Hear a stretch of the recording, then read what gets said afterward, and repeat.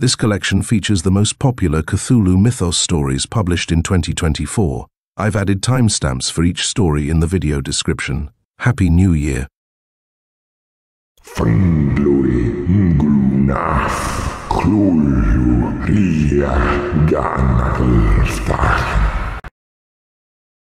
The Fire Vampires by Wandre.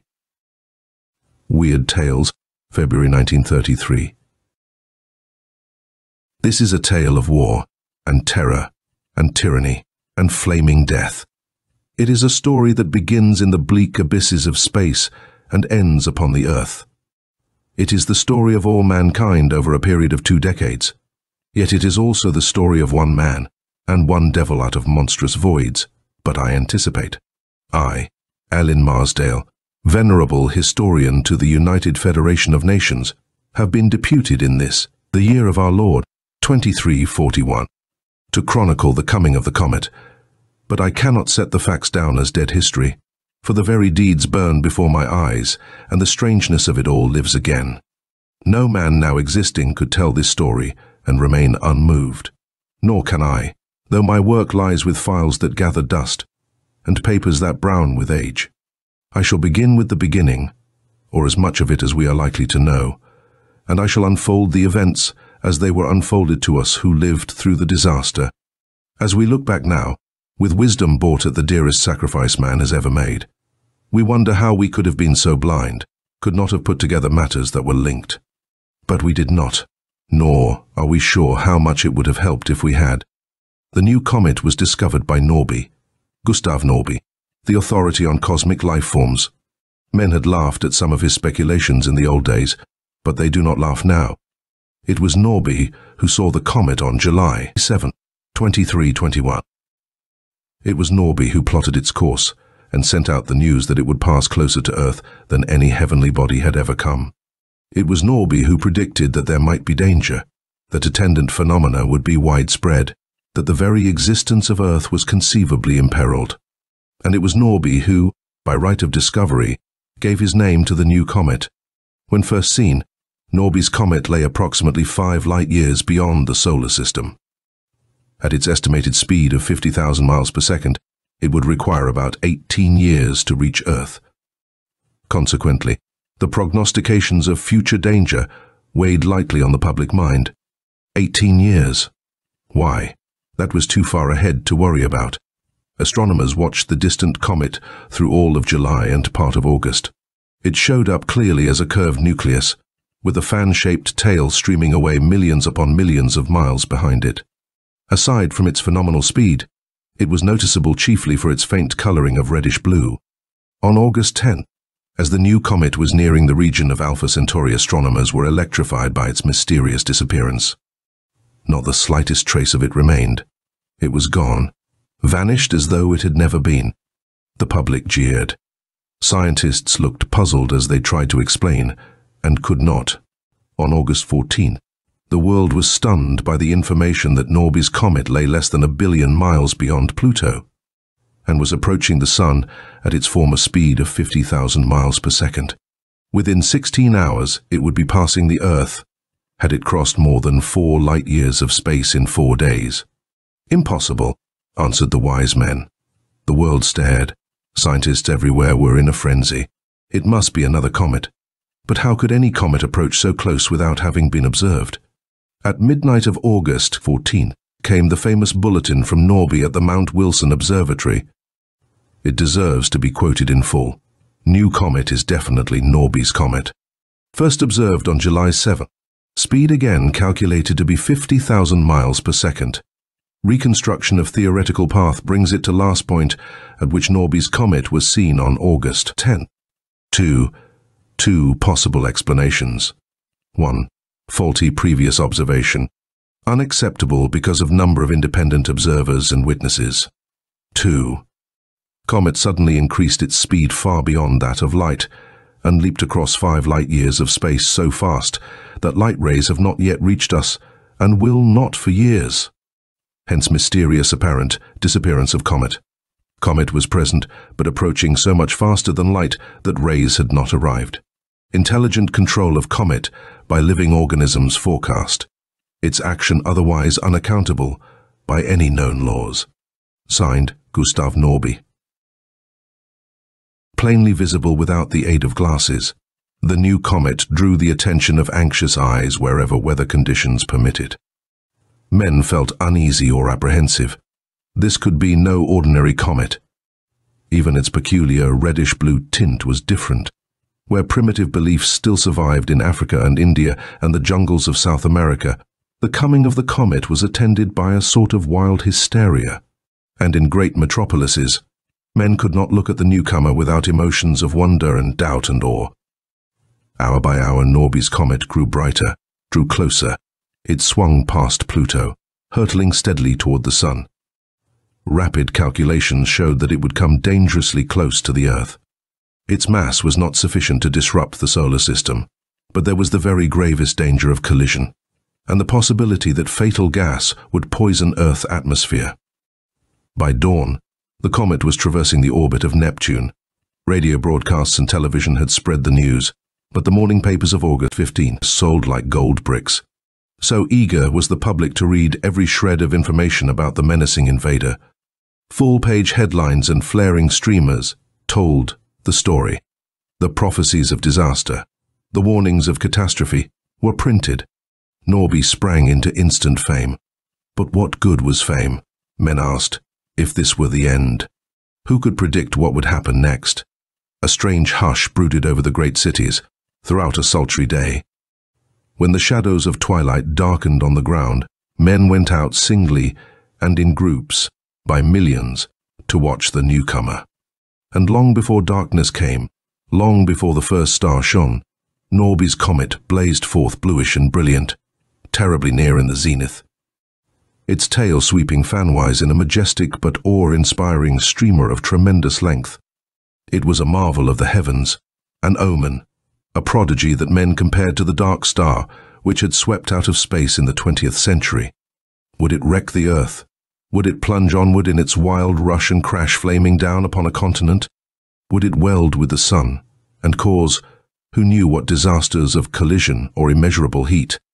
Humanity shivered at the terrifying and menacing beauty of the comet.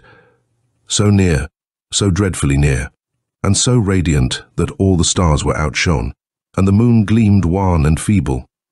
A murmur of voices swelled along city streets. In the open country was heard the restless rustle of animals, the shrill whinny of frantic horses. Night turned to a kind of day. Gigantic and supernal, the comet visibly drew nearer, grew brighter, shining like a second and largest sun, with a swath of splendor trailing away millions of miles behind it. The murmur of humanity was hushed for a minute, then swelled to a babel as television and newspapers broadcast the latest bulletin from Norby. Unaccountable change in path of Norby's comet. At 10:41 p.m. WST, comet turned at right angles from course toward Earth. Estimated distance less than 500,000 miles. Present course in direction opposite that of Earth's rotation. 2. Early to state whether it will become permanent satellite circling Earth, or continue on a new trajectory and pass out of solar system. No explanation for sudden deviation, except control by rational beings. Norby. As night raced westward around the world, so raced the intruder. America was lighted as if by a dim day. The comet shone reflected from the Pacific like a sunken volcanic fire. It swept across Asia while priests and fakirs knelt in supplication. Nothing else within memory brought out such vast crowds in the capitals of Europe. Livid and flaming, it hurtled ever westward. The passengers on transatlantic liners saw it flare up from the east and blaze high overhead. It followed darkness around the world, and when it reached America again, anxious eyes saw it burn above, but farther away. At midnight it was very faint over the Mississippi Valley. People on the western plains could hardly discern it. They were not disappointed, for they had seen Norby's latest communication, comet swinging away from Earth after complete circling of globe. New path will carry it out of solar system toward region of Antares. Phenomenon inexplicable. Nothing in history of astronomy to parallel it. All danger past. Norby. On the morning of August 16, two men were engaged in angry conversation at the Mount Wilson Observatory. Gustav Norby wore a look of confidence. His young assistant, Hugh Wandre, was alternately skeptical and irritated. "It's preposterous," he burst out. "Just because a comet acts as no comet ever has behaved, you think that it is controlled by intelligent beings. Why? Man can no more control his own world than I can wish myself onto Mars merely by wishing. Perhaps man will control every movement of Earth someday." "Hugh," answered the older man quietly. "Remember, our civilization is only 5,000 years old, and our scientific achievements are the product of only 600 or 700 years. There is no reason for thinking that our world alone contains life. That may be, but the surface temperature of the comet you yourself placed at about 1100 centigrade. Why? Nothing could live in such heat. Nothing that we know could. But what of things that we do not know? How do you explain these?" Norby picked up a pile of newspapers, telegrams, and radiograms. "Here are the accounts of more than 15,000 mysterious deaths last night from every country that lay under the path of the comet. America, the Philippines, China, Russia, Germany, France, Spain, a dozen others. Every death was exactly alike, a flash in the air like lightning, a man or woman who suddenly burst into flames as though by spontaneous combustion, and then only a heap of bones. There are 15,000 instances of that fiery death already known, and the reports are still coming in. How do you account for them, Hugh? Does it not seem strange that they all occurred precisely when the comet arrived? What if they did? Everyone expected danger if it came too close. It might easily have loosed gases or energy that somehow struck down those thousands of people. Did you ever hear of a gas that picked one man out of a crowd, killed him, and left the others unharmed? Did you ever hear of lightning that drifted toward a man, suddenly shot around him, and consumed him instantly, and then drifted on again? No, Hugh. There was method behind this, method and purpose. What? Whose? Norby shrugged. I don't know. Wait and see. The comet's gone. You can't prove anything. The comet is gone, as you say. But suppose it returns? Hugh stared for a minute. Then he brightened. It won't in our lifetime. History does not record its previous appearance. The course it followed as it left would not bring it back again for nearly 1,000 years, if at all, if it proceeded according to natural laws. But it didn't. It crossed nearly 5 light-years of space in 4 days. It turned at right angles to its trajectory and circled Earth like a satellite. Then it shot off on a still different course. It behaved as one might imagine a spaceship from Mars would behave, increasing its speed to reach Earth, circling Earth to survey it, and then departed home, or continuing to other worlds, after sampling the provisions of Earth. Norby. You're mad, came Hugh's startled cry. I'm not sure. Can you offer a better explanation? Hugh was silent. He was skeptical, as everyone else was skeptical. Yet he thought, as hundreds of other far-sighted individuals thought, trying to understand this riddle of the skies. The comet was the greatest news item of the year, of centuries. Its mysterious arrival and departure, the peculiar and terrifying death that slew thousands of human beings in its wake. The lightning that was not lightning exerted a spell on the imagination and yet baffled the mind with facts that were not put together. Who could put them together? It seems so easy now, and yet, on another hot August day, 6 years later, Norby and Hugh were descending from the observatory in early afternoon. They had taken dozens of photographs by the new 800-inch reflector the preceding night, and had spent the late morning in an examination of the pictures. That new telescope is certainly a marvel, Norby was saying. Why, its range is dozens of times that which the old telescope had. And Pletzker's force tube, which creates a vacuum through Earth's atmosphere, does away with heat waves and all the distortions which used to trouble astronomers. Why, they would never have been able to see that new star in the Antares cluster. It's strange that the star didn't appear in earlier photographs. The two men had reached the outer door and emerged into daylight. A couple of workmen were passing some 100 yards distant. We ought to be getting a storm tonight, remarked Hugh after gazing at the sky. There seems to be a lot of heat lightning around. Look at that fireball over by those trees." Norby was already staring intently at the trees. A bluish, striated light seemed to envelop them. Strictly speaking, it was not a fireball so much as a curiously motionless network of electricity. "There's something unnatural about that lightning," said Norby. "I've never seen any great god." The bluish network suddenly leaped across to the passing workmen and flung itself around them in coils of fire with 2 fingers of light crackling into each man's head. A tortured shriek burst from them as from one man. A more intense flicker momentarily irradiated the network. There came 2 spurts of blinding, livid flame, 2 volumes of yellow smoke issuing up, and where the men had stood lay 2 calcined skeletons. For only an instant, the odd lightning hung poised over the bones. Without warning, it flashed toward Norby and Hugh, but the door to the observatory was sealed against it. Some deep instinct had caused them to dash inside and fasten the door, even as the lightning flashed. Hugh's face was white. "Good heavens," he gasped. "What was it? Why, that thing acted as if it were alive, like an animal springing after prey. Those men, I'll never forget them." Norby had a strained, queer look in his eyes as he answered. "I'm afraid you're right, Hugh, horribly right. An animal after prey. But it can't be. It can't be. That was lightning." "Was it? Did you ever see lightning act like that? Have you forgotten?" Recognition flashed into Hugh's eyes. "Norby's comet." "Yes. Do you recall the epidemic of deaths that occurred when the comet came in? Thousands and thousands of them. And the reports. The deaths must have come about much in the same fashion as these 2 did. That comet has returned, Hugh, and I'm afraid for the worst. It departed toward Antares, you know, and last night we found a new star in the region of Antares. Probably it was the comet. It may be within striking distance of the Earth already. It must be. What can we do? How can we escape if you are right? We can do nothing but stay here so long as we are sealed in. The other deaths all occurred outdoors. I think we are safe for the present." Throughout the afternoon they remained inside, yet they heard and saw the tragedy that swept its fantastic way around the world. Television brought them pictures of additional deaths. They heard the story of an electrical plague that seemed to have broken out everywhere. Hour by hour the total of lives lost mounted.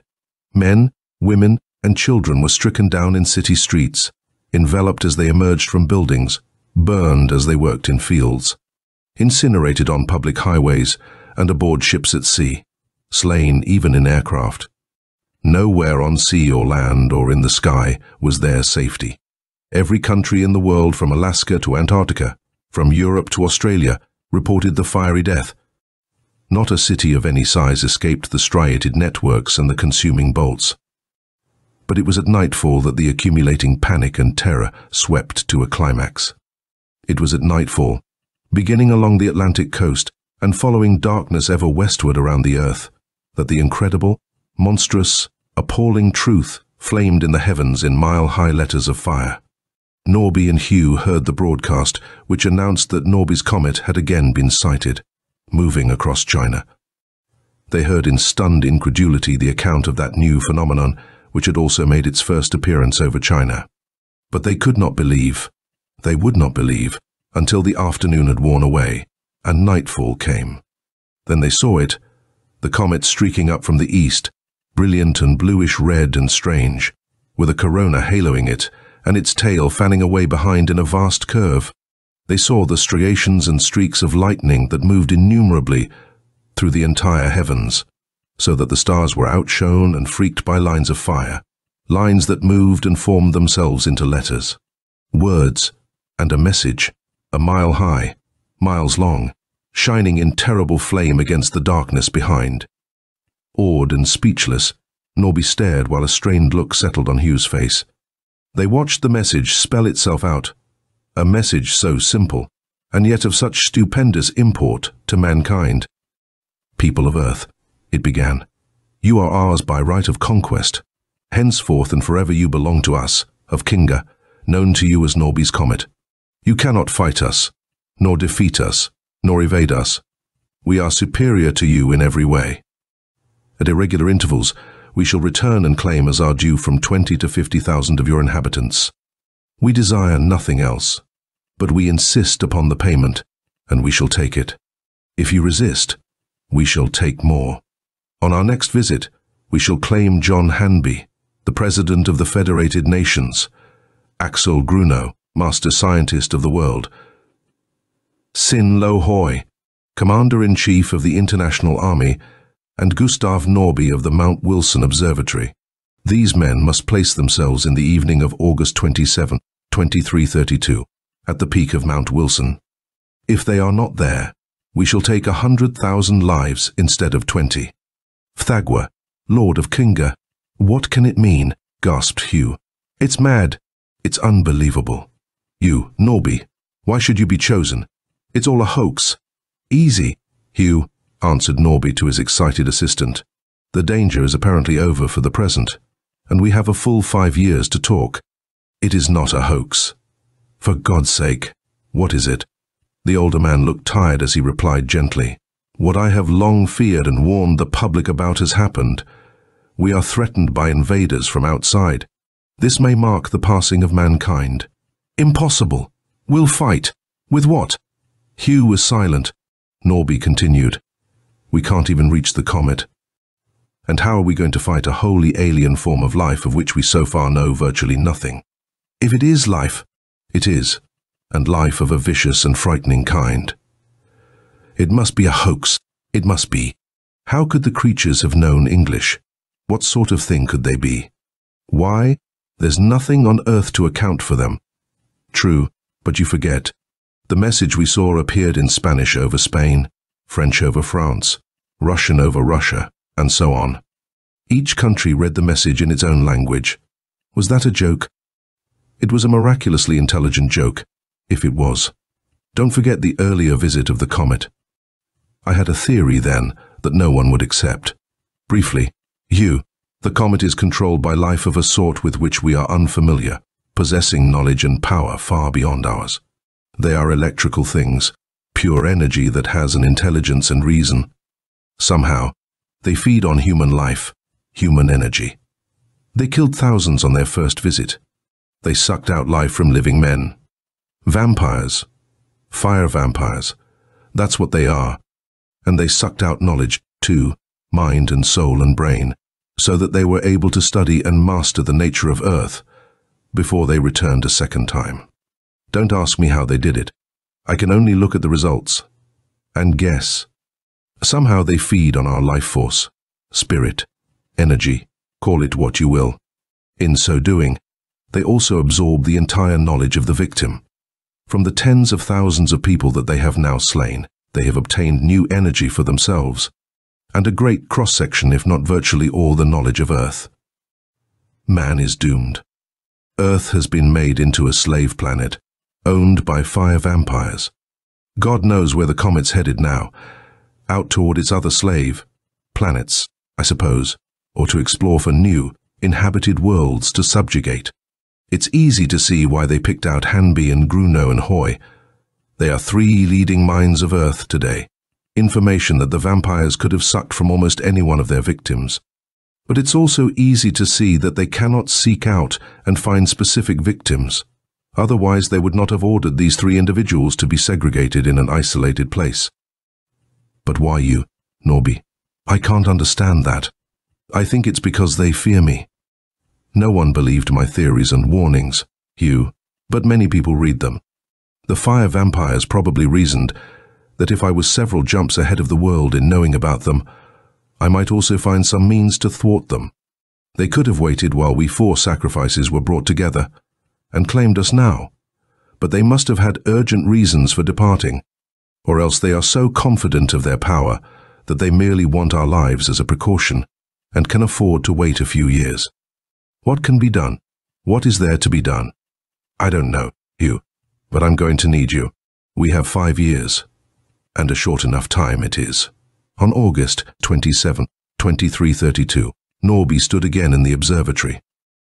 The intervening years had been crowded with labors and plans and projects that seemed to get nowhere. The immediate panic created by the comet had worn off the world by now, and a myriad explanations had been advanced to account for the phenomenon. The eve of its return was approaching, and excitement swelled along all the highways and cities of the world once more. Excitement and uncertainty and fear. Norby peered out from the protection of a heavy green curtain, as if he were expecting someone. He looked 10 years older, and a grim weight had taken its place on his shoulders. His hair was fast whitening. Wrinkles furrowed his face and forehead. All at once his countenance brightened faintly. A few minutes later, Hugh rapped cautiously on the unused storeroom that concealed Norby. The scientist admitted him. "Did you carry it through successfully?" he asked anxiously.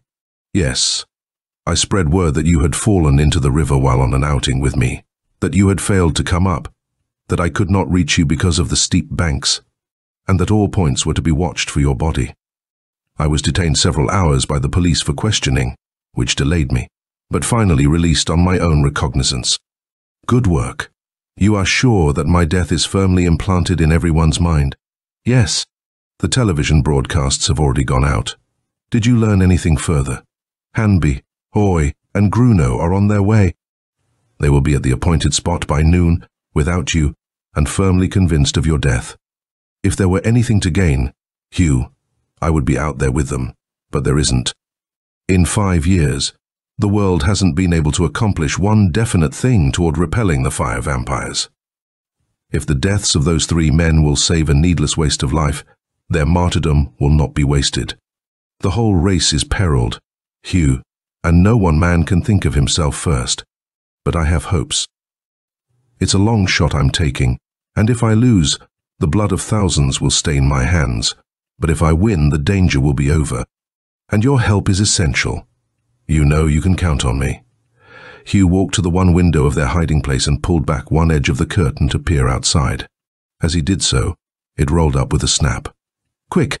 Norby shouted. "Pull it down again before someone sees us." He was too late. Hugh jerked at the recalcitrant curtain, but a member of the staff passing by outside glanced up. Norby dived for a dark corner, hoping he had not been seen. Vain hope. A smile of recognition lighted the face of the man outside, a smile that turned to a writhe of agony as a whirling network of fire flung itself in rippling striations around him. "They've come again," gasped Hugh. "And the damage is done," said Norby with a tight hardening of the lines around his mouth. "But don't blame yourself," he added, as he saw the downcast look on Hugh's face. "I should have known better than to rely on those antiquated curtains." How terribly right he was, he found out as the day wore on. 20,000 lives if Norby, Gruno, Hoy, and Hanby were sacrificed, so the message had said, 100,000 if the instructions were not obeyed. By nightfall, the 100,000 and countless more had perished in America alone. The whole fury of the fire vampires seemed concentrated on the country where one of their intended victims lived. And Norby knew that the fire vampires, in absorbing the life of the man who recognized him, had absorbed also his last impression, the figures of Hugh and himself in the storeroom. Fate had beaten him, but he would not yet give in, not even when, after nightfall, he saw another message flame in the sky, a message that announced the next return of the creatures on July, and threatened the extinction of all human life on the North American continent, unless Norby was sacrificed. He was requested to go on that day to the same spot where Gruno and his companions had met death. Norby regarded the message with cold, murderous eyes. With a deadly calm, he called Hugh to him then, and they prepared for part of their work. They adjusted the giant reflector to follow the comet that now blazed triumphantly in the zenith. They released Pletzker's force tube, which created an inch vacuum, through the air blanket above the telescope. And when Norby finally looked at the comet, immeasurably magnified, and nearer by far than even the moon, he uttered a cry of surprise. "Hugh, there's a vast structure of some sort on that white-hot surface." Together they stared. Dim through the aura of the comet gleamed its almost molten surface, and on it loomed a great darker spot, a fantastic architecture, dreamlike, unreal, with curved angles and alien geometry of sinister beauty. But of other buildings there was no sign, and there was no trace of the fire vampires. After long scrutiny, and after hundreds of photographs had been taken, Norby commented with a puzzled air, "There is something curious about this. I don't understand it. If only I could put things together." "What's the trouble?" asked Hugh. Why? There's only one building on the comet. It's as large as a city, of course, and could house many thousands of the fire vampires. But it seems strange. Again, isn't it rather odd that they would raid the Earth and still leave no one behind? Not even a guard? Not so strange, said Hugh. There may be a large number of things still contained in the structure, where of course we wouldn't be able to see them. Norby shook his head doubtfully. Somewhere in these facts lay the weakness of the fire vampires, the weakness that they feared he would discover. But where? And for that matter, how could he tell, among the countless photographs of the fire vampires which had been taken in various parts of the world, which one was Thagwa, Lord of Kinga? I have it, he suddenly shouted to Hugh. I've found it. Hugh looked as if he thought his superior had gone mad under the strain. Found what? He queried. The weakness. All the fire vampires are reddish, except Thagwa, the blue one that we ourselves saw. Well, but more than that Norby refused to divulge. I must leave to others the story of the social and economic collapse that disorganized the world between 2332 and 2339. It is safe to say generally that civilization was plunged halfway toward the mire out of which it had so painfully risen. Most people came to regard the next arrival of the comet as doomsday. A sense of fatalism combined with a desire to extract every possible pleasure from the remaining years and created a prevailing chaos in which lawlessness, disorder, crime, and vice of every sort were universal. Scientists, it is true, worked feverishly in efforts to devise new weapons of destruction, to break down the atom, to control the laws of stellar mechanics, to invent space transports which in a last resort might convey the population of Earth to another planet. But the time was too short. Throughout the period, a tremendous exodus from America was underway, resulting in serious overpopulation of the nearest countries and causing almost continual riots, struggles, and intermittent warfare. Norby had plans, secret plans, partly because he was gambling on a long chance, partly because secrecy was imperative to his success, and partly because his life was constantly in danger. Branded as a coward and a traitor for not sacrificing himself with Gruno, Hanby, and Loy, accused of being directly responsible for 100,000 deaths, he found his work seriously hampered. Somehow, with that indomitable courage that man achieves in his deepest despair, and despite the white hair which now hung above his haggard face, there were rumors of blasting operations around Mount Wilson, but the entire mountain was now forbidden territory by governmental decree. There were trainload after trainload of apparatus that wound their way toward the observatory. Long-needed repairs were being made, was the official word. But all the crowded events of those years must be left for other hands to record. I passed to that fateful day of July. Are you sure you have all the directions straight? Asked Norby anxiously as he and Hugh stood on the peak of Mount Wilson. Yes, and Hugh briefly repeated them. The white-haired man nodded, and they went to their stations. In the former peak of Mount Wilson now lay a deep crater, as though a volcanic explosion had blown its tip off. The careful dynamiting and patient camouflage that were man-made had succeeded in creating an illusion of natural eruption. Near the center of this pit was what looked like a large, flat boulder, upon which Norby took his stand. The walls of the crater rose almost sheer for 500 feet, and were lined to the top with a series of irregular projections and ledges. Toward the biggest of these, at the base, Hugh made his way. An observer would have been startled to watch him apparently walk through the solid rock and disappear. From the shadow and protection of a cavern, Hugh looked out at Norby, who stood impassively on the boulder. Behind him was a labyrinth of machinery, including enormous dynamos that droned with a dull rhythm.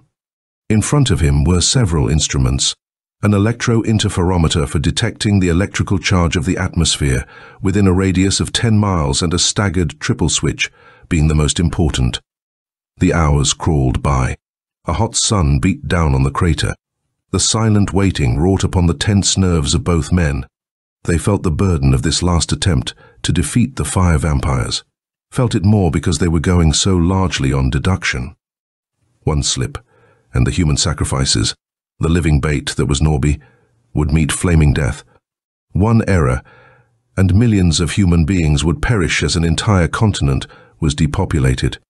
So the portentous day waned, and the sun drifted overhead and burned westward, and shadows crept out farther from the western walls of the crater and lengthened upon the jagged floor, and twilight approached. Still there had come no trace of the fire vampires. Into Hugh's thoughts came a hope. Perhaps they would not come. Perhaps the comet had broken apart in the outer reaches of space. Perhaps it had been defeated by a superior race somewhere in the cosmic voids. Perhaps it had even put up a bluff and had never intended to. Return. As darkness came on, Hugh's hope grew stronger. The strain of the day had been great. He felt very tired, and every passing minute meant an increasing chance of safety. He glanced again at the mercury mirror. That, beneath tons of rock, still reflected the heavens. And there shone the comet, flashing into sight huge and brilliant, as though it had materialized out of nothing. "Norby, it's come," he shouted. His weariness dropped from him like magic. He looked at the electro-interferometer. Its pointer was jumping and swinging madly. Then he looked up across the crater, and his heart skipped a beat. A vast mass of bluish lightning drifted ominously above the pit, as though suspicious, yet hungry for prey. In the darkness, Hugh could not make out Norby's reaction, and if the worst happened, he did not want to witness Norby's fate. The sinister thing poised far above its victim, contracted, and like light hurtled downward to fling coils of living fire around Norby. Hugh's hand, already resting on the staggered switch, threw it shut with a convulsive movement that brought 3 sharp staccato clicks. At the first click, Norby dropped from sight through a trapdoor, while streamers of bluish energy ravened furiously where their prey had vanished. At the second click, a solid sheet of fire shot across the upper rim of the crater, closing it completely with a roof of blazing incandescence. The bluish fire vampire suddenly sensed danger and leaped upward. Too late. Like a trapped animal, it halted at the solid flame that shut it in. A sound like a piercing cry, a noise like a hiss, emanated from it. At the third click, from 100 points on those jagged ledges shot 100 roaring bolts of electricity. 10 million volt streams that thundered and spluttered and crackled, crisscrossing the entire crater with a hell of surging power. In that mad and frightful glare, to the deafening crash of giant bolts, Thagwa, the blue fire vampire, twisted in a frantic effort to escape. Only for an instant were its thrashings visible, only till that moment when the roaring electricity crackled through it, and there came a titanic flash as of a cosmic short-circuit, and a blackness of blackness followed. And all over the world there swept a flash in the skies, and a flame on the ground. Every fire vampire was seen to writhe in torment, and disappear in a spurt of diffused incandescence. Thus the fire vampires passed away forever, leaving behind them only the comet that is now a satellite of Earth, with an identical rotation period, so that every night it blazes above the eastern horizon and trails high across the heavens. Before me, as I write, lies a communication from Norby in answer to a request of mine. It seems most fitting to close this record by an extract from that missive. "You ask me how the fire vampires were beaten," he replies. "I can only say that it was by guesswork and good fortune as much as by knowledge. Several facts that I had gathered impressed me. Why was there only one building on the comet? Why were there no guards left behind? Why were all the fire vampires red except one that was blue? A thought came to me, one of those guesses in the dark. The answer is, I said to myself, that the blue vampire is Thagwa, Lord of Kinga. And there is only one fire vampire in all. Somehow, this monstrous ab-human entity grew up as a unit composed of individuals, a disconnected organism that nevertheless might die if its main member were killed. That main member, I reasoned, must be Thagwa. All the red fire vampires were limbs, tentacles, parts, as it were, able to behave like separate individuals within a limited territory, but bound by invisible ties of energy to the parent. If my speculations were true, then we would only need to destroy Thagwa, and the other countless parts of this weird organism would of necessity likewise perish. And since the thing was pure energy, I reasoned that pure energy might short-circuit it, or diffuse it, ground it, in the terms of earth science. Together, Hugh and I worked out the details concealing anodes and cathodes for carrying an enormous charge all around the crater. The results, you know. The danger is past, yet I cannot help feeling a certain respect for an entity that almost made good its huge bluff, that almost succeeded in its pretense that there were millions of fire vampires when there was really only one, Thagwa, Lord of Kinga. End of The Fire Vampires by Donald Wandre.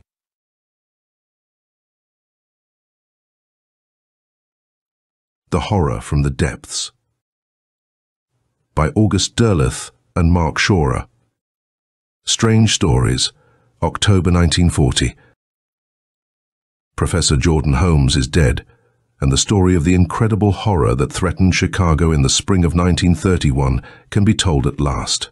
In that spring, the reclamation of land from Lake Michigan for the coming World's Fair was already well underway when the first of those inexplicable events took place. It was an occurrence essentially prosaic, yet fraught with untold horror, as all of us at work on the project on the lakeshore were soon to learn. Late one March afternoon, one of the enormous dredges brought up from the lake bottom what was undoubtedly a portion of some long-dead animal's limb in a remarkable state of preservation. It was a sort of fossil, and yet seemingly not possessed of the consistency of a fossil.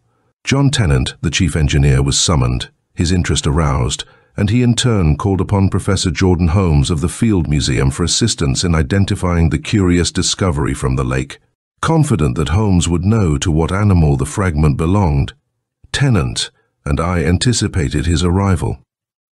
But Holmes's surprise at sight of the fossil was equaled only by his bewilderment. "The thing's boneless," he said at once, "and doesn't show any sign of ever having had bone formation." He examined it further. "And you'll notice that the limb is extraordinarily well preserved, hard only on the surface. The end severed by the dredge is strangely resilient, spongy." A close scrutiny revealed yet another odd fact. The creature evidently had had no blood at any time in its existence, unless the odd greenish-black veins could be said to have carried something that served as blood. Holmes was utterly unable to venture a guess about the nature of the animal, and departed finally, taking the fossil with him for laboratory examination. A second piece of this strange fossil was brought from the depths on the following morning. This bore no resemblance to any portion of animal anatomy either Tennant or I had ever seen. It was oddly round, its surface broken by horny ridges and bumps, and at one end there showed the same spongy resilience which had marked the first find. Except for the fact that it had no opening of any kind, it might by its shape have been a head. Once more we called in Professor Holmes, who wished to take this second piece with him. Since it was bulky, Tennant sent me along. It was in the cab, on the way to the museum, that we noticed the first slight change in our burden. The thing was dripping a dark, greenish-black fluid to the floor of the taxi. Holmes at once turned the thing over and peered intently at the spongy severed end from which the fluid dropped. "Seems to be coming from the veins," he murmured. I bent closer. Here and there, where the veins had been cut cleanly by the jaws of the dredge, great drops of liquid formed and trickled deep, leaving repulsive greenish-black track. There was also a slight malodorous stench. Couldn't be water from the lake, dissolving some of spongy tissues, I venture. "Ed, I hardly think so," Holmes replied, shaking his head. "This fluid seems to be the regular contents of those veins. And now that they're cut, it's naturally flowing our way." "Why?" I voiced his own perplexing doubt. "Then, if even the liquids in the animal are intact, the preservation is even more remarkable." He shook his head and made an abrupt motion with one hand. "Very remarkable," he said short. "Lie. At the museum, I helped Holmes put it under a glass case with a fossil we had discovered the day before.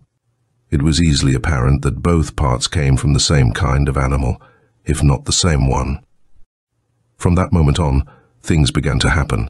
When I returned to my work from the museum, I had no intimation of the ghastly horror that was to shroud the city. It was on the following morning that the first manifestation of the horror occurred, though at that time there was nothing to suggest the frightful things that were to come. Holmes roused me from my sleep by calling me from the museum and excitedly asking me to come down. I was astounded at the sight that he had called me to see. During the night, the horny structure which encased the spongy mass of our fossil had distinctly cracked. The head, which had been left lying on its side, now stood on its severed end, and at the base a wide crevice, narrowing down to a similar crack, had sprung open. In the limb, too, a similar crack had appeared, though it was not as large as that on the other fossil. Beneath could now clearly be seen the glistening green body of the creature. But what was most remarkable was the discovery I made. When at Holmes's urgent suggestion, I examined the fossils more closely. Then I saw tiny finger-like tendrils of flesh which had sprung into being in the base of the head where the horny outer covering had cracked. Holmes rapidly explained his astonishment at finding this inexplicable change, murmuring something vague about atmospheric conditions bringing it about.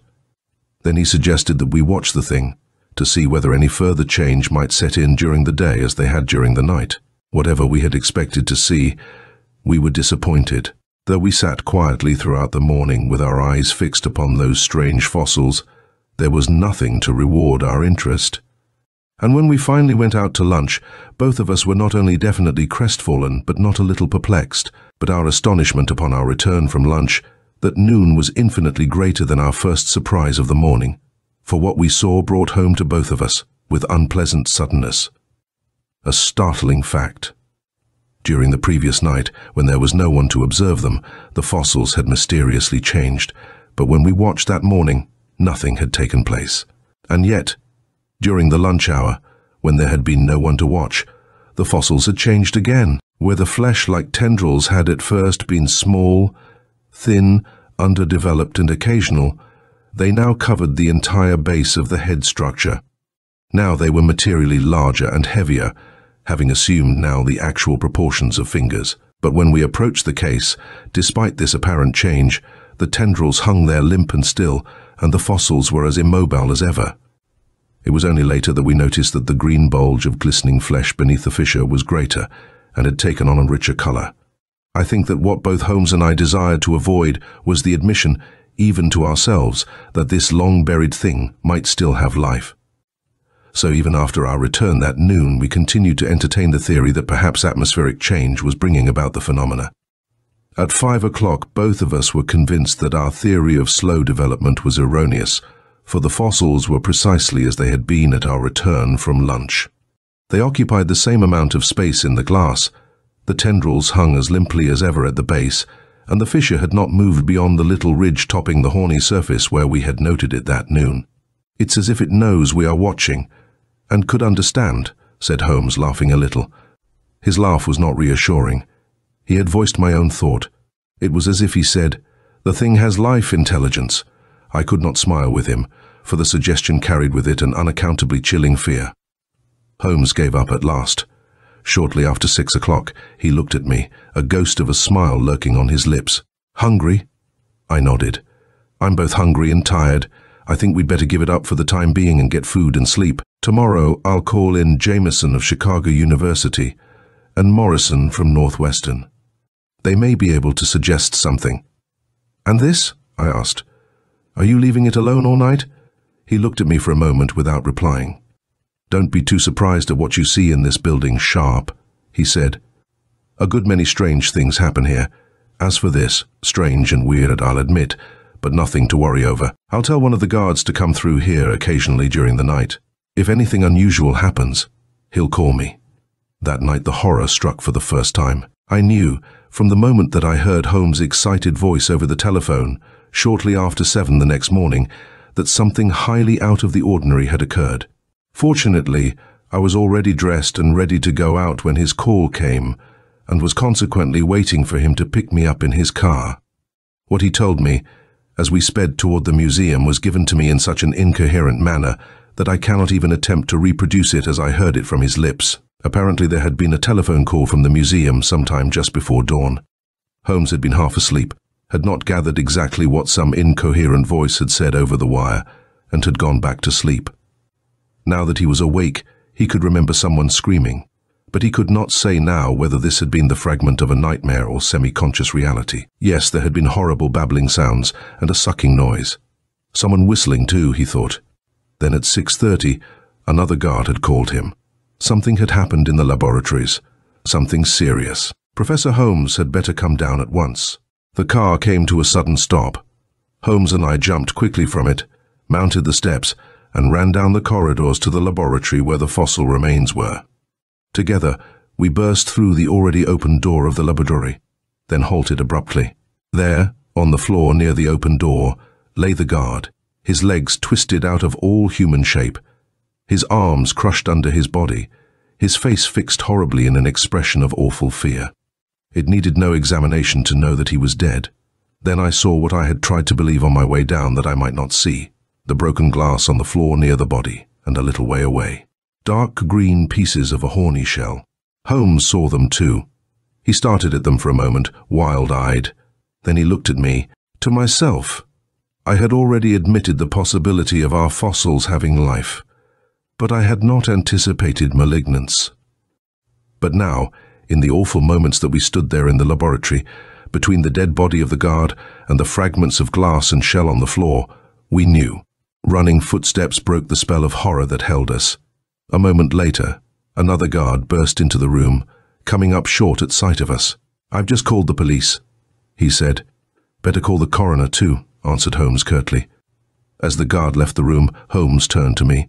"We can't hide it any longer, sharp. That thing had life, intelligence, small though it was. Light and heat are all it needs to develop. It played dead under observation. With us gone for the night, it swelled to the case's capacity, broke the glass, thrust the shell aside, crept from the case. It expanded rapidly, developing a great crushing power. When the guard came, it killed him, mangled him. Then this thing, an unknown being with a living intelligence, this thing escaped. Then, but Holmes silenced me with a curt gesture. On the threshold of the room stood a policeman. When the body of the unfortunate guard had been removed and the debris of glass and shell cleared away, we went into consultation. Dr. Jameson and Professor Morrison, both noted anthropologists, had arrived, and as best we could, Holmes and I explained to them precisely what had happened as we understood it. It was at the conclusion of this explanation, when it had been made apparent that the thing which had escaped must be apprehended at all costs, that we first realized how we were hampered by our lack of knowledge. What, if anything, did we know of the thing? That must first be determined. We began to set down the little information we had. Certain salient facts confronted us. Evidently, the thing had been at the bottom of the lake for a long time.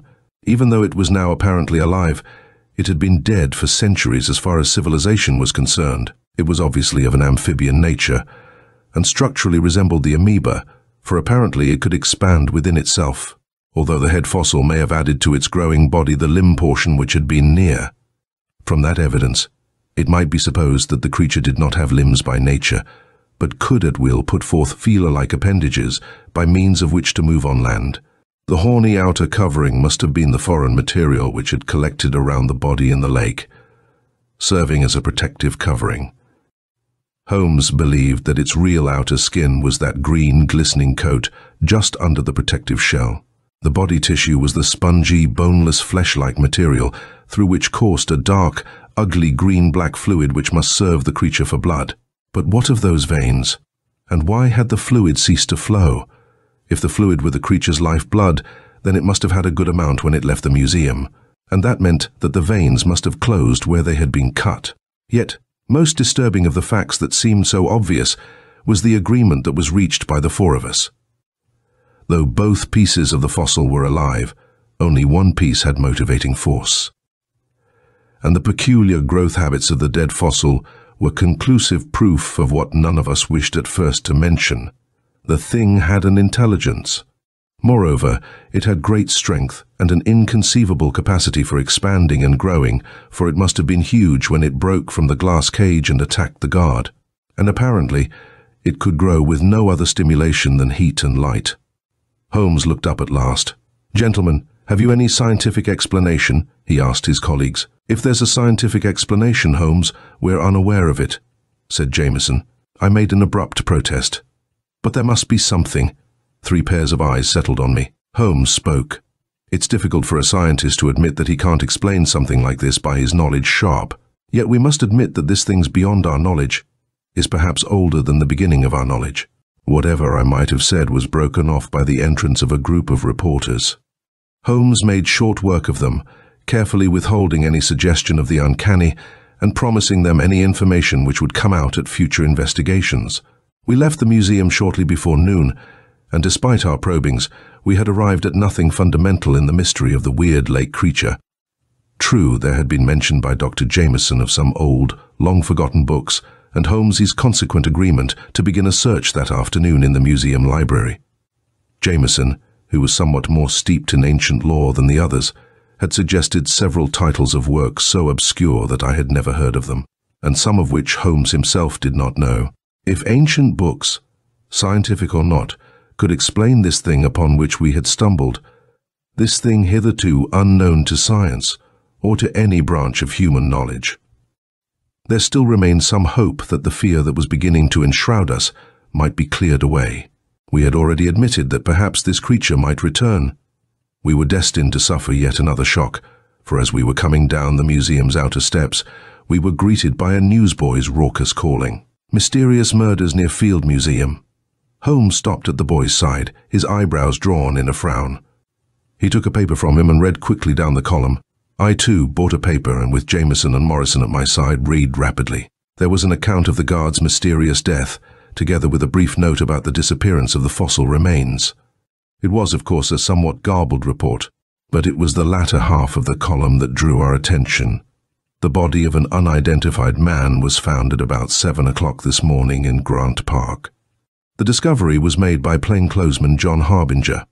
The man had apparently been crushed to death and must have been dead for some time, for the body was extraordinarily cold and rigid.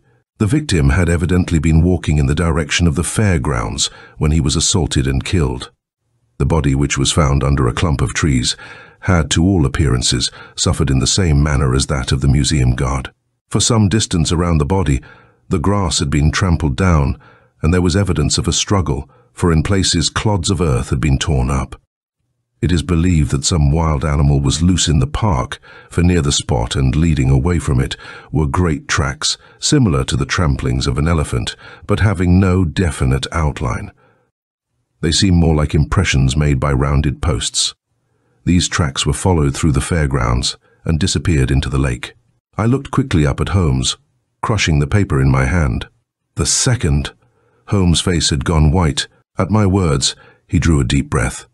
"It's gone back to the lake now," he said, "and will probably stay there." The four of us started for the scene of the second murder, but we had barely left the terraced facade of the museum for the park lawns when we too saw the distinct tracks the paper had mentioned.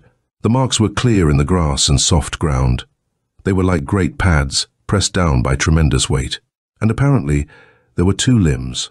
They must have been of such proportion, and at the same time such formlessness that I realized more sharply than before that the creature that made them was like no other beast that had walked the earth within the memory of man. We followed the tracks past the scene of the assault to where they could plainly be seen leading into the water. The thing had returned to the place from whence our great dredge had brought it. Each of us fervently hoped that it had gone back forever, largely because there had been growing in us the conviction that the beast from the depths was not fundamentally of earth, despite its earthly home at the bottom of the lake. And this hope dispelled in a measure that terrible sense of immediate and inexplicable danger which had so vividly obsessed us but a short time before. That afternoon, for the first time in 2 days, I returned to the work from which I had been called by the mysterious happenings. As first assistant to tenant, my position was at least one of semi-authority, and it had not been a difficult matter to gain my chief's consent to take a few days' absence. It was a relief to get back to work, a relief to order men about, to work with something tangible, to feel again that one had some authority, some power, some control over a situation. And there were times in that bright afternoon when I could hardly believe that what had just happened was reality, when I could only believe that the whole affair was an evil chimera without meaning. How much better that it had been a chimera. At 5 o'clock Holmes came for me as he had promised. We spent some time together. But it was not until dinner that night that I knew from his attitude that there was something he wanted to impart. Over our coffee, each with a good cigar, I finally spoke of the matter. "Something seems to be bothering you," I said. "Why not say it?" He shrugged his shoulders jerkily. "I don't like to open that business again," he said. "I want it closed. For good." "The fossils, is it? You might as well tell me." He needed no urging. In the afternoon, he had followed Jameson's suggestions and looked about in the museum library. That collection is famous for its work on archaeology, anthropology, and everything even remotely connected with them. Consequently, its shelves on folklore, ancient and modern, are large. Holmes had no difficulty in finding the books which his colleague had named as possible sources of information regarding our fossil remains. He had gone through several of the old volumes without much success. Here and there he had run across vague hints, suggestive sentences, and some of the volumes, vague paragraphs about mythology older than the universe, a strange mythology traceable to long-dead aspects of ancient and elder gods of good and evil. It was not until he opened the frightful Necronomicon of the mad Arab, Abdul al-Hazred, that he discovered the key to the half-hinted mythology in the other books.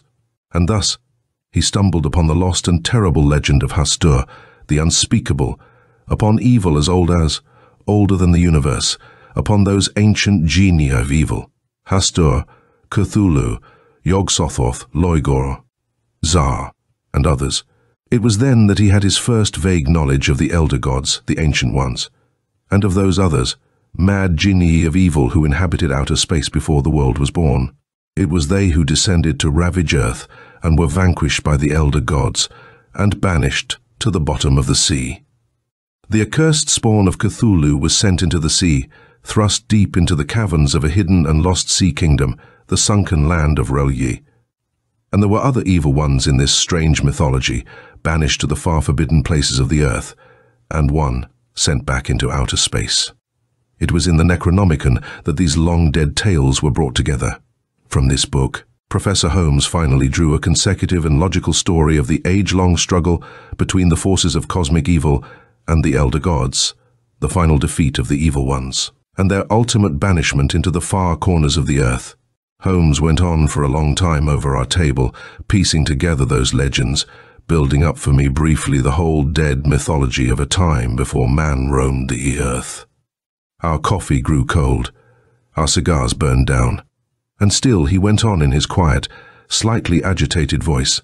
Even then, I was too uncomprehending to see what connection this mythology could have with the facts we had faced. At last he began the strange story he had read in the Untitled Confessions of Clithenus, telling of vague and terrible rumors that had spread across the earth in the time of man. There was a time, the monk told, when the accursed children of one such evil one had escaped their prison, had been called back to earth by the power of those black souls who still worshipped them, spawn of mad Cthulhu. Frightful creatures roamed the earth, creatures neither beast nor man, spreading abroad a strange power that bred in the minds of men, making them give way to violence and lust. Horrible perversions and sins that had not been known before. Wherever these frightful things appeared, killing and ravaging crime and horror spread among men, and there was terror throughout the land. It was as if the creatures threw about them a spell under which all men fell, and there was none able to resist. And yet the things had been vanquished at last, by a power from the elder gods wielded in the hands of men. Not until the things had been sent deep beneath the waters of the earth did the men who were still left return to the god they had known before.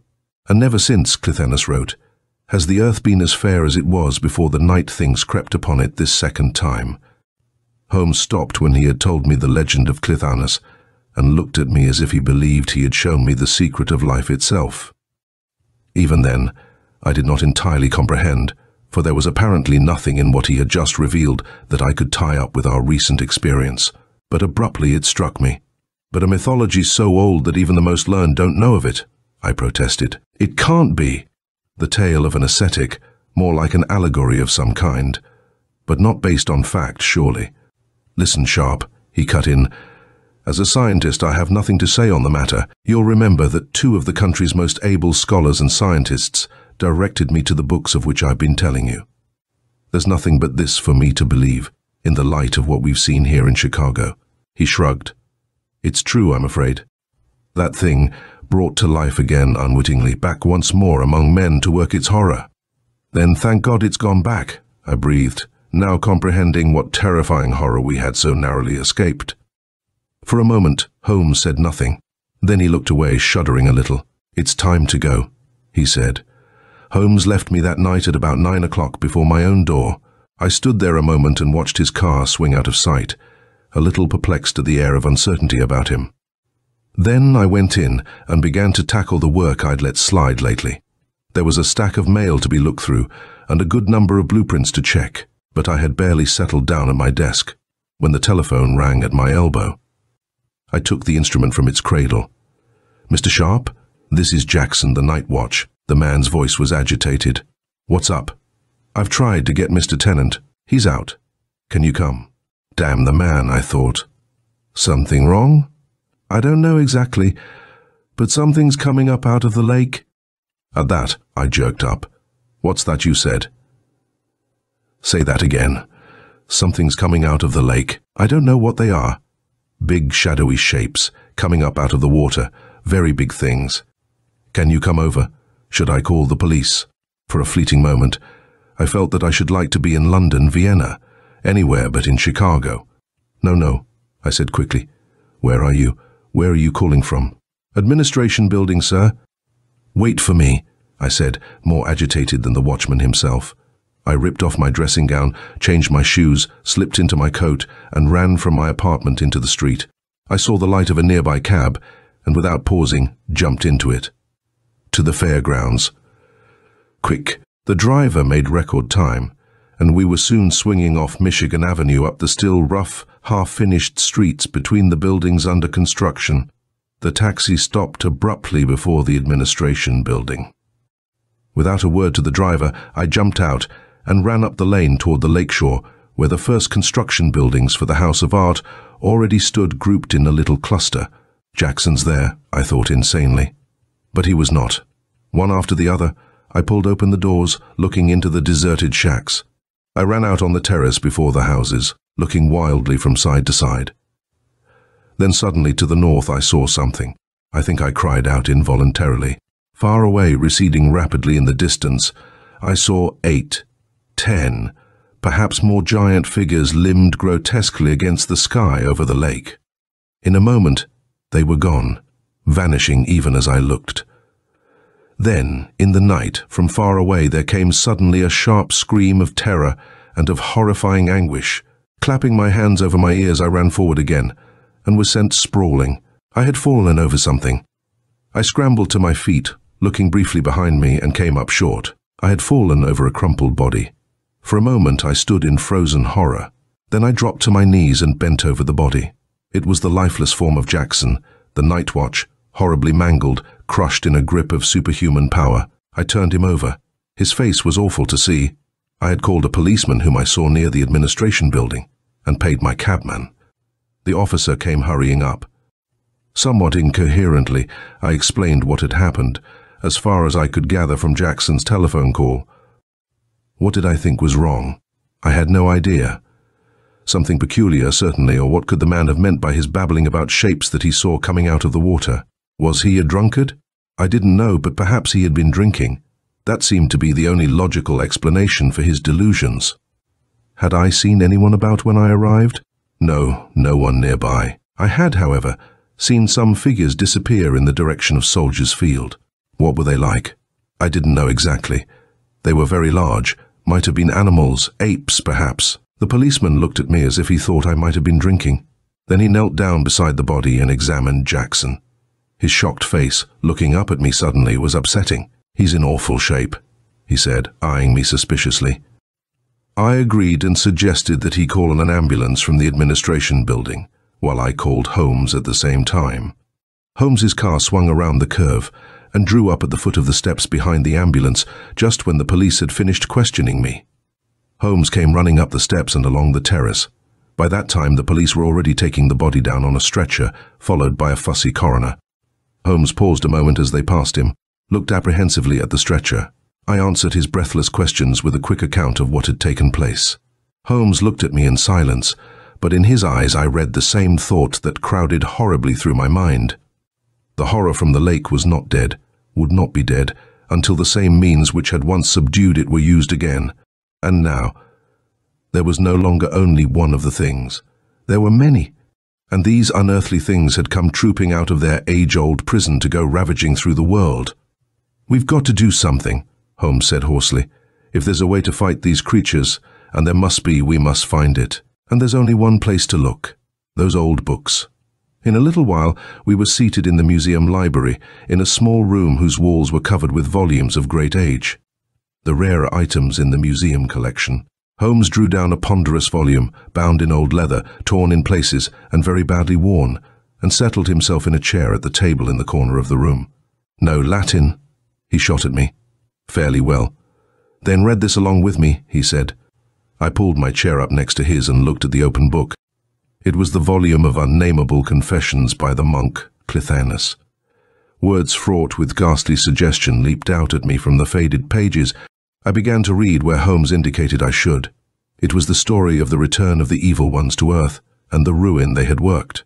Luridly, the monk had painted the pictures of the unspeakable crime and lust with which the Earth had been cursed. Then, more briefly, more vaguely, he told how holy men from the interior of Europe had driven these evil Janii into the waters of the Earth.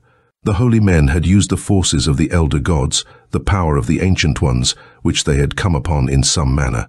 The things had been scattered over the waters of the earth, but the most wicked of them had been buried in a place Cthulhu did not know, in a far country where I have not been. Here few have journeyed. The evil ones were gathered in the deep of night, for it is only in the night that they roam, and driven back down into the dim caverns beneath the seas. In that land, Holmes turned the page quickly so that I could not finish it, but I started again at the top of the next heavy page. Held down by the power of the blessed stars laid out over the water in the form of one great star, the 5 points marking the directions of the earth and the secret place beyond the earth from which the things of evil had first come. The holy ones meanwhile whispering the secret words, the words known only to them, translated by them into this language from the ancient gibberings, in which the elder gods had given them the potent words. Holmes reached suddenly for a pad of paper that lay nearby, and hastily took down something his advancing eye had seen before I had. The secret words, perhaps. Eagerly, I watched his hand. Negotia perambulanti in tenebris. Things walking in the darkness, things not of the earth, things belonging to the damned hosts of evil. Get you down into the nameless kingdoms under the seas, get you down and remain, by the power of the 5-pointed stars. Blessed and sacred, made powerful by the elder gods who loathe the evil you work in all being. O elder gods, from your impenetrable fastnesses, look down and confirm, extend your power once more. Go down, you evil ones, and remain forever in eternal darkness. Hosts of mad Cthulhu, spawn of unspeakable Hastur, loathsome brood of Yog-Sothoth, get you down into everlasting sleep. Never again shall you rise upon the fair earth. Go, in the name of those elder gods, the old ones, whom once you sought to displace. Go now, and the power of the 5-pointed star shall forever hold you below the face of the earth in the hidden and lost sea kingdoms of the vast unknown. Holmes looked up suddenly. "Finished?" he asked. I nodded. He closed the book and returned it to the shelf. "That's our one chance," he said. "If it has been before, it can be done again. We've got to find those stars, whatever they are. And if anyone can help us there, it will be Jameson. I'll see him in the morning." I agreed, and walked ahead of Holmes from the building, waiting for him on the topmost steps while he bent to lock the outer doors. And suddenly, as I stood there came suddenly to my ears a sound fraught with horror, a clamor as of 1,000 voices in unison, rising abruptly above the noise of traffic on Michigan Avenue and beyond. Holmes swung around. "My God," he exclaimed. "Those things, you said, went north along the lake shore?" I nodded, speechless with horror. Holmes took his hand from my arm, pulling himself together. "That must be from Municipal Pier. We wouldn't hear it otherwise." Then he shot past me, running toward the car, and I pulled myself from the dark horror enshrouding me, and followed. The guess had correctly fixed the scene from which the terrifying clamor originated. As the machine drew up in a line of parked cars, I saw police cars not far distant, and farther along, Black Marias. A loud moaning reached our ears as we came away from the car, and then a sudden, sharp, snarling sound. From somewhere rose a fright-ridden whistling and sucking noise. Someone screamed, and another voice, horribly raucous, laughed hysterically in the night. Holmes and I ran forward, only to meet an impassable line of policemen. Despite our almost frantic efforts, we got no farther than this line of men, and were forced to return home that night with no more satisfaction than the knowledge that perhaps it had been better for us not to have seen the terrible carnage left by the things from the lake. The newspapers carried the story the next morning. The horror had begun with an assault upon a pedestrian near the lake shore. It must have occurred almost immediately after the death of the night watchman at the fairgrounds. The papers said that both murders had been committed by the same person or persons, for there were definite tracks between one body and the other, but no paper ventured to guess at what had made the tracks. Fortunately, the outer pier had been almost deserted because of the cool evening. The pier itself was not yet officially open, yet it had been in use since the first warm March days. There were perhaps 50 people on it at about 10 o'clock. Pedestrians on Michigan Avenue had heard a sudden screaming from the direction of the pier, and the police reached the spot shortly after. The horrible scene upon which they came stopped the whole force for a moment. There were 22 newly dead bodies, and the policeman on the pier was one. But terrible as this scene was, its aftermath was even more awful. It would have been better if all of those on the pier had been killed, but some remaining were strangely mad and bestial. None left on the pier had been granted any longer use of his mind. Intelligence was fled, and in its place had been left only evil, vile bestiality. Men and women, killing each other. The scene was too awful to describe. Strangest of all was the manner in which the newspapers received the incident. There were news stories, of course, about the horror, but editorial columns treated the incident more loosely, more facetiously, than any sane editor would write. The police, their inability to give consistent accounts of what they had found, were joked about. The mad gibberings of the unfortunates left alive on the pier, the wild tales of great hulking things that had come in from the lake, were openly mocked at. And while the papers featured the tragedy at the pier, all of them were filled with smaller, less detailed notes, showing terribly that the evil reign of horror, foreordained by the appearance of the creatures from the depths, had begun. All night long, evil had reigned. The files of newspapers for those terrifying days are open to anyone who wishes to see. Wherever one's eye fell on the day's papers, there were stories of vile and rampant madness. But in the morning, I thought that there was a dead stillness lying over all Chicago, an appalling stillness that was greater than the bustle and noise of commercial activity. 3 million people waiting for another night. Was it the horror of those returned now to their senses, horror following quick upon the realization of evil they had done in the night? Or was it the stillness of crouching evil, waiting for the darkness to cloak its being? I did not dress for work. That morning I could not have ordered my men about. I was too shaken. But I went down to the fairgrounds to explain to Tennant the part that I had played in the death of Jackson. Tennant was not in a good mood. I think it was because he naturally abhorred notoriety, and reporters had been haunting him since dawn. He eyed me glumly as I told him what I knew of the affair. Perhaps I should not have done so, but his incredulity at my story shocked me. "It's some damned clever trick, that's all," he said. "It's organized crime gone over the edge, the natural result of our tolerating gang rule for so long." "But, Tennant," I began, and then broke off. I could not explain to him. Tennant was a man of hopeless common sense, and he would never believe that I had come to accept as fact the legends set down by century-dead scribes. "The police don't know what to do about it, as usual," he went on, "but I think I do." I did not guess at his meaning. "What do you want to do?" "I'm coming down here tonight," he said, pointing with one extended arm to the spot on the shore where the great, unknown tracks still showed in the moist sand. "I'm coming with about 4 men and a machine gun. Whatever comes out of that water gets shot down." "Look here, Tennant," I cut in. "I don't think you should try anything unless you're sure." "Nonsense," he snapped. "If you don't want to be on the shore with us, come down and stand up here on the terrace before the administration building. You can watch the end of this business, even if you don't want to help." I shrugged my shoulders. Knowing Tennant as well as I did, I realized the futility of arguing with him. "What time?" I asked. "I'll be here by 8. They came about 9 last night." I hesitated. "I'm going to see Holmes," I said finally. "He's in on this with me, Tennant.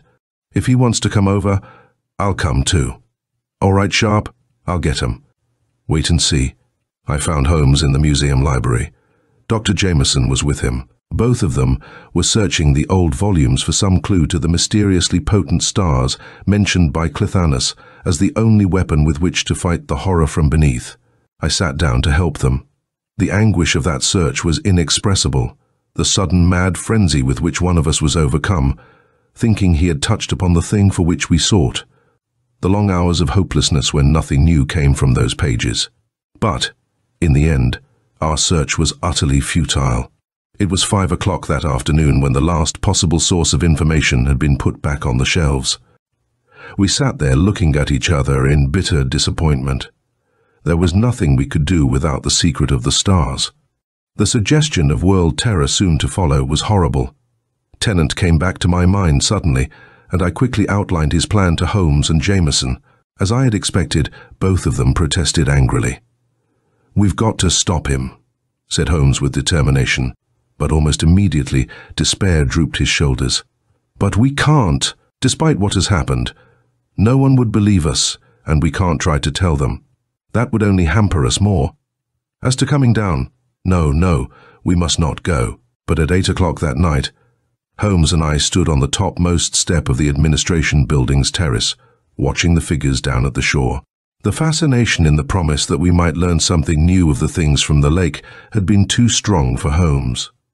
We had to come, and so we stood in the dim light and watched the figures silhouetted against the flares Tennant had put up to light the scene of activity. For half an hour, we stood there watching the men below us, trying to crush down the forebodings that haunted us. Then suddenly, Holmes clutched my arm. I heard him whispering under his breath, hoarsely frightened. "Look, my God, look at them, look down there." A horrible fear slowly clamped its hand upon me. A great shadow was rising slowly from the lake. Behind it, another shadow began to grow suddenly out of the lake, farther out, wallowing a little in the water. The first of the creatures gained the shore, splashing about a little. Then, the first series of shots rang out. The thing did not fall. It paused a moment, its great unshapely bulk limned against the sky, its unnatural leg formations struck deep into the sand. Then came an abrupt sucking noise, as of a great odious beast drawing water through a tube, and abruptly after, a shrill weird whistling from the shadows still rising out of the lake. The thing on the shore lumbered slowly forward. Another series of shots spoke sharply in the night, then a pistol report. The thing lumbered closer. Behind it came others. Now the machine gun was emptying itself into the shadows, but in a body, with a great sucking and whistling noise. The creatures walked through the steady firing toward the group of men. Someone screamed suddenly. I felt Holmes' hand clutching my arm so tightly it hurt, but I did not move. One of the men below turned and started to flee. But at that moment, he was overcome by the first shadow, which seemed to collapse suddenly, draping itself over the fleeing man like an abruptly deflated balloon. There was a sudden death-ridden scream, then another, and another. The shots had stopped. Below us there was indescribable carnage. Great lumbering, floundering shapes on the lake shore where the men had been. Suddenly ended screams. The terror-fraught sound of sucking and whistling continued. Unconscious of what I was doing, I ran forward a few steps, but Holmes dove for my body, quickly drew me back. From down there came the horribly suggestive sound of snapping and breaking. Bones. I put up my hands and stopped my ears. Like a man in a dream, I saw those gigantic shadows draw apart a little, heard the sucking and whistling subside abruptly. The shapes lumbered clumsily but swiftly away along the shore. Somehow, I got to my feet and followed Holmes toward the still forms that lay on the sand. There was no sound. Holmes bent briefly over the body of the first man, the one who had first tried to flee from the horror. He turned away, shuddering. We examined those crushed and mangled bodies, and one thought was uppermost in my mind. Where was Tennant? Suddenly one of the bodies to my right groaned. I dropped quickly and looked at his face. It was Tennant. I felt of him quickly. By some miracle he was alive. Apparently he had suffered no bodily injury. The police had heard the shots. Appeared just as we lifted that single living form from the ground and laid it a little apart. Tennant groaned again. Holmes examined the body, quickly, agitated. Badly frightened, but not hurt. "Strange," he muttered. I took the revolver which my chief still held tightly in his fist and dropped it into my pocket. Holmes was passing his hand rapidly over Tennant's body to assure himself that Tennant was unhurt. Abruptly, Holmes' expression changed to wonder. His hand stopped at Tennant's coat pocket, fastened around something inside. Then his hand dived inside Tennant's pocket and brought out the thing he had felt there. For a moment he held his hand tightly clenched. "Hope sharp," he whispered. Then he opened his hand. In his palm lay a piece of stone, not very large, cut in the shape of a 5-pointed star. We followed the ambulance that carried the raving Tennant to the hospital, but they would not admit us to the room in which he was immediately confined. A doctor told us presently that his babbling had lessened, but that his mind still wandered. He would be all right, though, when he recovered from the horrible shock. He had a broken leg, the only serious consequence of his struggle with the thing from the lake. We could wait if he wished, but it might take a long time. We felt we had to wait. It was too important to learn from Tennant where he had gotten the star-shaped stone. Holmes drew it from his pocket while we sat outside Tennant's door. "It is certainly one of the blessed stars mentioned by Cthulhu," he said. It was only because he had that in his pocket that Tennant was spared. But where on earth did Tennant, who knew nothing about the real nature of the things, get this? Holmes shrugged. "I can't tell you, but he knows, and he must tell us. Where this one was, there must be others for so Cthulhu's intimates." Once more, he gave his attention to that peculiar stone, cut so exactly into the shape of a 5-pointed star. It must have been very old. In color, it was a pale green, but it seemed to have been scraped clean of an outer covering, perhaps by Tennant, for in places there were the distinct marks of a knife blade. We could make out little from the stone itself. But after several hours of waiting, a nurse came from the room with the information that we had better return in the morning. So we went to my apartment, where we spent the night in ceaseless conjecture. We went over what had happened again and again, touching especially upon the evil effects caused by the appearance of the horror from the depths. Through some sort of telepathy, these creatures from the lake sent slithering into the minds of men the desires which had led to the awful crimes and orgies of the preceding night, which must be going on this night, too. When dawn came at last, we bathed and ate before leaving for the hospital. Holmes bought several morning papers at once, merely glanced at the headlines, which justified our belief that further crimes were committed during the night, and then put them aside. He remarked angrily upon the lack of any suggested explanation, and the facetious manner of presenting the crime wave. When we got to the hospital, we were told that Tennant was conscious and feeling better. He had been awake for some time, had been asking for us. His mind was still somewhat clouded, although he spoke quite clearly. "Good morning," he said in an exhausted voice. "I'm feeling about as bad as I can remember ever having felt." His assumed smile faded abruptly, and he looked up at us with frightened eyes. "My God, Sharp, what happened? Those fellows who were with me, where are they? What's become of them? Tell me." Holmes cut in with a brief account of what had happened the night before, and came quickly to the matter of the stone, which he produced from his pocket. "Where'd you get that, Tennant?" he asked.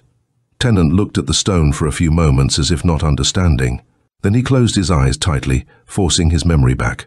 "I found that on the lake shore 2 days ago. The dredge brought up about 50 of them. Looked as if they had been laid in a strata or lines along the bottom. At first I didn't think much about them, but finally I picked one of them up, scraped it, and put it into my pocket. Most of them are still lying near the construction shacks." Holmes could hardly contain himself. Before Tennant had finished, Holmes was plucking excitedly at my sleeve. As fast as we could, we left Tennant's room and went at once to the scene of the reclamation, Holmes talking excitedly. "Do you see it now, Sharp? Those elder gods imprisoned the evil ones by the power of the 5-pointed stars. Their magic held the things at the bottom of the lake until the dredging operations broke the powerful star design on the lake floor. And the fossil we had, that thing summoned the others after the spell was so unwittingly broken. That was the crux of the mystery. Now it was clear for the first time. And for the first time, I had a feeling of power, for in the stars lay our success, and already this force had been made manifest, for one of them had saved Tennant by its mere presence. We found the pile of stones at the place Tennant had described. Fortunately, it was still intact. We managed without much trouble to find a large crate into which we dropped the stones. Then, using Holmes's car, we hauled them to the museum laboratory. There we scraped them clean, examining each for any sign of inscriptions, but there was none. They were all alike, except that some were larger. The carving was precise, symmetrical. We laid them out on a table. "It must be at dusk tonight," said Holmes softly, "when there are no workmen or loiterers about. We'll want a barge, and it will have to be placed near the spot from which those first remains were drawn forth. And we'll have to do it alone. We couldn't explain to the police, and in an extremity we can depend only upon Jameson and Morrison, no one else." He turned and looked hard at me. "It's very dangerous, Sharp. I haven't any idea what will happen. We may fail." His eyes were troubled. "Are you ready to do it, knowing what it might mean?" I nodded. We two alone would fight the evil that had been loosed upon the world. At dusk we met on the terrace of the administration building. 200 feet out on the lake, directly over the spot on which we'd been working 3 days before, a barge was waiting. I had taken charge in Tennant's absence, and it was an easy matter to order workmen to leave it there, instead of pulling it up to the shore with the others. A rowboat was waiting at the water's edge, and into this we put the crate of stones. We paused for a moment, before we stepped into the boat, and looked back at the buildings. No one was in sight. Silently, Holmes stepped into the boat and took a pair of oars. I shoved the boat away from the beach and jumped in. How could I keep my mind from the horror that I knew lurked beneath the waters? Deep down, there were the things we meant to destroy, things that might so easily destroy us instead. I felt myself gripping hard on the oars to keep from reversing the movement and pulling back toward shore in terror and fright, to flee from that scene and never return. But I kept my mind fixed on the determination that showed in every line of Holmes' bent figure. In a few moments the rowboat was scraping at the sides of the barge, and Holmes jumped lightly out and tied it to the heavier craft. Together, we lifted out the box with its burden of curious stones and set it on the barge. Then I stepped up. Feverishly, we went to work, marking out the pattern of a 5-pointed star on the barge, a star as great as the surface of the craft would allow. Then we began to place the stones at regular intervals along the chalk lines we had drawn, the 5 largest stones marking the 5 points. It was a mad business, madly done. I was close upon a frenzy when we finished. Now, more than ever, I wished to get into the rowboat and get back to shore. Together we stepped into the center of that great design, that symbolic thing we had made, outlined by the stars in whose power we had placed our lives. Holmes peered at me. "Ready?" he asked. I nodded. Darkness was falling when Holmes' strong voice rang out over the waters, speaking in Latin, in incantation I knew.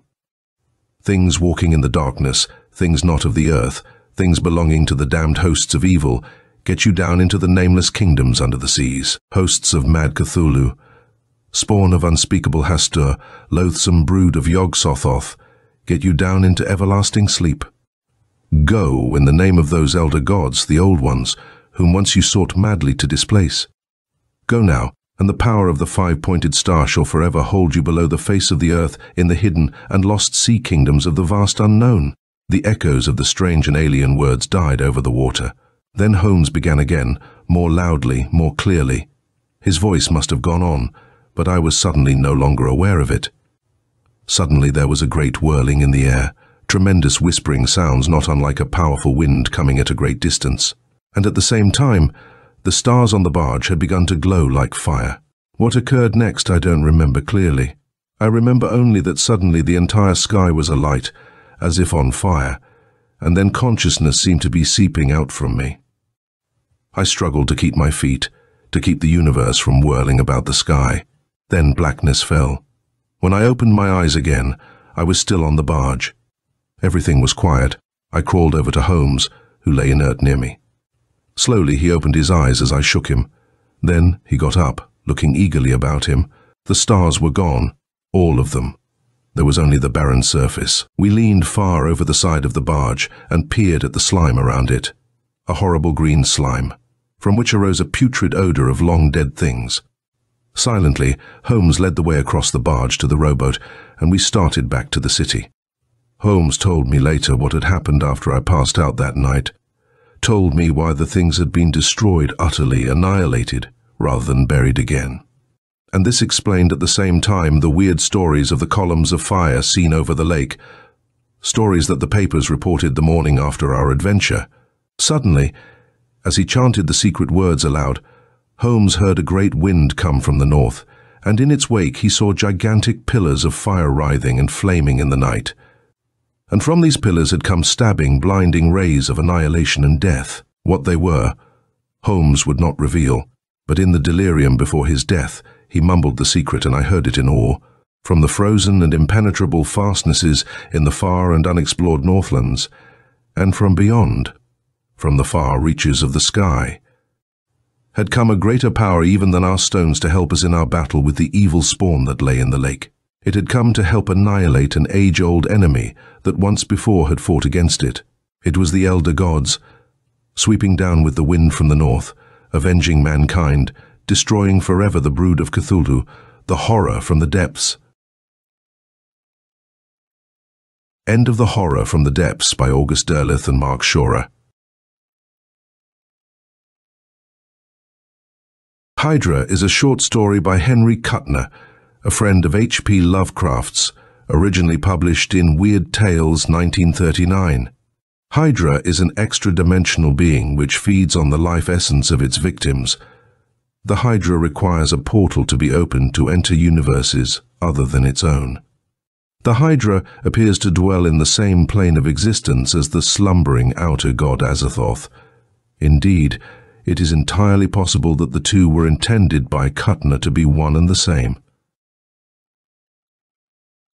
Hydra by Henry Kuttner. Weird Tales, April 1939. 2 men died, possibly 3. So much is known.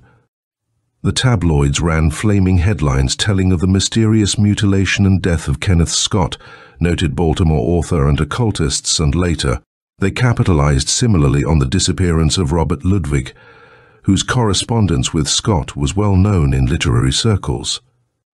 The equally strange and even more ghastly death of Paul Edmund, while separated from the scene of the Scott horror by the width of a continent, was clearly connected with it. This was shown by the presence of a certain much-discussed object, which was found clutched in Edmund's rigid hands, and which the credulous claim caused his death. While this solution is improbable, it is nevertheless true that Paul Edmund bled to death because his carotid artery was severed. And it is also true that there are features about the case difficult to explain in the light of present-day science. The tabloids made a great deal of Edmund's diary, and even conventional papers find it difficult to handle that unusual document in a fashion that would not lay them open to the charge of yellow journalism.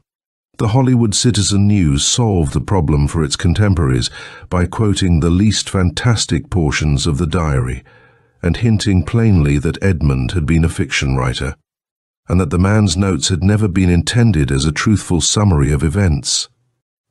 The privately printed pamphlet on the sending out of the soul, which played so important a part in the diary, seems to be of purely fictional origin. None of the local booksellers has heard of it, and Mr. Russell Hodgkins, California's most noted bibliophile, declares that the title and the volume must have originated in the mind of the ill-fated Paul Edmund. Yet according to Edmund's diary and certain other papers and letters discovered in his desk, it was this pamphlet which caused Ludwig and Edmund to undertake the disastrous experiment. Ludwig had decided to visit his California correspondent, making a leisurely voyage from New York by way of the Panama Canal. The Carnatic docked on August 15th, and Ludwig spent several hours wandering through San Pedro. It was there, in a musty swap shop, that he bought the pamphlet on the sending out of the soul. When the young man arrived at Edmund's Hollywood apartment, he had the booklet with him. Both Ludwig and Edmund were deeply interested in the occult.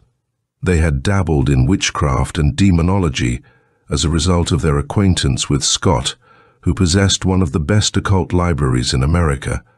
Scott was a strange man. Slender, sharp-eyed, and taciturn, he spent most of his time in an old brownstone house in Baltimore. His knowledge of esoteric matters was little short of phenomenal.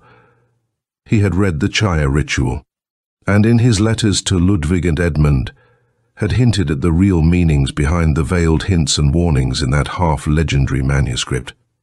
In his great library were such names as Sinistrari, Zancheres, and the ill-famed Gugino des Mousseaux, and in his library safe he had, it was rumoured, an immense scrapbook filled with excerpts copied from such fantastic sources as the Book of Karnak, the monstrous 60-stone, and the blasphemous Elder Key, of which only 2 copies are reputed to exist on Earth. It was little wonder, therefore, that the 2 students were anxious to tear aside the veil and view the astounding mysteries of which Scott hinted so cautiously. In his diary, Edmund confessed that his own curiosity was the direct cause of the tragedy. Yet it was Ludwig who bought the booklet and pored over it with Edmund in the latter's apartment. Certainly Edmund described the pamphlet plainly enough, and it is strange, therefore, that no bibliophile could identify it. According to the diary, it was quite small, about 4 by 5 inches, bound in coarse brown paper, and yellowed and crumbling with age. The printing, in 18th century type with the long say, was crudely done, and there was neither a dateline nor a publisher's imprint. There were 8 pages, 7 of them filled with what Edmund called the usual banal sophisms of mysticism, and on the last page were the specific directions for what would nowadays be known as projecting one's astral. The general process was familiar to both students. Their researchers had informed them that the soul, or in modern occult language, astral body, is supposed to be an ethereal double or ghost, capable of projection to a distance. But the specific directions, finding these was unusual, nor did they seem difficult to follow. Edmund has purposely been vague about these preparations, but one gathers that the 2 students visited several chemists before obtaining the ingredients needed. Where they secured the cannabis indica later discovered on the scene of the tragedy is a mystery, but not, of course, one impossible of solution. On August 15th, Ludwig, apparently without Edmund's knowledge, wrote to Scott by airmail describing the pamphlet and its contents and asking for advice. On the night of August 18th, approximately half an hour after Kenneth Scott received Ludwig's letter, the 2 young occultists undertook their disastrous experiment. Later, Edmund blamed himself. In the diary he mentions Ludwig's uneasiness, as though the latter sensed some hidden danger. Ludwig suggested postponing the trial for a few days, but Edmund laughed at his fears. It ended with the 2 placing the required ingredients in a brazier and kindling the mixture. There were other preparations too, but Edmund is quite vague. He makes 1 or 2 furtive references to the 7 lamps and the infracolor, but nothing can be made of these terms. The 2 had decided to attempt projection of their astral bodies across the continent. They would attempt communication with Kenneth Scott. One can detect a tinge of youthful vanity in this. Cannabis indica formed one of the ingredients of the mixture in the brazier that has been ascertained by analysis. It was the presence of this Indian drug which led so many to believe that the later entries in Edmund's diary were evolved from nothing more tangible than the fantasies of an opium or hashish dream, directed along the curious channels they took merely because of the students' preoccupation with those things at the time. Edmund dreamed he saw Scott's house in Baltimore, but it must be remembered that he had been staring at a photograph of that house which he had placed on the table before him, and he was consciously willing to go there. Nothing is more logical, therefore, than that Edmund simply dreamed what he wanted to dream. But Ludwig had the identical vision, or at least so he stated afterward, unless Edmund, in that entry, lied. It is the opinion of Professor Perry L. Lewis, a recognized expert on dream phenomena, that Edmund, during his hashish vision, spoke of his illusions aloud, with no conscious intention of so doing, nor any later memory of it, and that Ludwig, as in a hypnotic trance, simply saw the phantasms Edmund's words conjured up in his mind. Edmund states in his diary that after watching the burning contents of the brazier for some minutes, he fell into a state of somnolent trance in which he saw his surroundings clearly, but with certain curious alterations which can only be attributed to the action of the drug. The marijuana smoker may see a tiny hall bedroom metamorphose itself into a huge vaulted chamber. Similarly, Edmund stated that the room in which he sat seemed to enlarge. Oddly, however, the growth was of a strangely abnormal type. The geometry of the room gradually became all wrong. Edmund stresses this point without attempting to explain it. Just when the shifting became noticeable, he does not mention, but presently he found himself in the midst of a chamber which, although recognizable his own, had changed until it centered at a certain point. The notes are almost incoherent here. Edmund obviously found it difficult to describe what he saw in his vision. All the lines and curves of the room, he insists with odd emphasis, seemed to point at one specific spot, the brazier where the mixture of drugs and chemicals was smoldering. Very faintly a persistent ringing came to his ears, but this dwindled and at last died away altogether. At the time, Edmund thought the sound due to the effects of the drug. It was not until later that he learned of Scott's frantic efforts to reach him by means of long-distance telephone. The shrill ringing grew fainter and faded into silence. Edmund was of an experimental turn of mind. He tried to shift his gaze to specific objects he remembered: a vase, a lamp, a table. But the room seemed to possess an indescribable viscid fluidity, so that he found his stare inevitably slipping along warped lines and curves until he was again watching the brazier. And it was then that he became conscious of something unusual taking place at that spot. The mixture no longer smoldered. Instead, a strange crystal formation was building itself up within the brazier. This object Edmund found impossible to describe. He could only say that it seemed a continuation of the warped lines of the room, carrying them beyond the point where they centered. Apparently unconscious of the insanity of such a concept, he goes on to say that his eyes began to ache as he watched the crystalline object, but he could not turn away his gaze. The crystal drew him. He felt an abrupt and agonizing suction. There was a high-pitched thrumming in the air, and suddenly he was drifting with increasing velocity toward the thing in the brazier. It sucked him in. Such is Edmund's inexplicable phrase. He felt a moment of incredible cold, and then a new vision rose up before him. Grey fog and instability. Edmund stressed this curious feeling of flux, which he declared existed within himself. He felt, he says oddly, like a cloud of smoke, wavering and drifting aimlessly. But when he glanced down, he saw his own body, fully clothed, and apparently quite substantial. Now a dreadful feeling of uneasiness began to oppress his mind. The fog thickened and whirled. The nightmare, causeless fear familiar to the opium-taker clutched him in its grip. Something, he felt, was approaching, something utterly horrible and frightful in its potent menace. Then, quite suddenly, the fog was gone.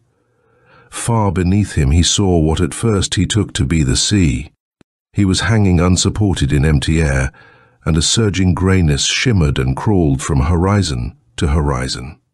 The fluctuating leaden surface was dotted and speckled with round dark blobs. These were innumerable. Without conscious volition, he felt himself drawn down vertically, and as he approached the mysterious greyness, he saw it more clearly. He could not determine its nature. It seemed merely a sea of grey slime, protoplasmic and featureless. But the dark blobs became recognizable as heads. Into Edmund's mind flashed the memory of a narrative he had once read, written in the 12th century by the monk Alberico, and purporting to be the record of a descent into hell. Like Dante, Alberico had seen the torments of the damned. The blasphemers, he wrote in his stilted, pedantic Latin, had been immersed to their necks in a lake of molten metal. Edmund remembered Alberico's description now. Then he saw that the heads were not those of beings partly submerged in the grey slime. Instead, they were homogeneous with the greyness. They grew from it. Edmund's fear had left him. With oddly detached curiosity, he scanned the fantastic surface below. There were human heads bobbing and nodding from the grey sea, uncountable thousands of them, but by far the greater number of the heads were not human. Some of these latter bore traces of the anthropoid, but others were scarcely recognizable as living objects. For the heads lived. Their eyes stared with awful agony, their lips writhed in soundless laments. Tears coursed down the sunken cheeks of many. Even the horribly inhuman heads, bird-like, reptilian, monstrous things of living stone and metal and vegetable matter, showed traces of the unceasing torment that gnawed at them. Down toward the ghastly horde Edmund was drawn. Again blackness enveloped him. It was transitory, but as he emerged from momentary unconsciousness, he felt, he says, curiously changed. Something had happened to him during that fateful period of darkness. There seemed to be a cloudy vagueness shadowing his mind, so that he viewed his surroundings darkly and through a kind of haze. In this new vision, he seemed to be high in the air above a silent, moonlit city and rapidly moving downward. There was a full moon, and by its light he recognized the old brownstone house toward which he was descending. It was Kenneth Scott's home, made familiar to him by the photograph. A vague thrill of triumph warmed him. The experiment, then, had succeeded. The house loomed up before him. He was hovering outside an open, unlighted window. Peering in, he recognized the slender form of Kenneth Scott seated at a desk. The occultist's lips were tightly compressed, and a worried scowl darkened his face. A great book with yellowed parchment pages was open before the man, who was studying it carefully. Occasionally his worried eyes would turn to the telephone on the desk beside him. Edmund made an attempt to call to Scott, and the latter looked up, staring through the window. Instantly a shocking change transformed Scott's face. The man seemed to become quite insane with fear. He sprang up from the desk, overturning his chair, and simultaneously Edmund felt an impelling urge dragging him forward. What happened after that is confused and hazy. Edmund's notes are fragmentary at this point, and it is only possible to gather that Edmund was in the room and pursuing the frantic Scott in a fashion that was inexplicable and abnormal. He was flowing, and Scott was caught and engulfed. And here Edmund's notes break off utterly, as though he had been overcome by remembrance of the episode. Merciful blackness swallowed Edmund then, but there was one more flashing vision before the dream faded and was gone. Again he seemed to be outside Scott's window, swiftly retreating into the night, and through the open square of yellow radiance was visible part of Scott's desk and the crumpled body of the man himself lying on the carpet beyond it. At least Edmund assumed that it was Scott's body, for either the man was lying with his head doubled at an impossible angle out of sight beneath his torso, or else he was headless. That ended the dream. Edmund awoke to find the room in darkness and Ludwig stirring sleepily nearby. Both students were distracted and overwrought. They argued excitedly for some time, with occasional semi-hysterical outbursts, and Ludwig revealed that his vision had been identical with Edmund's. It is a pity that neither of them took the trouble to analyze the situation and look for a logical explanation, but both, of course, were mystics and thoroughly credulous. The telephone rang. An impatient operator asked if Edmund would receive a call from Baltimore. She had, she said, been ringing the apartment for some time without getting a reply. Edmund cut her off abruptly and requested that the connection be put through. But this could not be done. The operator at Baltimore Exchange reported that her party did not answer, and after a futile exchange of questions, Edmund hung up. It was then Ludwig confessed to writing Scott, bemoaning the reticence that had made him refrain from telling the Baltimore occultist the purpose of the experiment, the destination to which the astrals were directed. Nor were their fears calmed by the discovery of the object in the brazier. Apparently part of the vision at least had been founded on truth. The unknown chemicals had crystallized into a thing that appeared to be all planes and angles. It was formed of some brittle substance resembling frosted glass, was roughly pyramidal, and measured about 6 inches from apex to base. Ludwig wanted to smash it at once, but Edmund prevented him. Their arguments were brought to an end by the arrival of a telegram from Scott. It read, "Attempt no experiments with pamphlet. You mention stop tremendously dangerous, and may mean my death. Stop am writing you today by airmail, full detail. Stop advise you. Burn pamphlet, Kenneth Scott."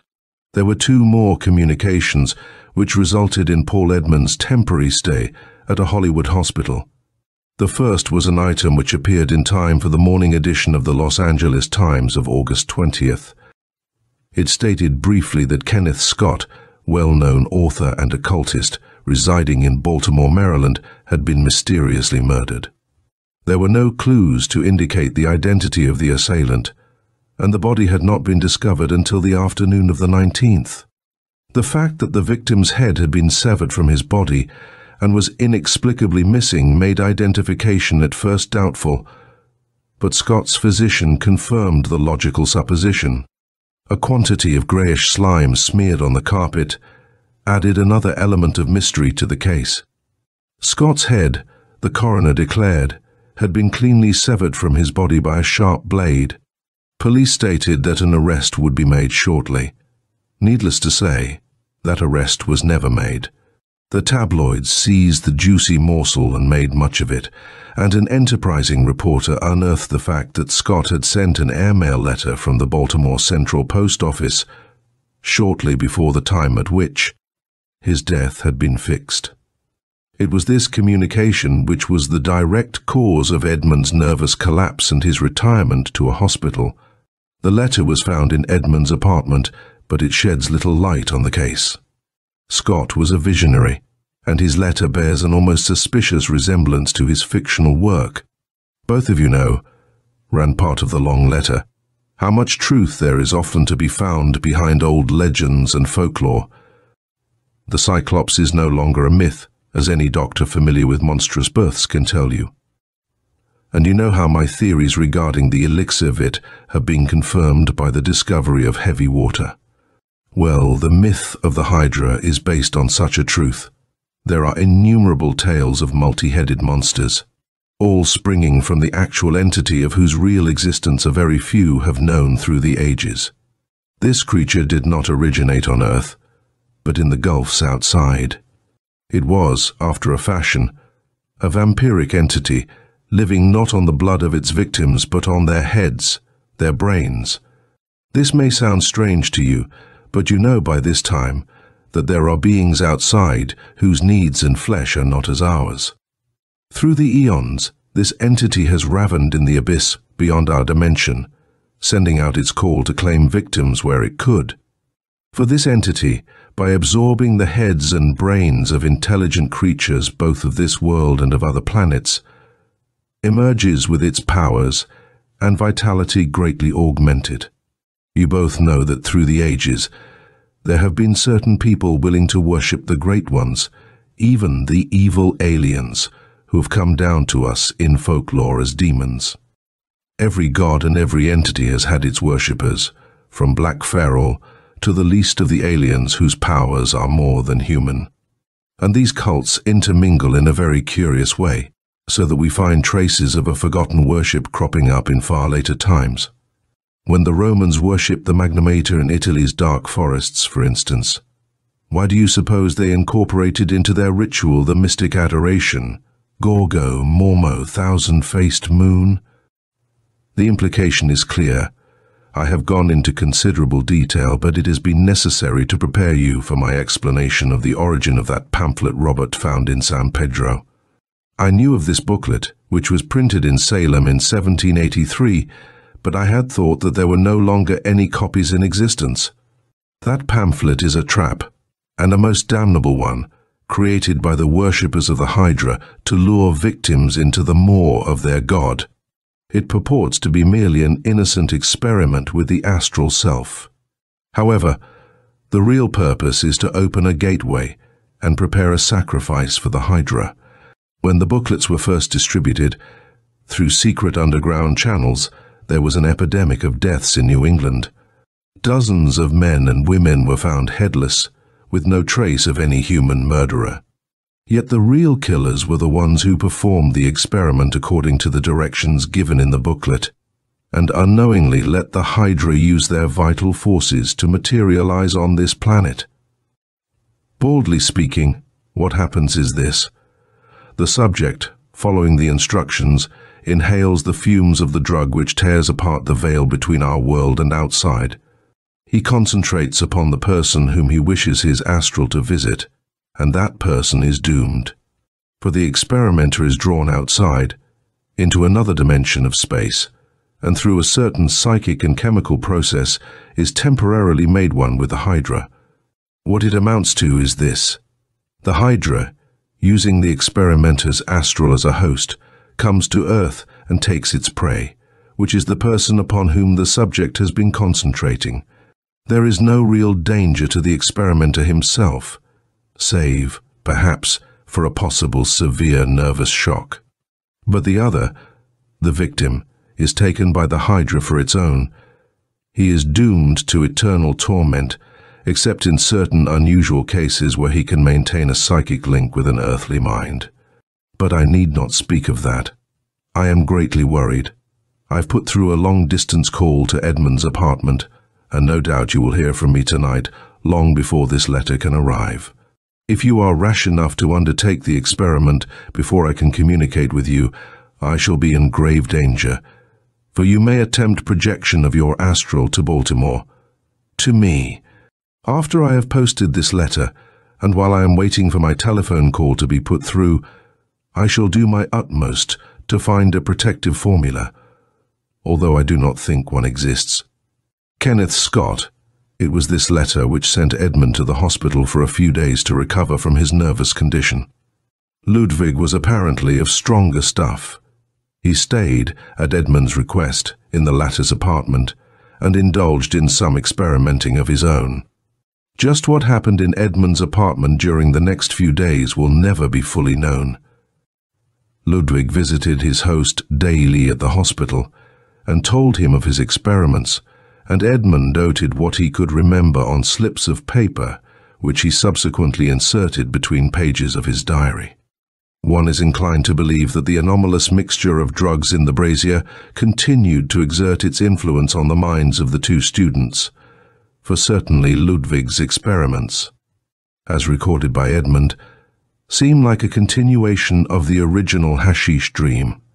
Ludwig had burned the pamphlet, as might be expected, and then, on the night following Edmund's removal to the hospital, the other youth maintained, he had heard Scott speaking to him.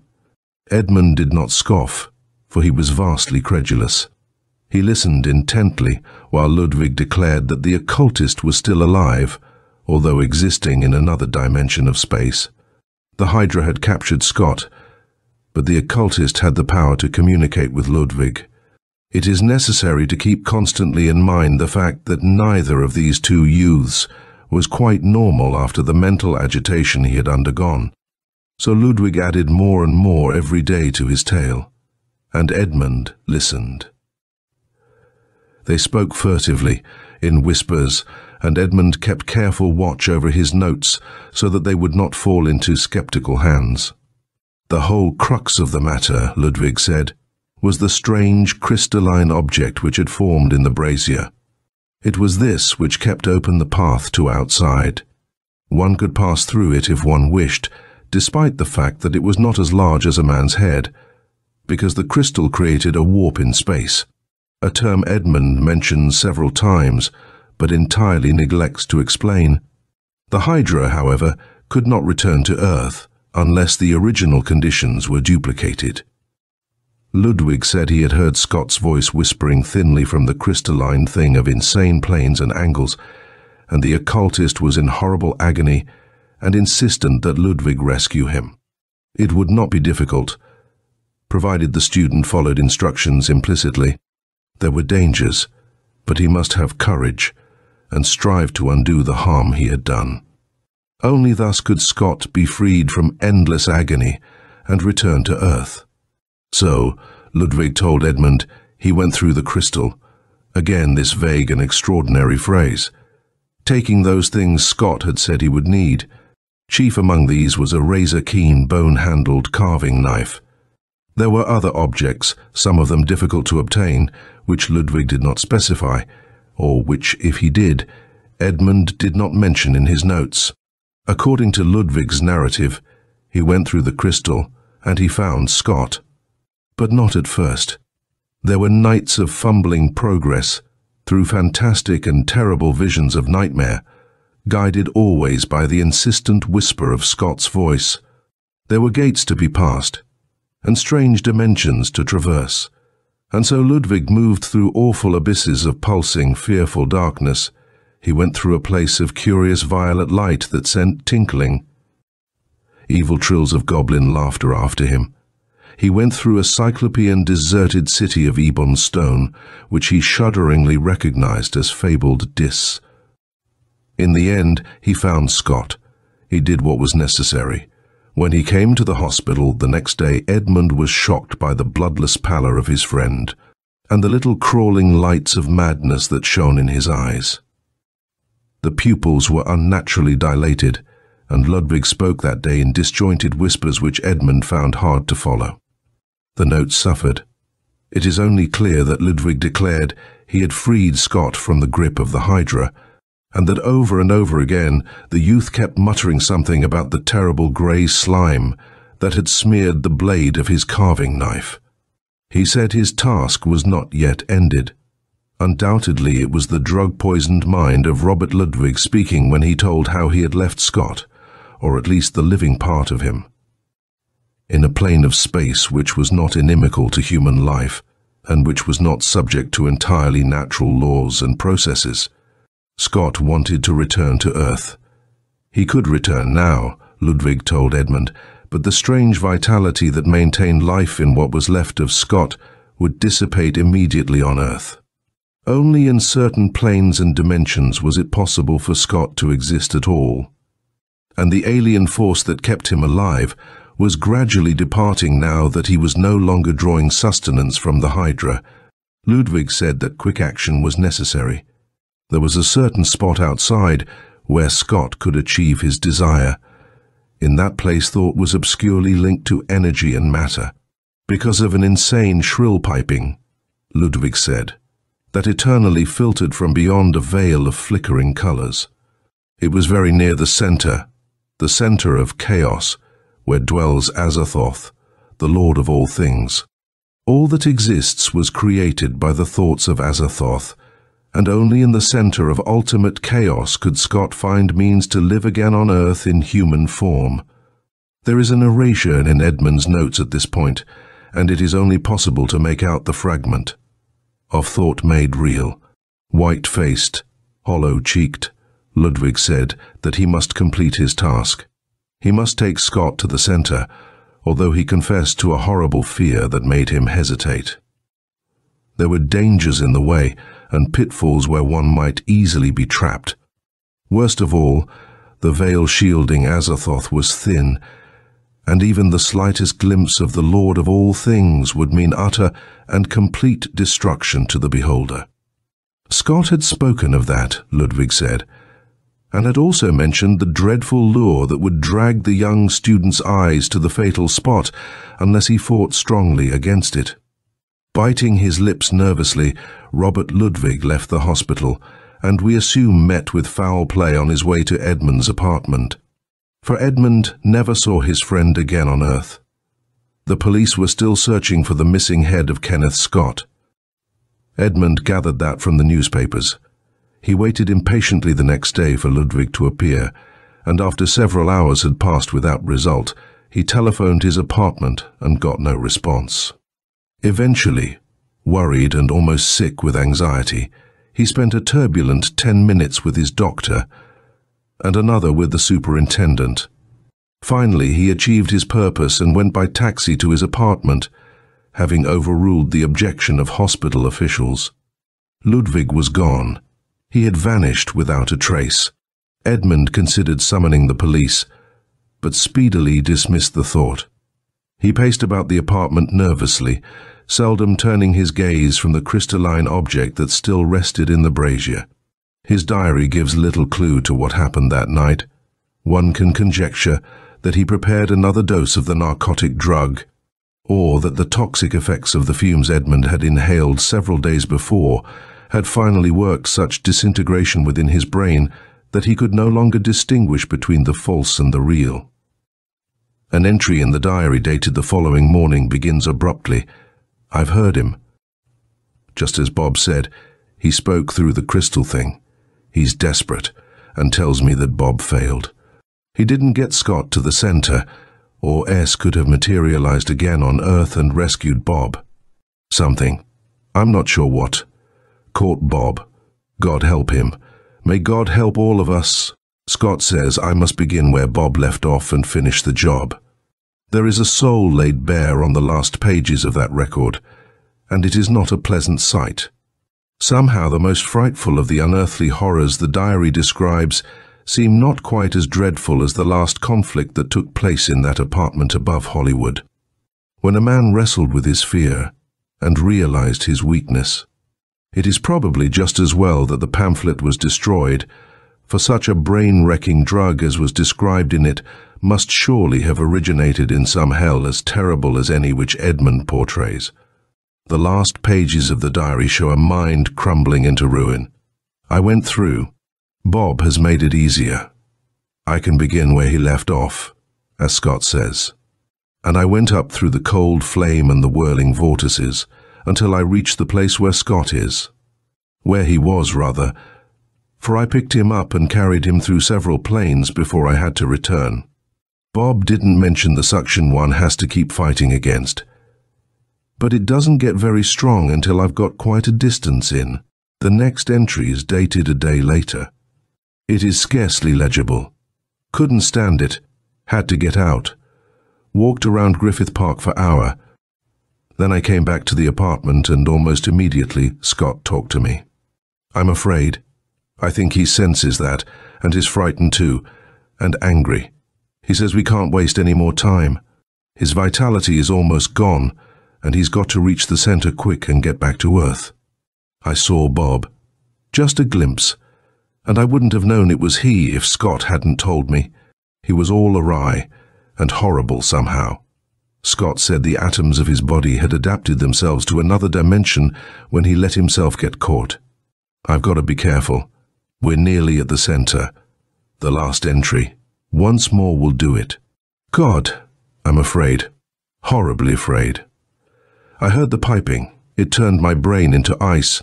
Scott was shouting at me, urging me on, and I think trying to drown that other sound, but of course he couldn't do it. There was a very faint violet glow in the distance, and a flickering of colored lights. Beyond, Scott told me, was Azathoth. I can't do it. I don't dare, not with that piping, and those shapes I saw moving far down. If I look in that direction when I'm at the Vale, it will mean. But Scott is insanely angry with me. He says I was the cause of it all. I had an almost uncontrollable impulse to let the suction draw me back, and then to smash the gateway, the crystal thing. Maybe if I find myself unable to keep looking away from the Vale when next I go through, I'll do just that. I told Scott if he let me come back to Earth for one more breathing space, I'd finish the job this next time. He agreed, but said to hurry. His vitality is going fast. He said if I didn't come through the gateway in 10 minutes, he'd come after me. He won't, though. The life that keeps him going outside wouldn't be any use on Earth, except for a second or two. My 10 minutes is up. Scott is calling from the gateway. I'm not going. I can't face it. Not the last horror outside, with those things moving behind the veil and that awful piping screaming out. I won't go. I tell you. No, Scott. I can't face it. You can't come out like that. You'd die. I tell you I won't go. You can't force me. I'll smash the gateway first. What? No. No, you can't. You can't do it. Scott, don't. God, he's coming out. That was the last entry in the diary, which police found open on Edmund's desk. A hideous screaming and subsequently a stream of red liquid seeping out sluggishly from beneath the door of Edmund's apartment had resulted in the arrival of 2 radio patrol officers. The body of Paul Edmund was found near the door, the head and shoulders lying in a widening crimson pool. Nearby was an overturned brass brazier, and a flaky white substance, granular in nature, was scattered over the carpet. Edmund's stiff fingers still tightly gripped the object which has since been the cause of so much discussion. This object was in an incredible state of preservation, in view of its nature. Part of it was coated with a peculiar greyish slime, and its jaws were clamped tightly, the teeth having horribly mangled Edmund's throat and severed the carotid artery. There was no need to search further for the missing head of Kenneth Scott. End of Hydra by Henry Kuttner. In all the world there was naught that could be likened for its foulness to R'lymm Shekorth. Something he had of the semblance of a fat white worm, but his bulk was beyond that of the sea elephant. His half-coiled tail was thick as the middle folds of his body, and his front reared upward from the dais in the form of a white round disc, and upon it were imprinted vaguely the lineaments of a visage, belonging neither to beast of the earth nor ocean creature. And amid the visage, a mouth curved uncleanly from side to side of the disc, opening and shutting incessantly on a pale and tongueless and toothless maw. The eye sockets of R'lymm Shekorth were close together between his shallow nostrils, and the sockets were eyeless. But in them appeared from moment to moment globules of a blood-coloured matter having the form of eyeballs, and ever the globules broke and dripped down before the dais. And from the ice floor of the dome there ascended 2 masses like stalagmites, purple and dark as frozen gore, which had been made by the ceaseless dripping of the globules. Clark Ashton Smith. R'lymm Shekorth, the white worm, appears as a gigantic pale white worm with a great gaping maw and empty sockets for eyes that drip blood continuously.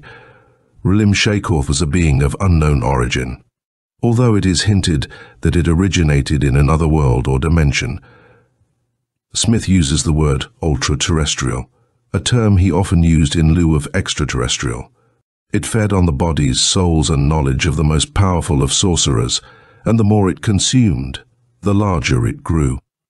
It was also capable of causing those within its immediate vicinity to fall into a deep sleep, and to control their actions whilst in the state.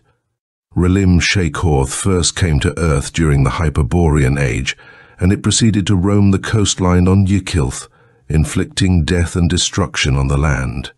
Due to the great age and unrecognizable origin of some of the artifacts frozen within R'lymm Shekorth's iceberg fortress Ykilth, it is assumed to be an entity of tremendous age. The Coming of the White Worm by Clark Ashton Smith. First published Startling Science Stories, April 1941. Chapter 9 of the Book of Eibon. Rendered from the old French manuscript of Gaspard Dunor, Evar the Warlock, dwelling beside the Boreal Sea, was aware of many strange and untimely portents in midsummer. Frawley burned the sun above Mhuthulan from a welkin clear and wannish as ice. At eve the aurora was hung from zenith to earth, like an aras in a high chamber of gods. Wan and rare were the poppies and small the anemones in the cliff-sequestered vales lying behind the house of Ivak, and the fruits in his walled garden were pale of rind and green at the core. Also he beheld by day the unseasonable flight of great multitudes of fowl, going southward from the hidden isles beyond Mhuthulan, and by night he heard the distressful clamour of other passing multitudes, and always, in the loud wind and crying surf, he hearkened to the weird whisper of voices from realms of perennial winter. Now Avak was troubled by these portents, even as the rude fisher-folk on the shore of the haven below his house were troubled. Being a past master of all sortilege, and a seer of remote and future things, he made use of his arts in an effort to divine their meaning. But a cloud was upon his eyes through the daytime, and a darkness thwarted him when he sought illumination in dreams.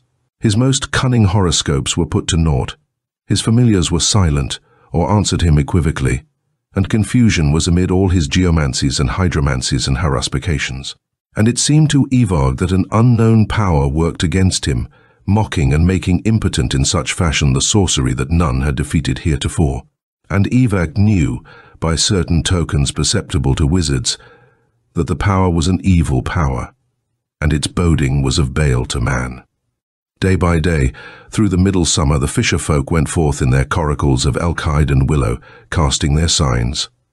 But in the seines they drew dead fishes, blasted as if by fire or extreme cold, and they drew living monsters, such as their eldest captains had never beheld. Things triple-headed and tailed and finned with horror, black, shapeless things that turned to a liquid foulness and ran away from the net, or headless things like bloated moons with green, frozen rays about them, or things leprous-eyed and bearded with stiffly oozing slime. Then, out of the sea-horizoned north, where ships from Cerngoth were wont to ply among the Arctic islands, a galley came drifting with idle oars and aimlessly veering helm. The tide beached it among the boats of the fishermen, which fared no longer to sea, but were drawn up on the sands below the cliff-built house of Evar. And thronging about the galley in awe and wonder, the fishers beheld its oarsmen still at the oars and its captain at the helm. But the faces and hands of all were stark as bone, and were white as the flesh of leprosy, and the pupils of their open eyes had faded strangely, being indistinguishable now from the whites, and a blankness of horror was within them, like ice in deep pools that are fast frozen to the bottom. And Evog himself, descending later, also beheld the galley's crew, and pondered much concerning the import of this prodigy. Loath were the fishers to touch the dead men, and they murmured, saying that a doom was upon the sea, and a curse upon all seafaring things and people.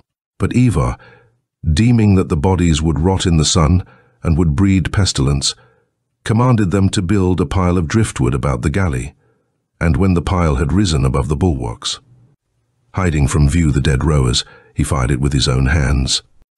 High flamed the pile, and smoke ascended black as a storm cloud, and was borne in windy volumes past the tall towers of Evog on the cliff. But later, when the fire sank, the bodies of the oarsmen were seen sitting amid the mounded embers, and their arms were still outstretched in the attitude of rowing, and their fingers were clenched, though the oars had now dropped away from them in brands and ashes. And the captain of the galley stood upright still in his place, though the burnt helm had fallen beside him. Naught but the raiment of the marble corpses had been consumed, and they shone white as moon-washed marble above the charrings of wood, and nowhere upon them was there any blackness from the fire. Deeming this thing an ill miracle, the fishers were all aghast, and they fled swiftly to the uppermost rocks. There remained with Evog only his two servants, the boy Ratha and the ancient crone Ahilidas, who had both witnessed many of his conjurations, and were thus well inured to sights of magic. And with these two beside him, the sorcerer awaited the cooling of the brands. Quickly the brands darkened, but smoke arose from them still throughout the noon and afternoon, and still they were over-hot for human treading when the hour drew toward sunset. So Evog bade his servants to fetch water in urns from the sea, and cast it upon the ashes and charrings.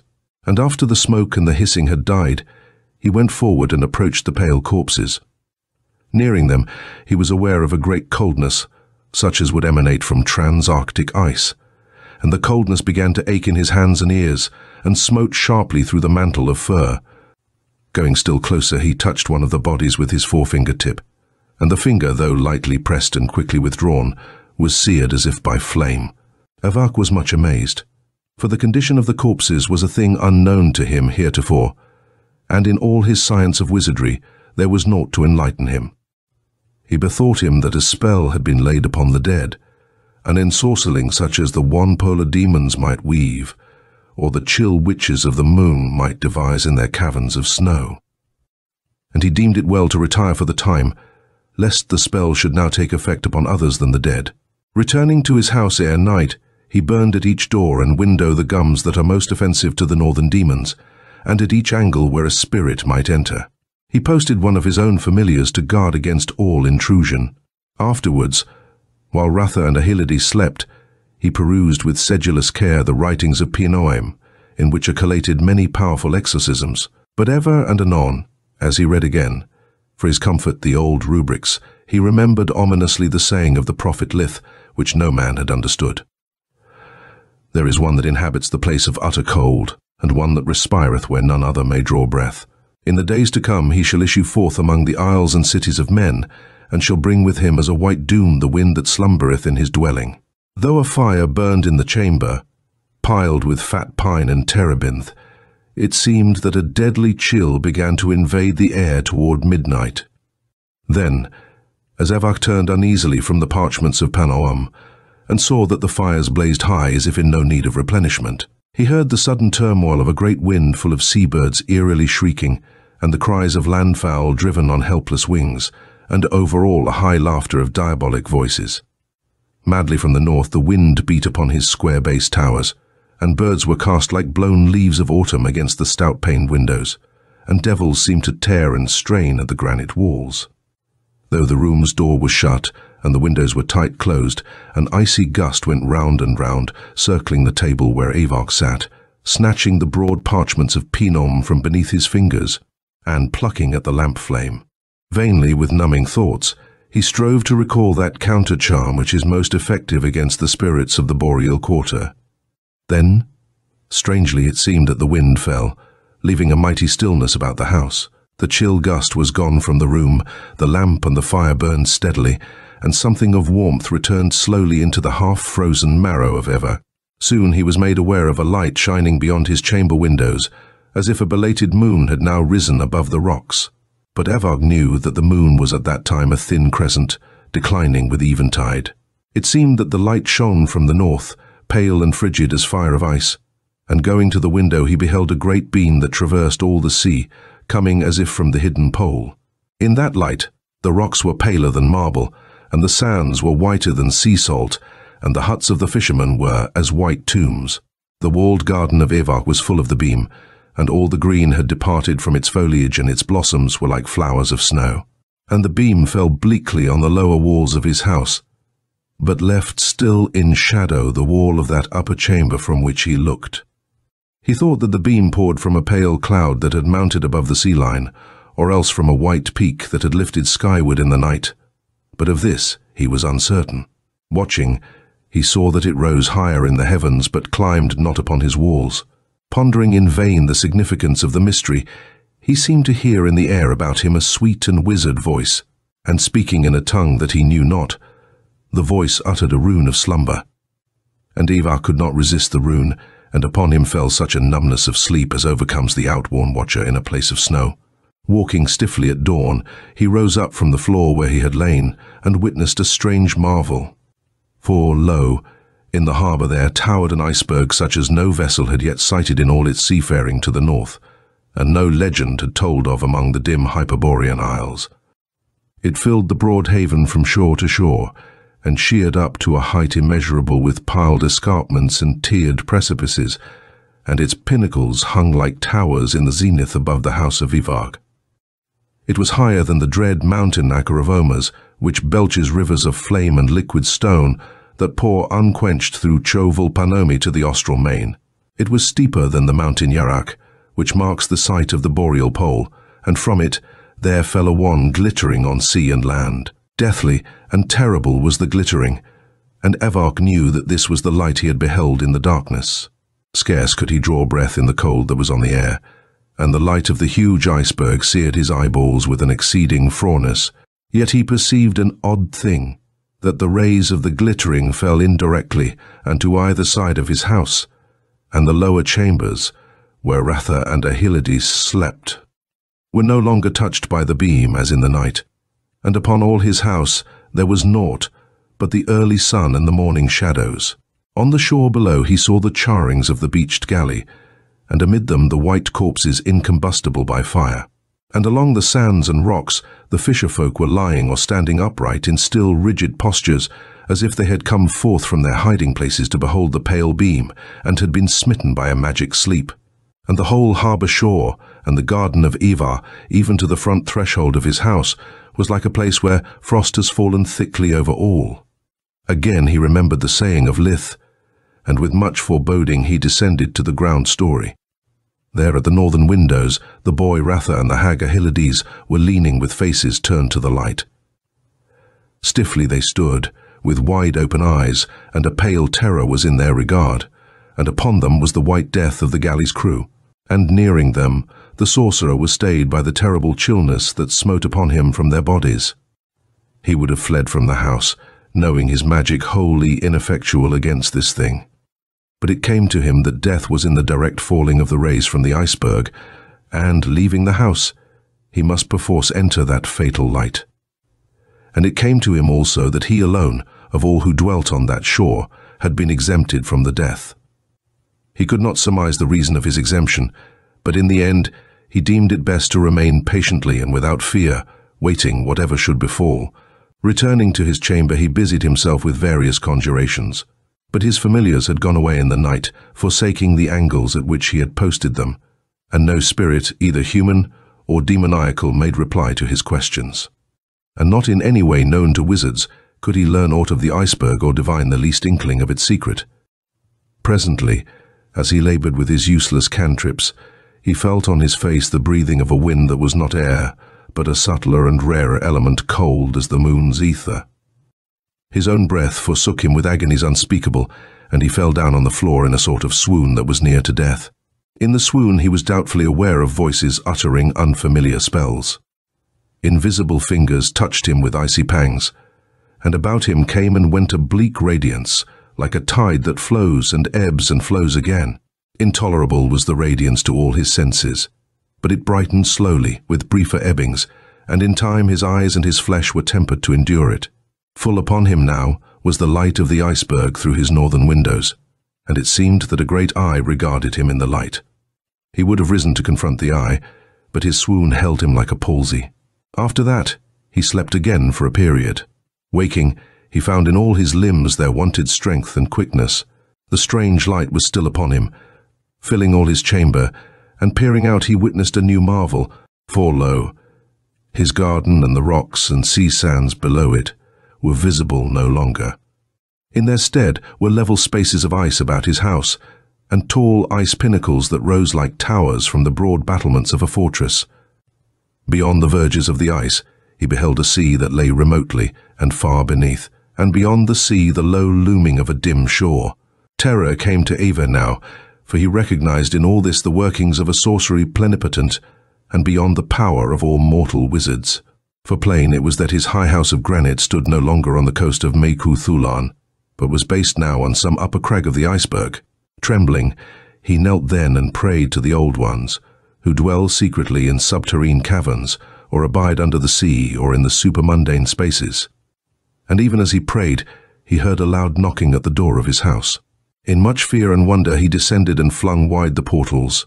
Before him were two men, or creatures who had the likeness of men. Both were strange of visage and bright-skinned, and they wore for mantles such rune-woven stuffs as wizards wear. The runes were uncouth and alien, but when the man bespoke him, he understood something of their speech, which was in a dialect of the Hyperborean Isles. "We serve the one whose coming was foretold by the prophet Lith," they said. "From spaces beyond the limits of the north, he hath come in his floating citadel, the ice mountain Ykilth, to voyage the mundane oceans and to blast with a chill splendour the puny peoples of humankind. He hath spared us alone amid the inhabitants of the broad isle Thulask, and hath taken us to go with him in his seafaring upon Ykilth.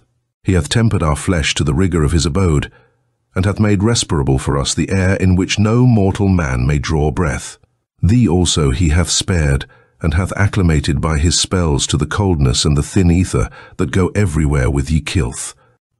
Hail, O Eva, whom we know for a great wizard by this token, since only the mightiest of warlocks are thus chosen and exempted."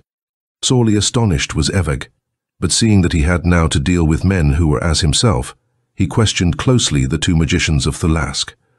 They were named Duni and Ux Lodan, and were wise in the lore of the elder gods. The name of the one that they served was Rilim Shakorth, and he dwelt in the highest summit of the ice mountain.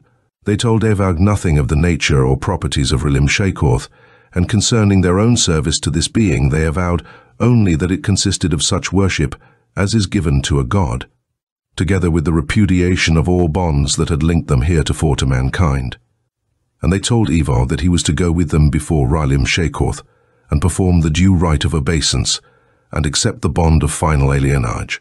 So Evag went with Duni and Ux Lodan and was led by them to a great pinnacle of ice that rose unmeltable into the one sun, beetling above all its fellows on the flat top of the berg.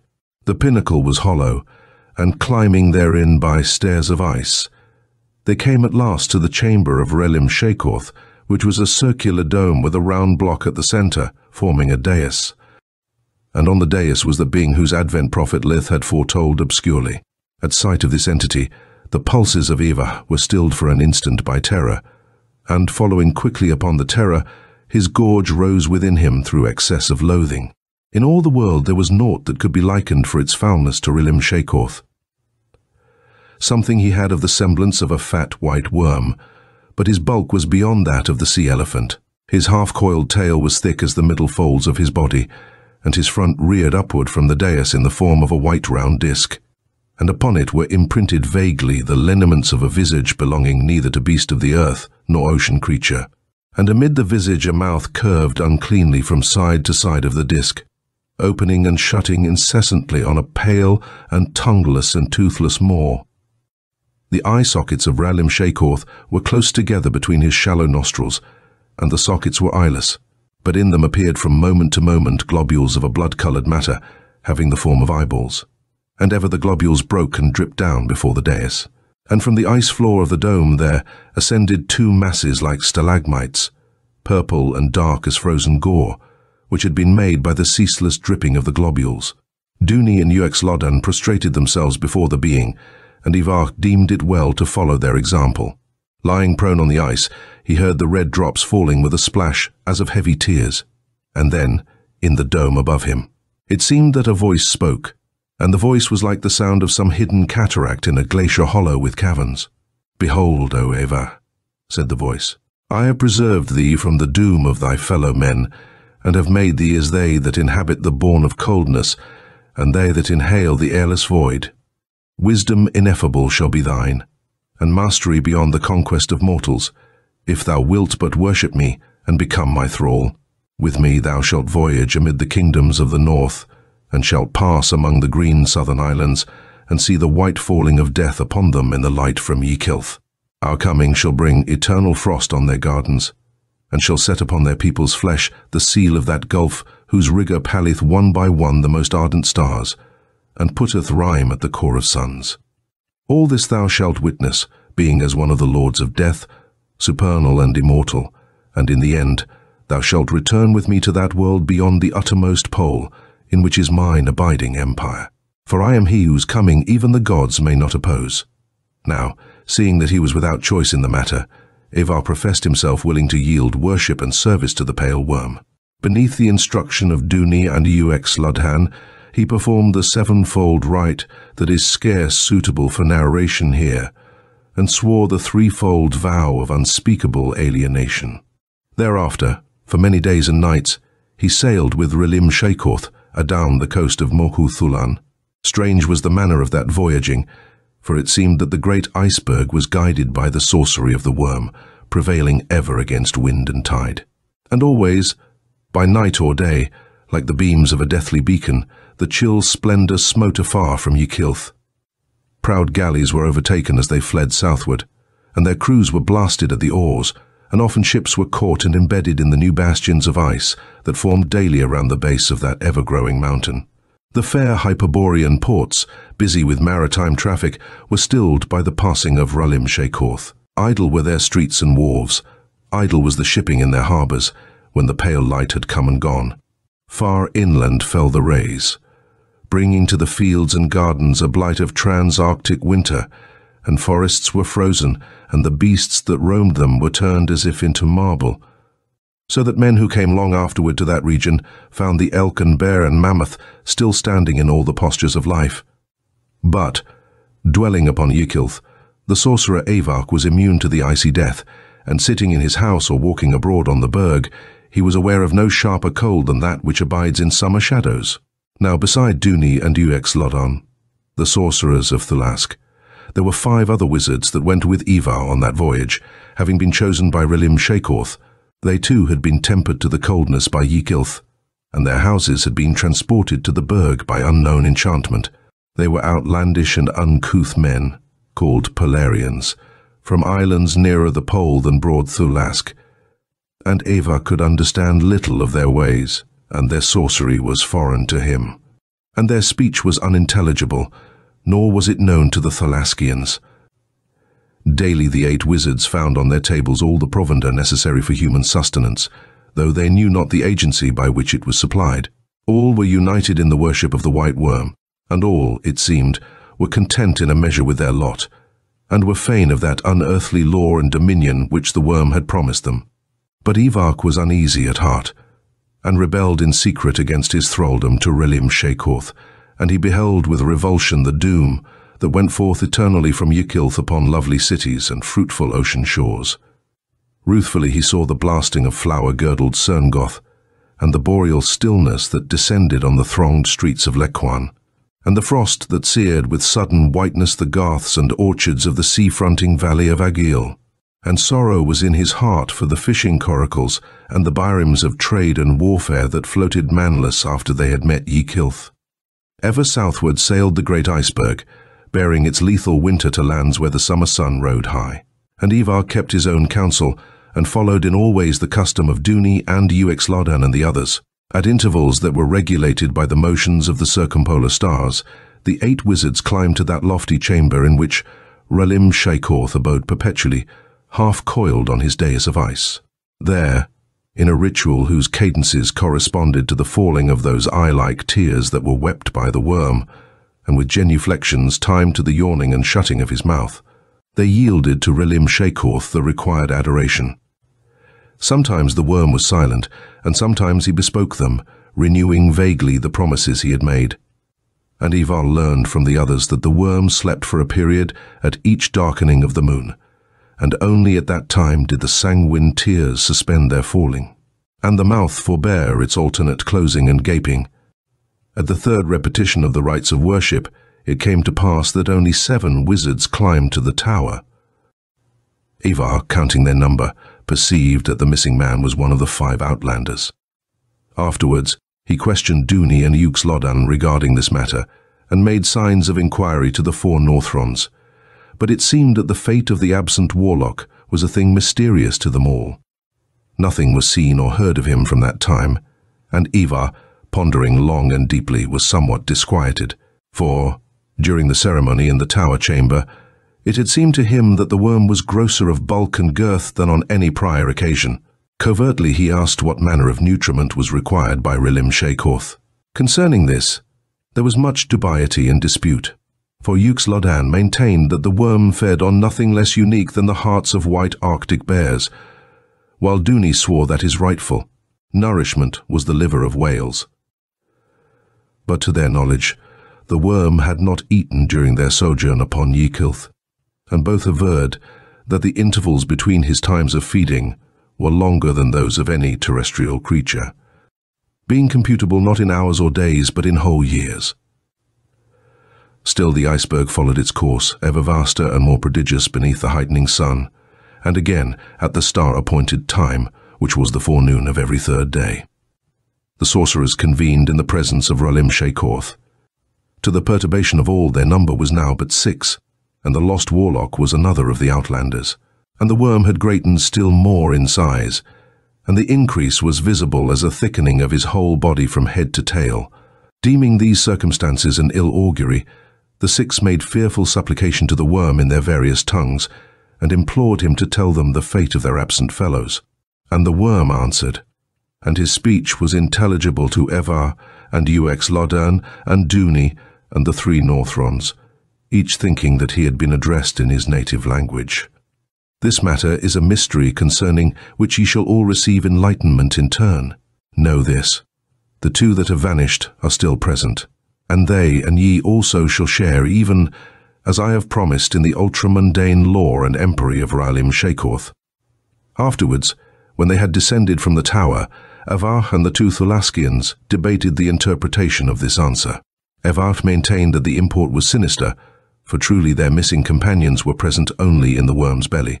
But the others argued that these men had undergone a more mystical translation, and were now elevated beyond human sight and hearing. Forthwith they began to make ready with prayer and austerity, in expectation of some sublime apotheosis which would come to them in due turn. But Evar was still fearful, and he could not trust the equivocal pledges of the worm, and doubt remained with him. Seeking to assuage his doubt and peradventure to find some trace of the lost Polarians, he made search of the mighty burg, on whose battlements his own house and the houses of the other warlocks were perched like the tiny huts of fishers on ocean cliffs. In this quest the others would not accompany him, fearing to incur the worm's displeasure. From verge to verge of Ykilth he roamed unhindered, as if on some broad plateau with peaks and horns, and he climbed perilously on the upper scarps, and went down into deep crevasses and caverns, where the sun failed, and there was no other light than the strange luster of that unearthly ice. Embedded here in the walls, as if in the stone of nether strata, he saw dwellings such as men had never built, and vessels that might belong to other ages or worlds. But nowhere could he detect the presence of any living creature, and no spirit or shadow gave response to the necromantic evocations which he uttered, oftentimes as he went along the chasms and chambers. So Evar was still apprehensive of the worm's treachery, and he resolved to remain awake on the night preceding the next celebration of the rites of worship, and at eve of that night he assured himself that the other wizards were all housed in their separate mansions, to the number of 5, and, having ascertained this, he set himself to watch without remission the entrance of Ralim Shakoth's tower, which was plainly visible from his own windows. Weird and chill was the shining of the burg in the darkness, for a light as of frozen stars was effulgent at all times from the ice, a moon that was little past the full arose early on the orient seas. But Ivar, holding vigil at his window till midnight, saw that no visible form emerged from the tall tower, and none entered it. At midnight there came upon him a sudden drowsiness, such as would be felt by one who had drunk some opiate wine, and he could not sustain his vigil any longer, but slept deeply and unbrokenly throughout the remainder of the night. On the following day there were but 4 sorcerers who gathered in the ice dome, and gave homage to Ralim Shakoth, and Evar saw that 2 more of the outlanders, men of bulk and stature dwarfish beyond their fellows, were now missing. One by one thereafter, on nights preceding the ceremony of worship, the companions of Ivar vanished. The last Polarian was next to go, and it came to pass that only Ivar and Uxlodan and Duni went to the tower, and then Ivar and Uxlodan went alone, and terror mounted daily in Evar, for he felt that his own time drew near, and he would have hurled himself into the sea from the high ramparts of Ykilth if Uxlodan, who perceived his intention, had not warned him that no man could depart therefrom and live again in solar warmth and terrene air, having been habituated to the coldness and thin ether. And Uxlodan, it seemed, was wholly oblivious to his doom, and was fain to impute an esoteric significance to the ever-growing bulk of the white worm and the vanishing of the wizards. So, at that time when the moon had waned and darkened wholly, it occurred that Ivar climbed before Ralim Shakoth with infinite trepidation and loath, laggard steps, and entering the dome with downcast eyes, he found himself to be the sole worshipper. A palsy of fear was upon him as he made obeisance, and scarcely he dared to lift his eyes and regard the worm. But even as he began to perform the customary genuflections, he became aware that the red tears of Ralim Shakoth no longer fell on the purple stalagmites, nor was there any sound such as the worm was wont to make by the perpetual opening and shutting of his mouth. And venturing at last to look upward, Ivar beheld the abhorrently swollen mass of the monster, whose thickness was such as to overhang the dais' rim, and he saw that the mouth and eye holes of Ralim Shakoth were closed as if in slumber, and thereupon he recalled how the wizards of Thulask had told him that the worm slept for an interval at the darkening of each moon, which was a thing he had forgotten temporarily in his extreme dread and apprehension. Now was Ivar sorely bewildered, for the rites he had learned from his fellows could be fittingly performed only while the tears of Ralim Shakoth fell down, and his mouth gaped and closed and gaped again in measured alternation. And none had instructed him as to what rites were proper and suitable during the slumber of the worm. And being in much doubt, he said softly, "Wakest thou, O Ralim Shakoth?" In reply, he seemed to hear a multitude of voices that issued obscurely from out the pale, tumid mass before him. The sound of the voices was weirdly muffled, but among them he distinguished the accents of Duni and Uxlodan, and there was a thick muttering of outlandish words which Evag knew for the speech of the 5 Palarians. And beneath this he caught, or seemed to catch, innumerable undertones that were not the voices of men or beasts, nor such sounds as would be emitted by earthly demons. And the voices rose and clamoured, like those of a throng of prisoners in some profound oubliette. Anon, as he listened in horror ineffable, the voice of Duni became articulate above the others, and the manifold clamour and muttering ceased, as if a multitude were hushed to hear its own spokesman. And Evag heard the tones of Duni, saying, "The worm sleepeth, but we whom the worm hath devoured are awake. Direly has he deceived us, for he came to our houses in the night, devouring us bodily one by one as we slept under the enchantment he had wrought. He has eaten our souls even as our bodies, and verily we are part of Ralim Shakoth, but exist only as in a dark and noisome dungeon, and while the worm wakes we have no separate or conscious being, but are merged wholly in the ultra-terrestrial being of Ralim Shakoth.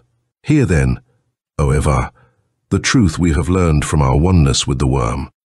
He has saved us from the white doom and has taken us upon Yikilth for this reason, because we alone of all mankind, who are sorcerers of high attainment and mastery, may endure the lethal ice change and become breathers of the airless void, and thus, in the end, be made suitable for the provender of such as Ralim Shakoth.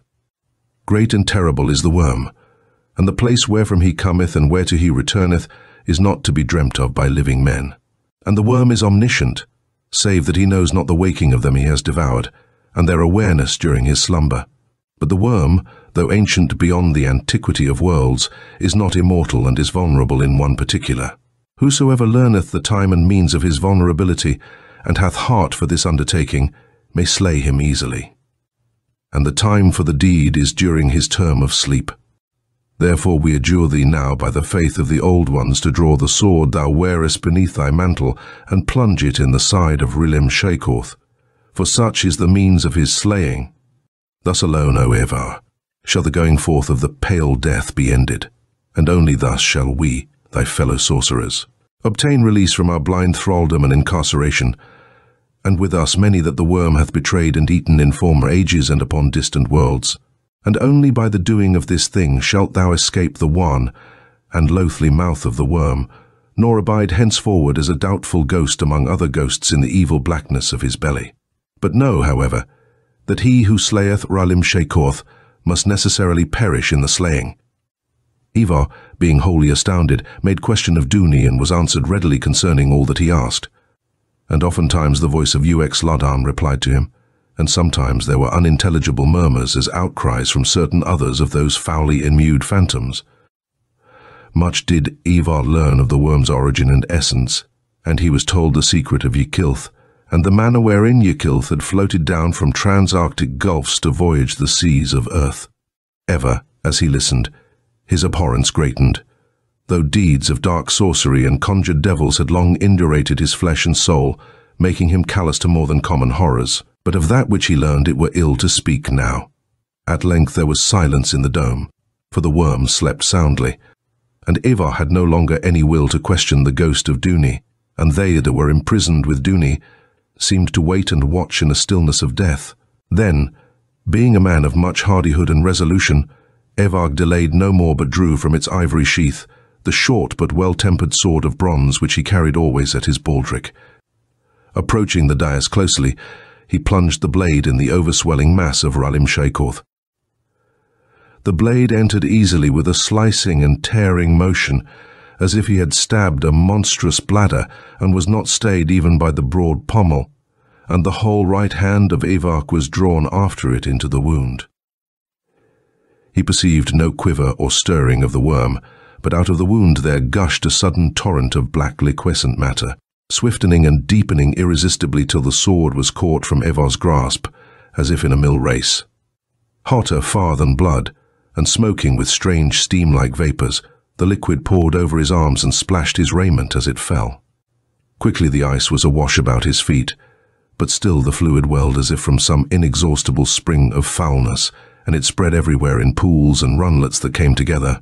Evok would have fled then, but the sable liquid, mounting and flowing, was above his ankles when he neared the stairhead, and it rushed down the stairway before him like a cataract in some steeply pitching cavern. Hotter and hotter it grew, boiling, bubbling, while the current strengthened and clutched at him and drew him like malignant hands. He feared to essay the downward stairs, nor was there any place now in all the dome where he could climb for refuge. He turned, striving against the tide for bare foothold, and saw dimly through the reeking vapors the throned mass of Ralim Shakorth. The gash had widened prodigiously, and a stream surged from it like the waters of a broken weir, billowing outward around the dais. And yet, as if in further proof of the worm's unearthly nature, his bulk was in no wise diminished thereby.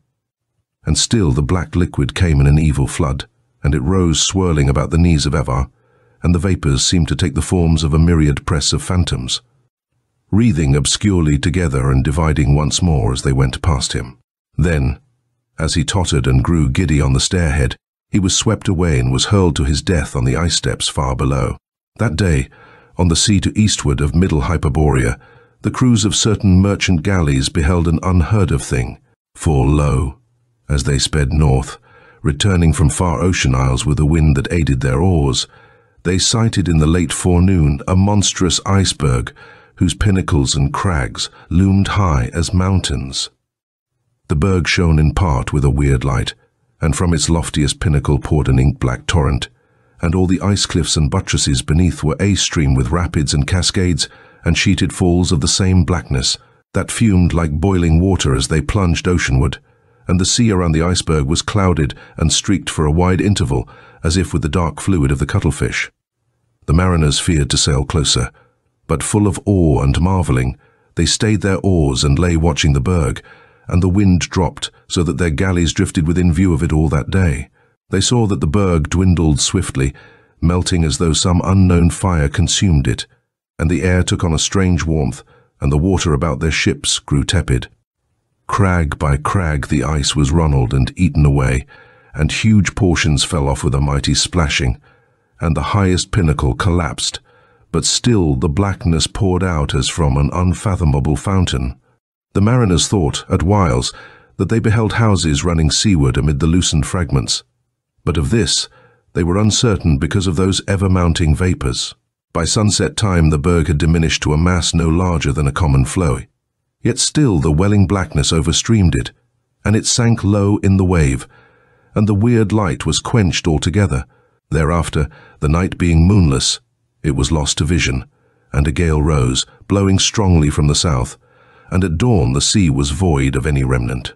Concerning the matters related above, many and various legends have gone forth throughout Muthulan and all the extreme hyperboreal kingdoms and archipelagos, even to the southmost isle of Ostro.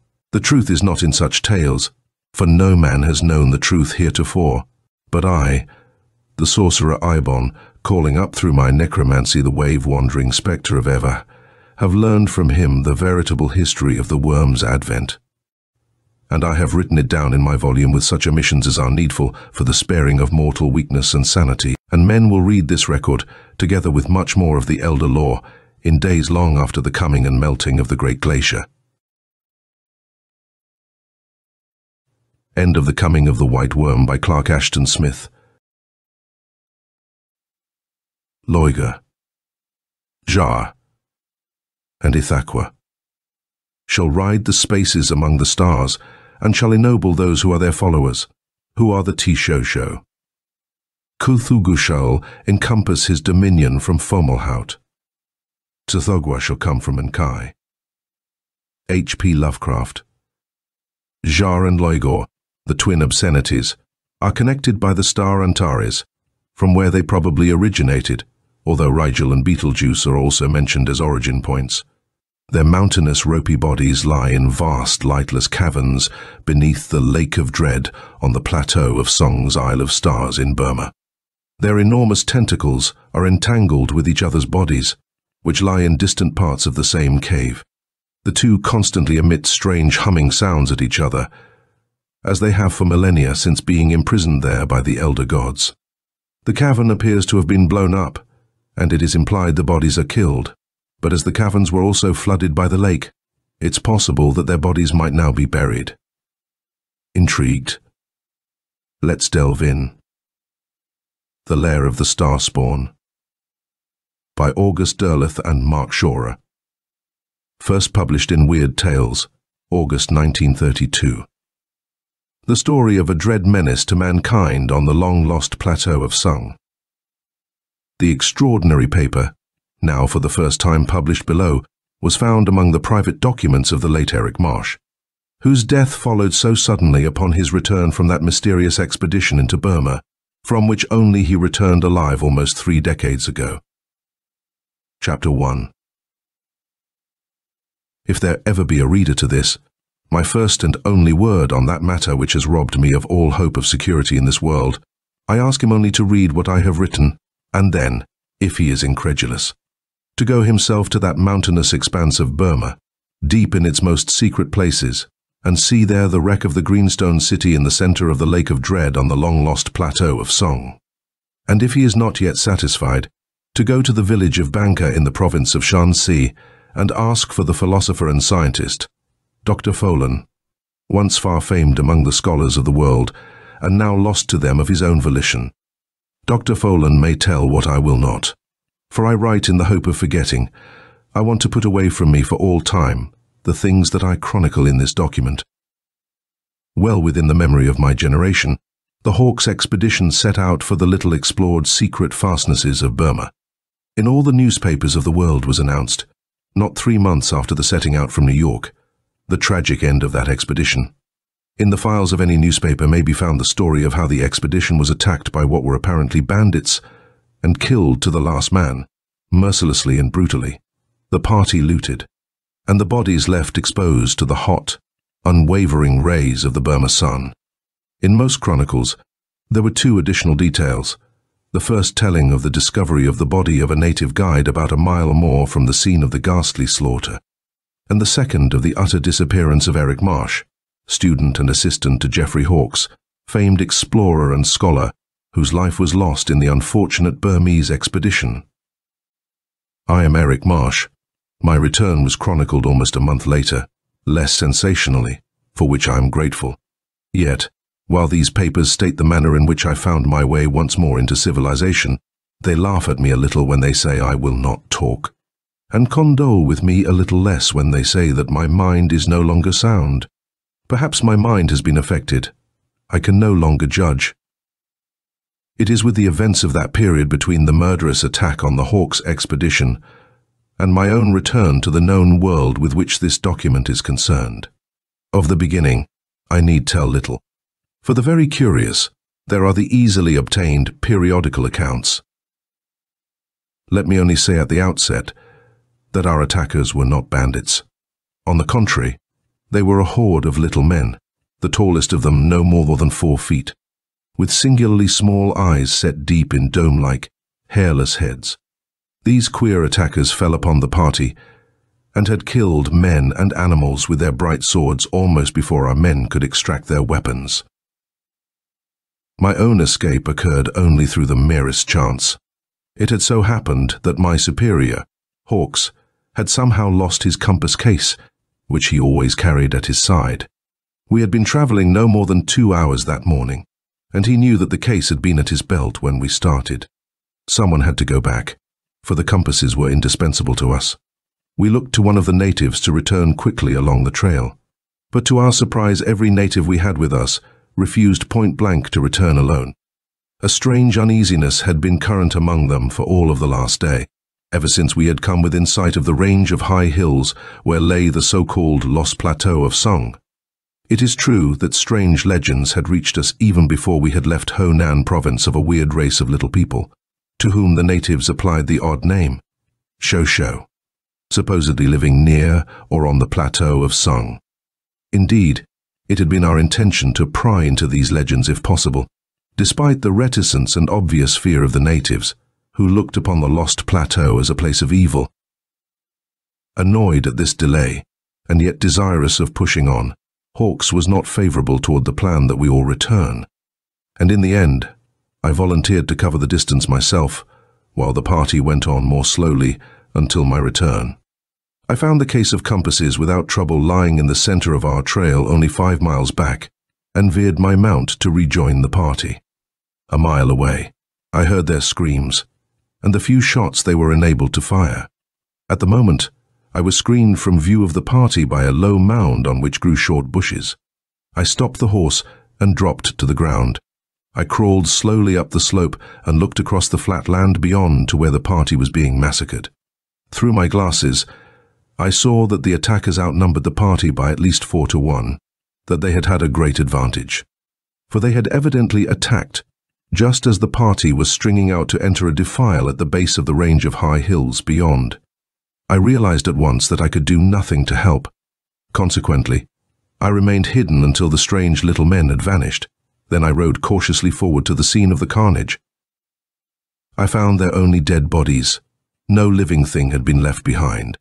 The cavalcade, I discovered at once, had been plundered, but fortunately for me, the marauders had taken neither food nor water, contenting themselves, curiously enough, with our plans and implements.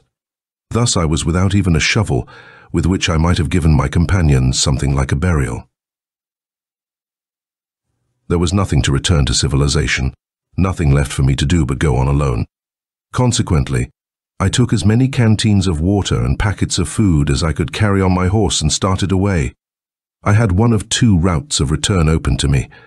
Either I could go back the way we had come and risk death on the long journey over uninhabited land, or I could forge ahead and cross the plateau and the high hills, for I knew that uninhabited land lay immediately beyond the range before me. The distance beyond the range was less than half that which I would have to recover, were I to retrace the party's course. Yet it was an unknown route, and there was danger of again encountering the little people whose ruthlessness I had witnessed. The factor that finally decided me was the still flowering hope that I might, by some accident, stumble upon the ruins of the forgotten city of Alaoza, which century-old legends traced to the plateau before me. Accordingly, I went ahead. I had not gone far, following as best I could the direction the compass indicated, when I heard a low call a little to my left. I pulled up my horse to listen. It came again, half call, half moan. Dismounting, I walked to the spot, and there I found the native whom the journals have mentioned as having made his way from the scene of the massacre. He was badly wounded in the abdomen by the same blades that had killed my companions, and he was obviously near death. I knelt beside him and raised his agonized body in my arms. His eyes flashed recognition, and he stared up into my face as memory returned to him, and unutterable horror crossed his features. "Sho," he muttered. "Little men, from Lake of Dread, walled city." I felt his body go limp in my arms, and, looking into his face, I thought him dead. I took his wrist in my hand and felt no pulse. Laying him carefully on the ground, I started away from him. As I walked through the low underbrush, a call much weaker than the first caused me to turn abruptly. The native was still lying on the ground, but his head was slightly raised with what must have been a tremendous effort, and one arm pointed weakly in the direction of the hills ahead. "Not there," he rasped. "Not 2 hills." Then he fell back, shuddering, and lay still. For a moment I was disconcerted, but I could not afford to ponder his warning. I went on, toiling all afternoon up that ever-steepening slope before me, through almost impassable defiles and up sheer walls. Occasional trees, low, stunted growths, grew from the brush and wasteland, but these impeded my progress not at all. When I reached the crest of the range, the sun was setting. Looking into the red blaze that tinted the desolate expanse before me, the monotonous, uninhabited waste of unknown Burma, my mind reverted to the fate of my companions and my own plight. Grief mingled with fear of the oncoming night, but suddenly I started, Was it the sun in my eyes that created the strange sight which grew out of the wasteland far ahead on the plateau of Song? But as I continued to stare ahead, the moving red before my eyes dimmed away, and I knew that what I saw existed, was no illusion, no phantasm. Far away across the plateau on whose very edge I stood rose a grove of tall trees, and beyond the trees, yet set in their midst, I saw the walls and parapets of a city, red in the glare of the dying sun, rising alone in the plateau like a single monument in a burial ground. I hardly dared believe what my mind thrust forward, yet there was no alternative. Before me lay the long-lost city of Lair, the shunned dead city which for centuries had figured in the tales and legends of frightened natives. Whether the city stood on an island and was surrounded by water, the Lake of Dread, as natives also believed, I could not tell, for it was at least 5 miles away, at a spot which I estimated should be the center of the plateau of Sung. In the morning I would venture there and go alone into the city deserted for centuries by men. The sun threw its last long rays over the waste expanse, even as I looked toward the fabled city of Burma, and the shadows of dusk crept upon the plateau. The city faded from sight. I hobbled my horse in a nearby spot where reddish-brown grass grew, giving it as much water as I could spare, and prepared for the night. I didn't linger long in the glow of my fire, weary from my long climb, knowing that sleep would either erase or lessen the reality of the memories of my deceased companions, and the haunting fear of danger. Yet, when I laid down under the star-filled sky, I drifted into sleep not haunted by the dead, but by the unknown souls of Lair, the ruined and forgotten. How long I slept, I cannot say. I awoke suddenly, immediately alert, sensing that I was no longer alone. My horse whinnied eerily. Gradually adjusting to the starry darkness, I beheld a sight that sharpened my senses. Far ahead against the sky, I observed a faint white line, reminiscent of a flame, undulating upward toward the distant stars. It seemed alive, akin to an electrical surge, persistently ascending, and it originated from somewhere on the plateau before me. Abruptly, I sat up. The white line emanated from the earth far ahead, in the vicinity where I had glimpsed the city among the trees, or nearby. Then, as I gazed, something diverted my attention from the light. A shifting shadow traversed my vision, momentarily obscuring the wavering line ahead. Simultaneously, my horse neighed suddenly, frantically, pulling away, tearing at the rope restraining him. There was someone near me, whether man or animal, I couldn't discern. Even as I attempted to rise to my feet, a crushing blow struck the back of my head. The last sensation I perceived was a faint, distant awareness that the sound of many tiny feet had encircled me. Then I descended into blackness. Chapter 2. Awoke in a bed. When last I had lain down to sleep on the plateau of Song, I know I had been over a day's journey from even the roughest native mats. Yet I awoke in a bed, and instinctively I knew that only a comparatively short time had passed since the mysterious attack made on me. For some moments, I lay perfectly still, not knowing what danger might lurk near me. Then I essayed to move about. There was still a sharp pain in my head. I put up my hand to feel the wound I felt sure must be there, and encountered a bandage. My exploring fingers told me that it was not only a skillful bandage, but also a thoroughly done job. Yet I could not have been taken out of the secret fastnesses of Burma in such a short time, could not have been moved to civilization.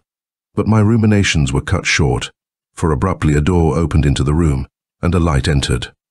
I say a light entered, for that is exactly the impression I got. It was an ordinary lamp, and it seemed to float along without human guidance. But as it came closer, I saw that it was held aloft by a very little man, certainly of that same company which had only so recently slain the men and animals of the Hawk's expedition. The creature advanced solemnly and put the lamp, which gave off a weird green light, on a stone table near the bed in which I lay. Then I saw something else. In my amazement, I had failed to notice the man who walked behind the creature carrying the lamp.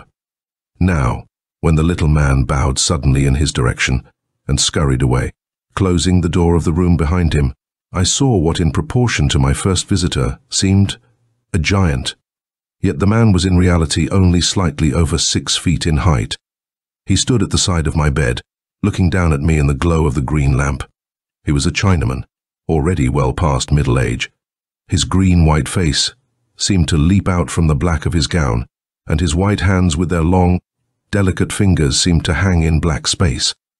On his head, he wore a black skull cap, from beneath the rim of which projected a few straggling white hairs. For a few moments, he stood looking down at me in silence. Then he spoke, and to my astonishment, addressed me in flawless English. "How do you feel now, Eric Marsh?" The voice was soft, sibilant, pleasant. The man, I felt, was a doctor. I looked at him more intently, seeking to draw him closer. There was something alarmingly familiar about his face. "I feel better," I said. "There is still slight pain."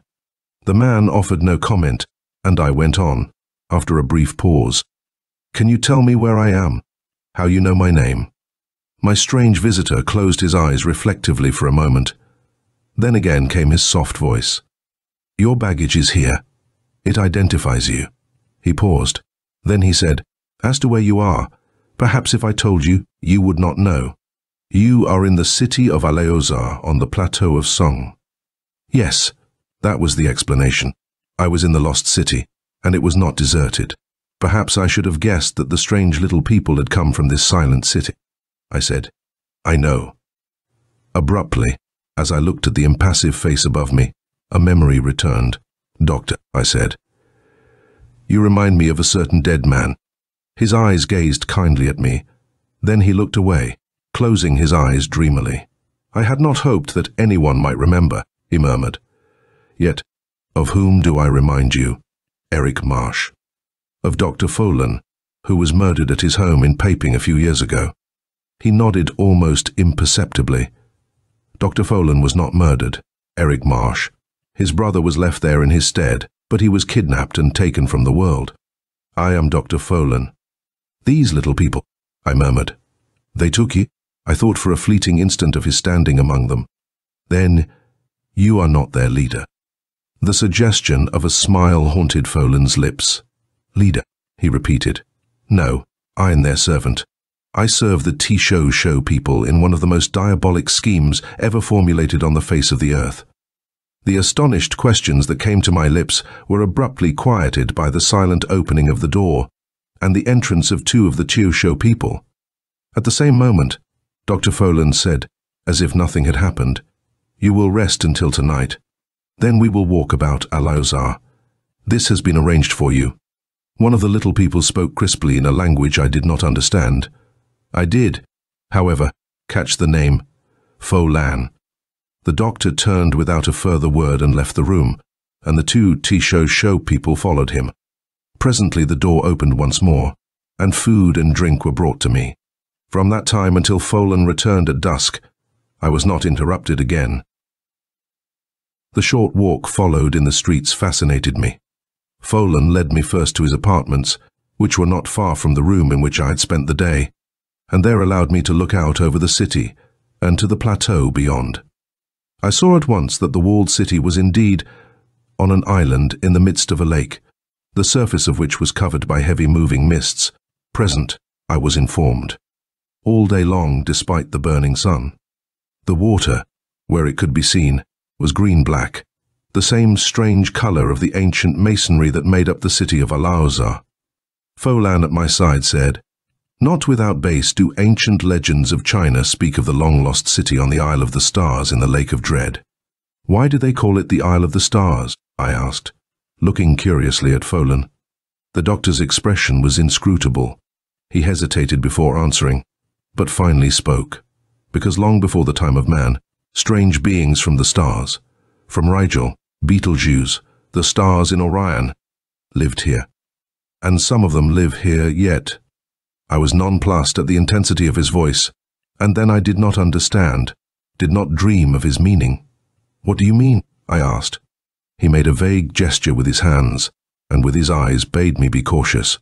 "You were saved from death only so that you might help me," Folan said, "and I, Eric Marsh, have for years been helping these little people, directing them to penetrate the deep and unknown caverns beneath the Lake of Dread and the surrounding plateau of Sung, where Loigar and Jar, ancient evil ones, and their minions await the day when they can once more sweep over the earth to bring death and destruction and incredible age-old evil.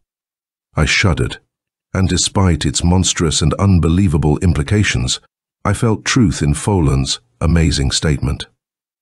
Yet I said, "You do not speak like a scientist, Doctor." He gave a curt, brittle laugh.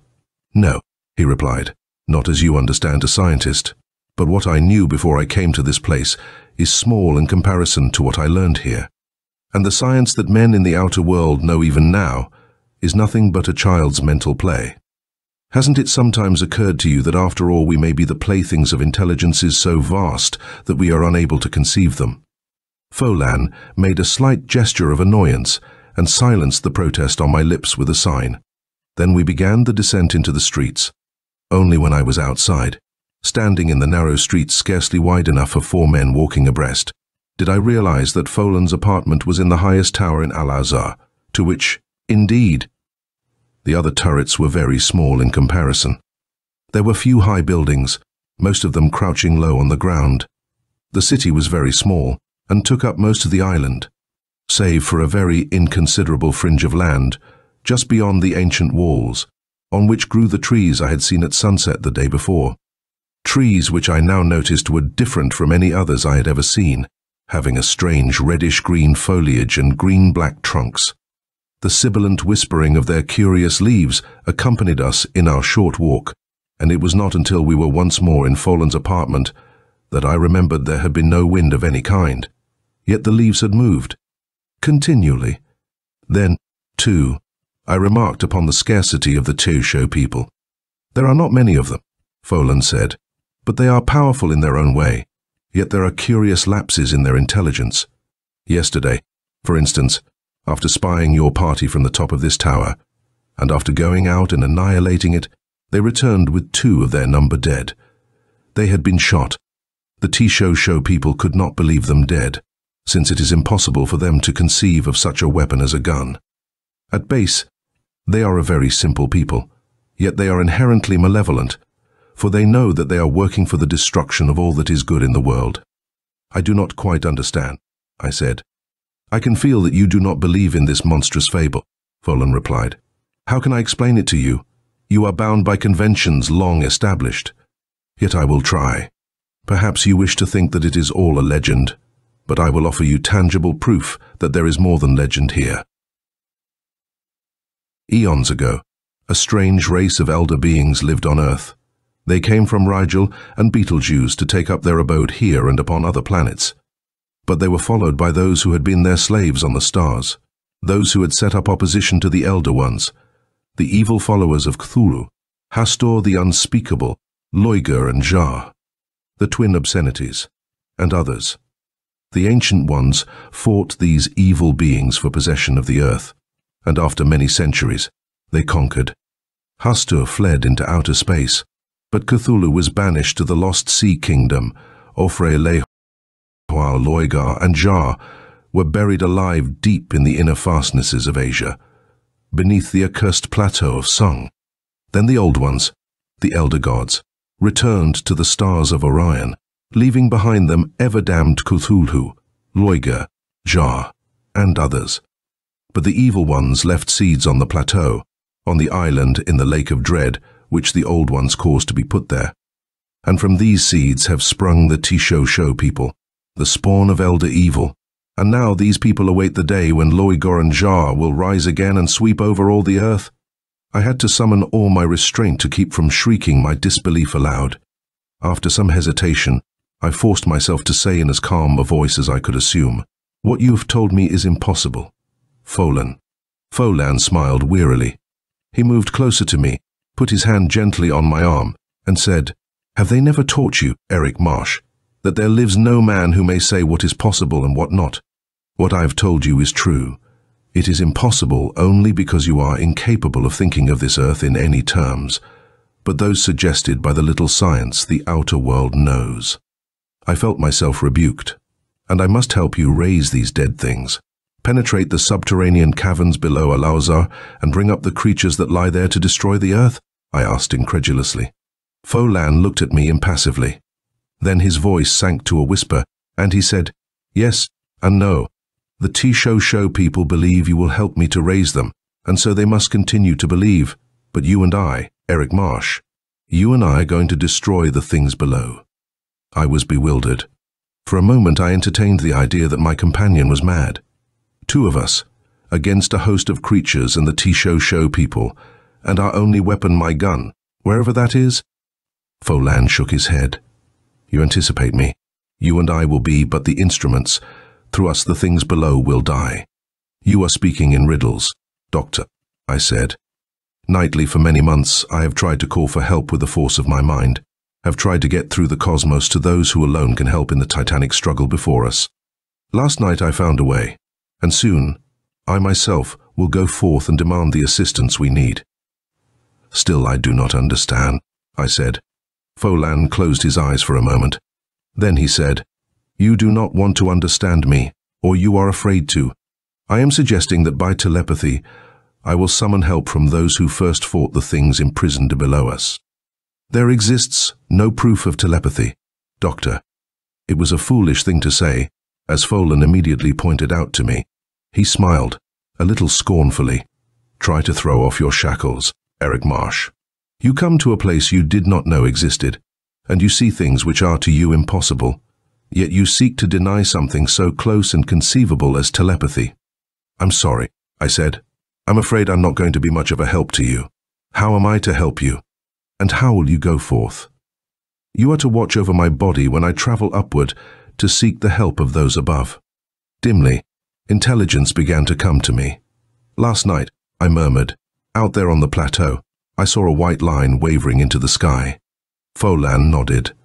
"That was the way," he said, "made visible by the power of my desire. Soon I shall travel it."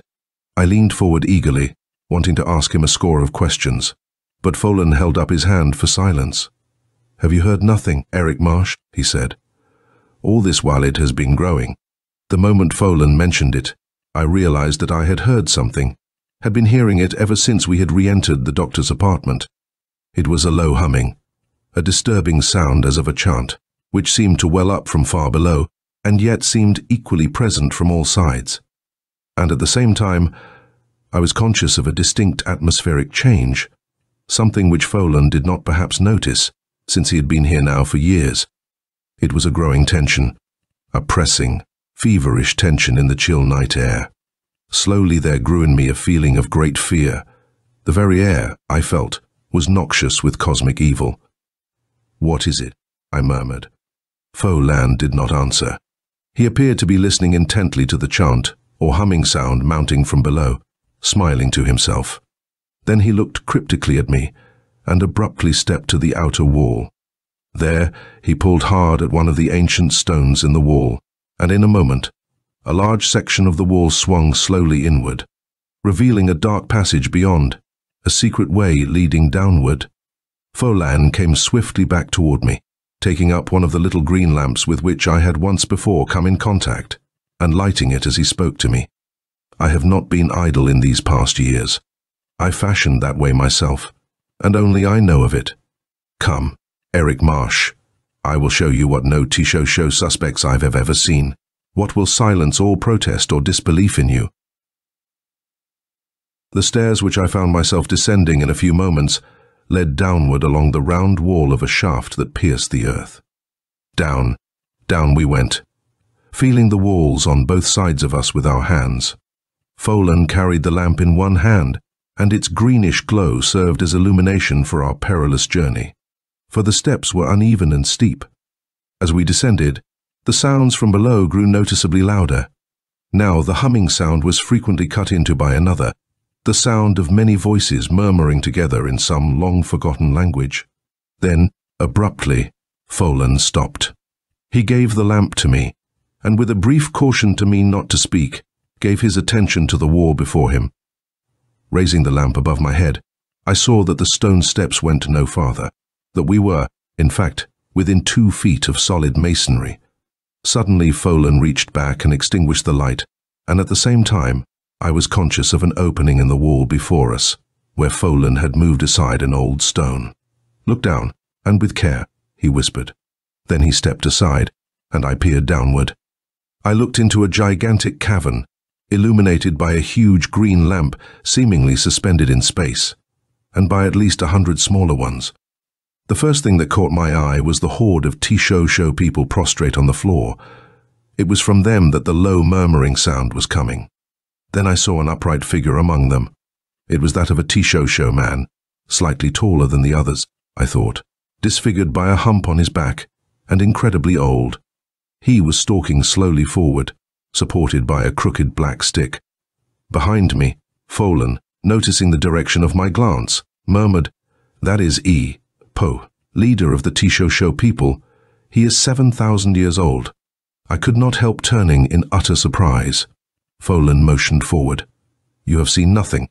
Look beyond them, beyond Po, in the half-darkness forward, but do not cry out."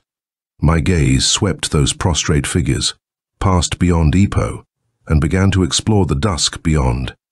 I think I must have been looking for some moments at the thing that crouched there before I actually realized it. That was because the creature was so large.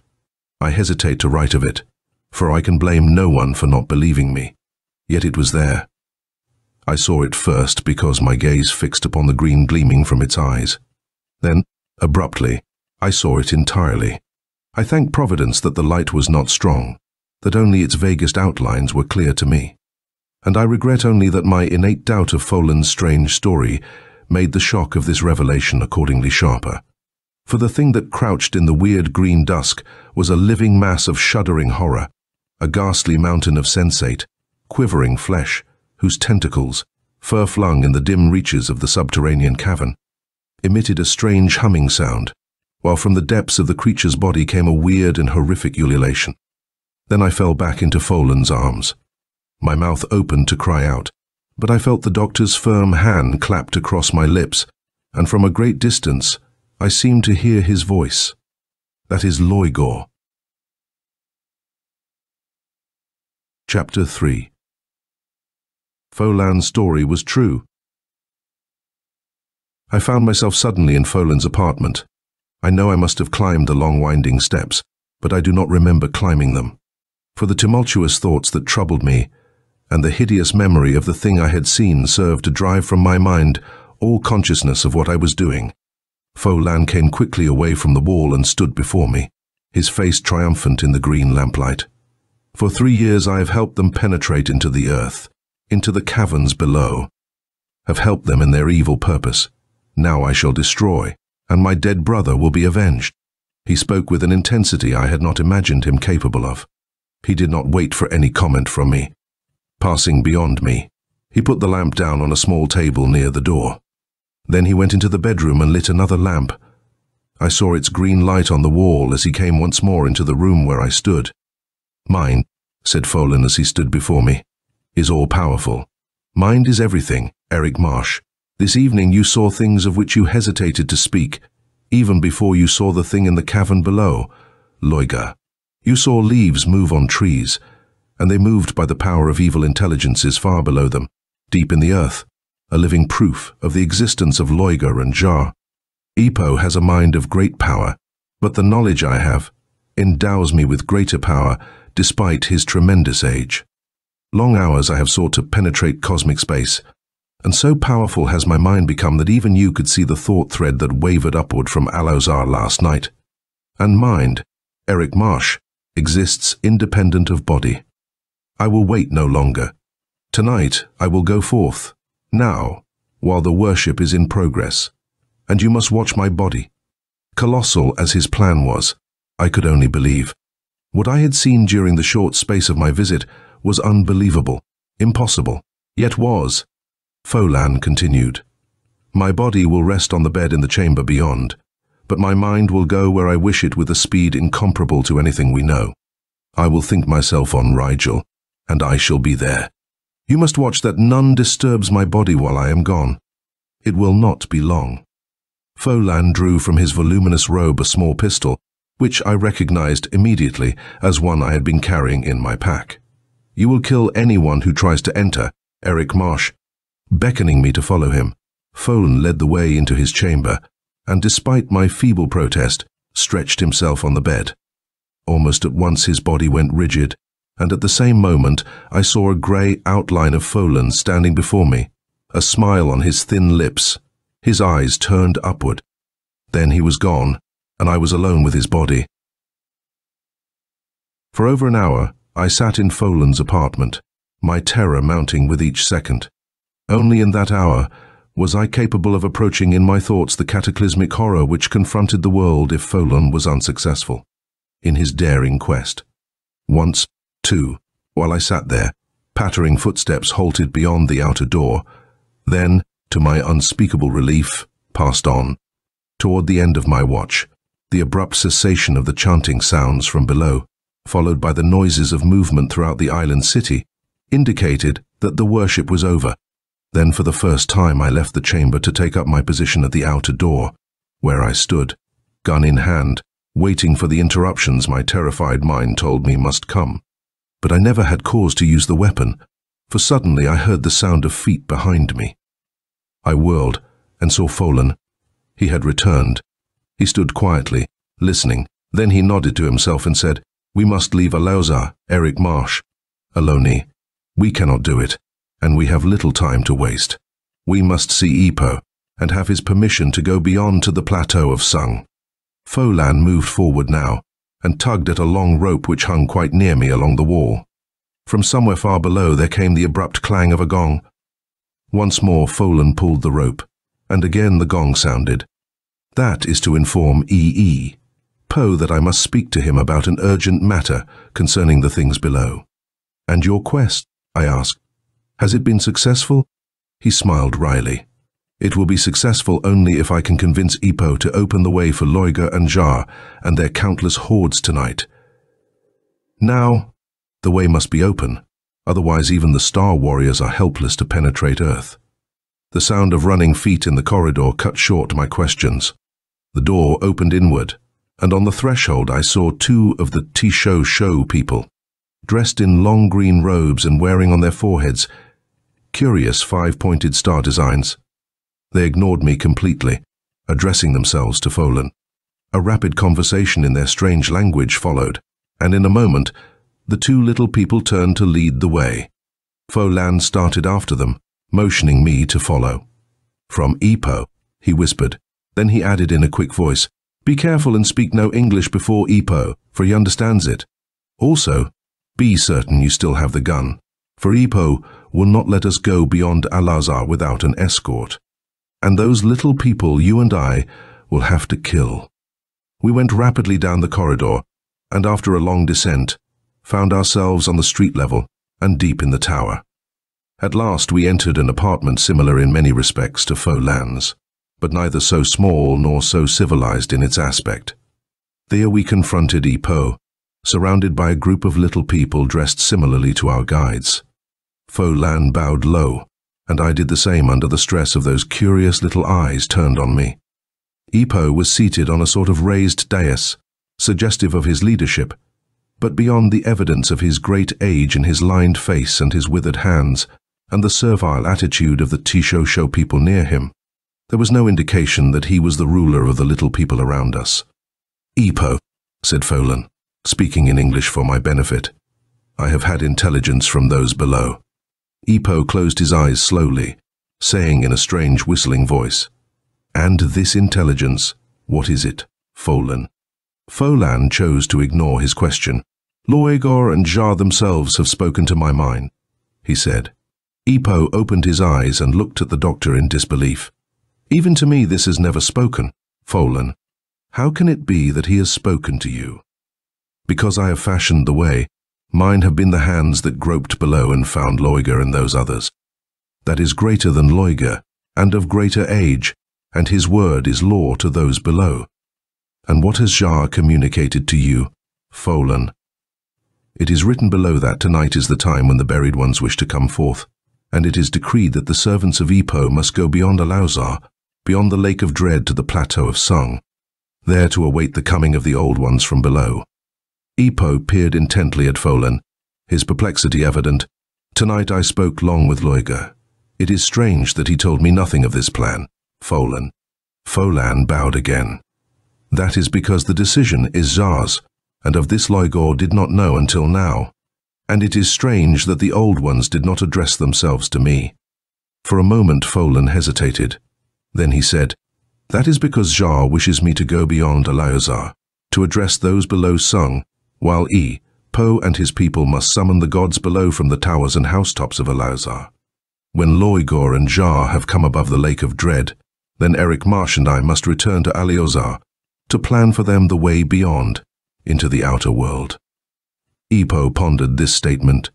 In me, uneasiness was beginning to grow when at last the Tishosho leader said, "It will be as you wish, Folan, but 4 of my people must go with you and the American." Folan bowed. "It is pleasing to me that 4 others accompany us, but it is necessary also for us to take with us food and water, for there is no way of telling how many hours it may take the old ones to rise from below." Po acquiesced without question. Within a half hour, the 6 of us found ourselves pushing off the Isle of the Stars into the Lake of Dread, heavily shrouded in thick mists which gave off a strange putrescent odor. The barge-like boat in which we rode was strangely suggestive of ancient Roman galleys, yet very different. The Tishosho people sculled their way across the lake, and in a few moments we had reached the opposite shore and were pushing rapidly across the plateau of Sung. We had not gone far, when from behind us came a weird whistling call, then another, and finally a ghastly assembly was piping weirdly from the towers of Alauzar, and from below there came suddenly the terrifying sound of movements under the earth.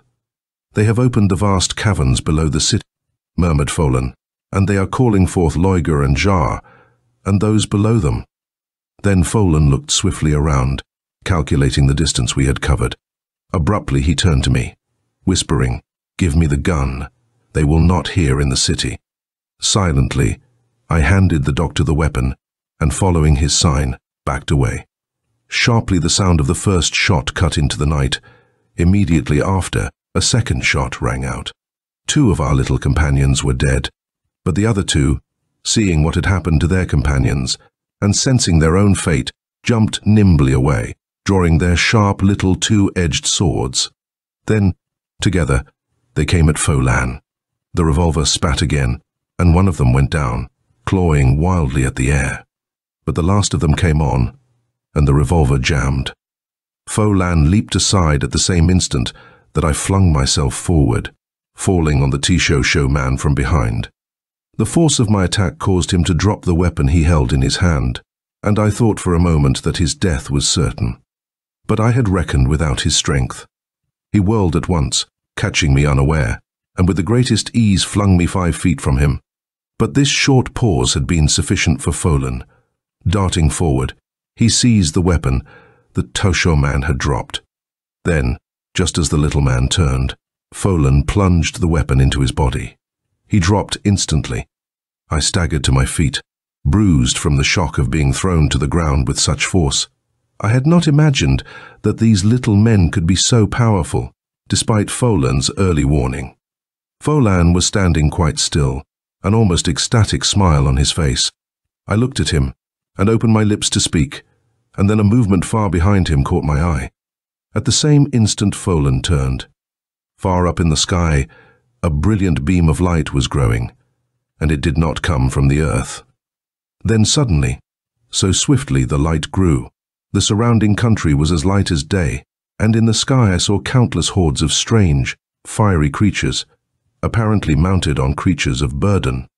The riders in the sky were oddly like men in construction, save that from their sides grew 3 pairs of flailing growths similar to arms, yet not arms, and in these growths they carried curious tube-like weapons. And in size, these beings were monstrous. "My God," I exclaimed, when I could find my voice. "What is it, Folan?" Folan's eyes were gleaming in triumph. "They are the star warriors sent by the Ancient Ones from Orion. Up there, they listen to my plea, for they know that Loiger and Zar and their evil spawn are deathless to man. They know that only the ancient weapons of the elder gods can punish and destroy." I looked once more into the sky. The glowing beings were now much closer, and I saw that the things they rode were limbless, that they were exactly like long tubes, pointed at both ends, traveling, evidently, only in the power of the ray of light emanating from the stars far above. The ululations from beneath the earth have guided them here, and now they will destroy. Folan's voice was drowned out abruptly by the terrific clamor that rose abruptly from Aleozar, for the Star Warriors had surrounded the city, and now from their tube-like appendages shot forth great beams of annihilation and death, and the age-old masonry of Aleozar was crumbling into ruin. Then suddenly the Star Warriors descended, entering into the city and penetrating the vast caverns beneath. And then two things happened.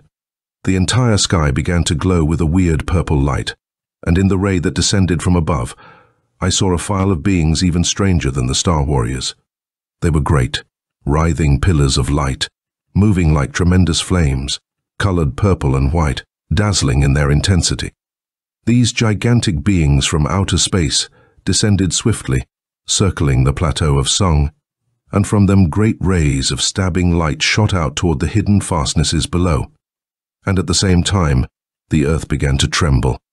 Shuddering, I put out my hand to touch Folan's arm. He was utterly unmoved, save in triumphant joy at the spectacle of the destruction of Aleozar.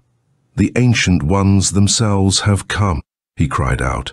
I remember wanting to say something, but I saw suddenly one of those inconceivable pillars of light bending over Folan and me, and I felt slithering tentacles gently reaching around me. Then I knew no more. There is little more to write. I came to my senses near Banka, miles from the plateau of Sung, and at my side was Folan, unhurt and smiling. We had been transported within the second by the ancient god, who had bent to save us from the destruction of the things beneath the earth.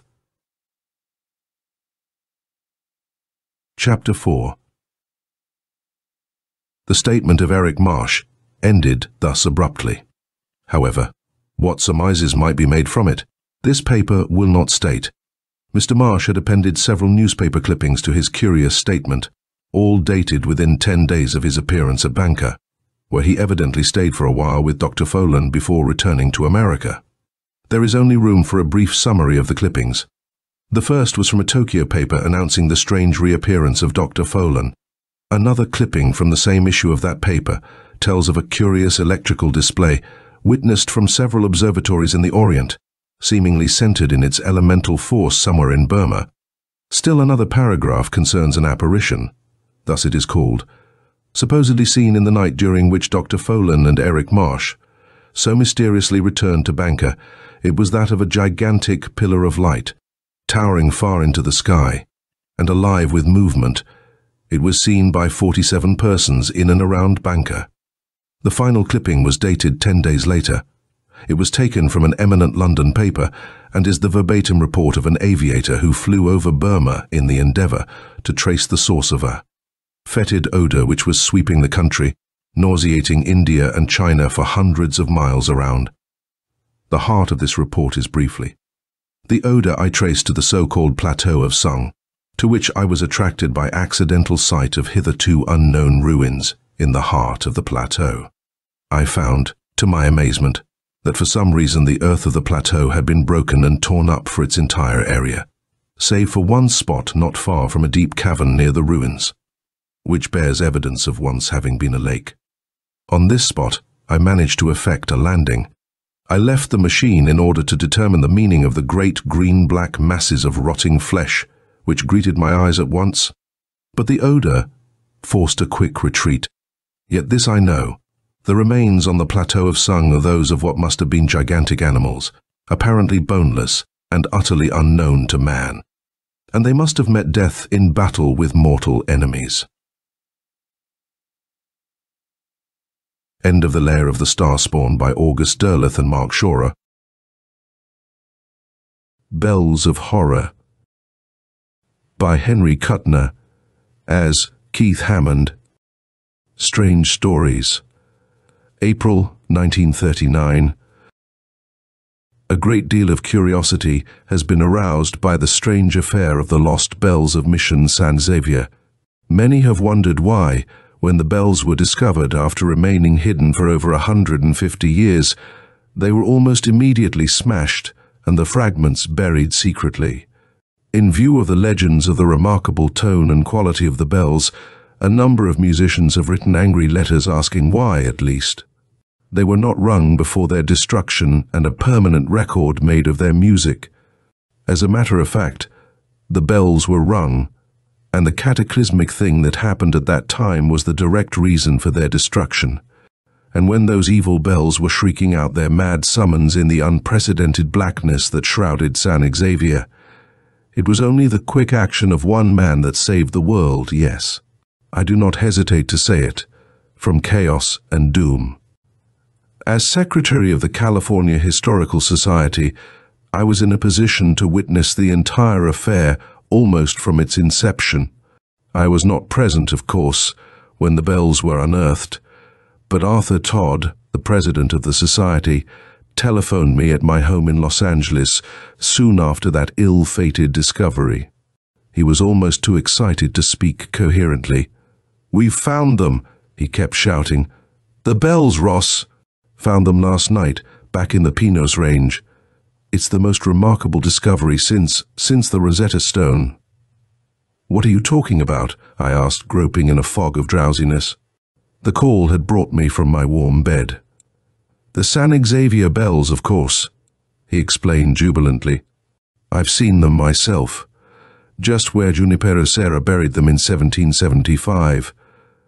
A hiker found a cave in the Pinos and explored it, and there was a rotting wooden cross at the end with carving on it. What did the carving say?" I broke in. Oh, just a minute, I have it here. Listen. Let no man hang the evil bells of the Mutsunes which lie buried here, lest the terror of the night rise again in Nueva California. The Mutsunes, you know, were supposed to have had a hand in casting the bells. "I know," I said into the transmitter. "Their shamans were supposed to have put a magic spell on them." I'm wondering about that," Todd said. "There have been some very unusual things happening up here. I've only got 2 of the bells out of the cave. There's another, you know, but the Mexicans won't go in the cave anymore. They say, well, they're afraid of something, but I'll get that bell if I have to dig it up myself." "Want me to come up there?" "If you will," Todd said eagerly. "I'm phoning from a cabin in Coyote Canyon. I left Denton, my assistant, in charge. Suppose I send a boy down to San Xavier to guide you to the cave?" "All right," I assented. "Send him to the Xavier Hotel. I'll be there in a few hours." San Xavier is perhaps 100 miles from Los Angeles. I raced along the coast, and within 2 hours I had reached the little mission town, hemmed in by the Pinos Range, drowsing sleepily on the edge of the Pacific. I found my guide at the hotel, but he was oddly reluctant to return to Todd's camp. "I can tell you how to go, Signor. You will not get lost." The boy's dark face was unnaturally pale beneath its heavy tan, and there was a lurking disquiet in his brown eyes. "I don't want to go back." I jingled some coins. "It's not as bad as all that, is it?" I asked. "Afraid of the dark?" He flinched. "See, the dark, it's very dark in that cave, Signor." The upshot was that I had to go alone, trusting to his directions and my own ability in the open.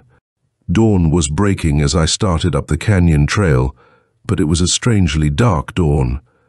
The sky was not overcast, but it held a curious gloom. I have seen such oppressively dark days during dust storms, but the air seemed clear enough, and it was very cold, although even from my height I could see no fog on the Pacific. I kept on climbing. Presently I found myself threading the gloomy, chill recesses of Coyote Canyon. I shivered with cold. The sky was a dull, leaden color, and I found myself breathing heavily. In good physical condition, the climb had tired me unduly. Yet I was not physically tired. It was rather an aching, oppressive lethargy of mind. My eyes were watering, and I found myself shutting them occasionally to relieve the strain. I wished the sun would come over the top of the mountain. Then I saw something extraordinary and horrible. It was a toad, grey, fat, ugly. It was squatting beside the A-rock at the side of the trail, rubbing itself against the rough stone. One eye was turned toward me, or rather, the place where the eye should have been. There was no eye. There was only a slimy little hollow. The toad moved its ungainly body back and forth, sawing its head against the rock. It kept uttering harsh little croaks of pain, and in a moment it had withdrawn from the stone and was dragging itself across the trail at my feet. I stood looking at the stone, nauseated. The grey surface of rock was bedaubed with whitish streaks of fetor and the shredded bits of the toad's eye. Apparently the toad had deliberately ground out its protruding eyes against the rock. It crept out of sight beneath a bush, leaving a track of slime in the dust of the trail. I involuntarily shut my eyes and rubbed them, and suddenly jerked down my hands, startled at the roughness with which my fists had been digging into my eye sockets. Lancing pain shot through my temples. Remembering the itching, burning sensation in my eyes, I shuddered a little. Had the same sort of torture caused the toad deliberately to blind itself? My God! I ran on up the trail. Presently I passed a cabin, probably the one from which Todd had telephoned, for I saw wires running from the roof to a tall pine. I knocked at the door. No answer. I continued my ascent. Suddenly there came an agonized scream, knife-edged and shrill, and the rapid thudding of footsteps. I stopped, listening. Someone was running down the trail toward me, and behind him I could hear others racing, shouting as they ran. Around a bend in the trail a man came plunging.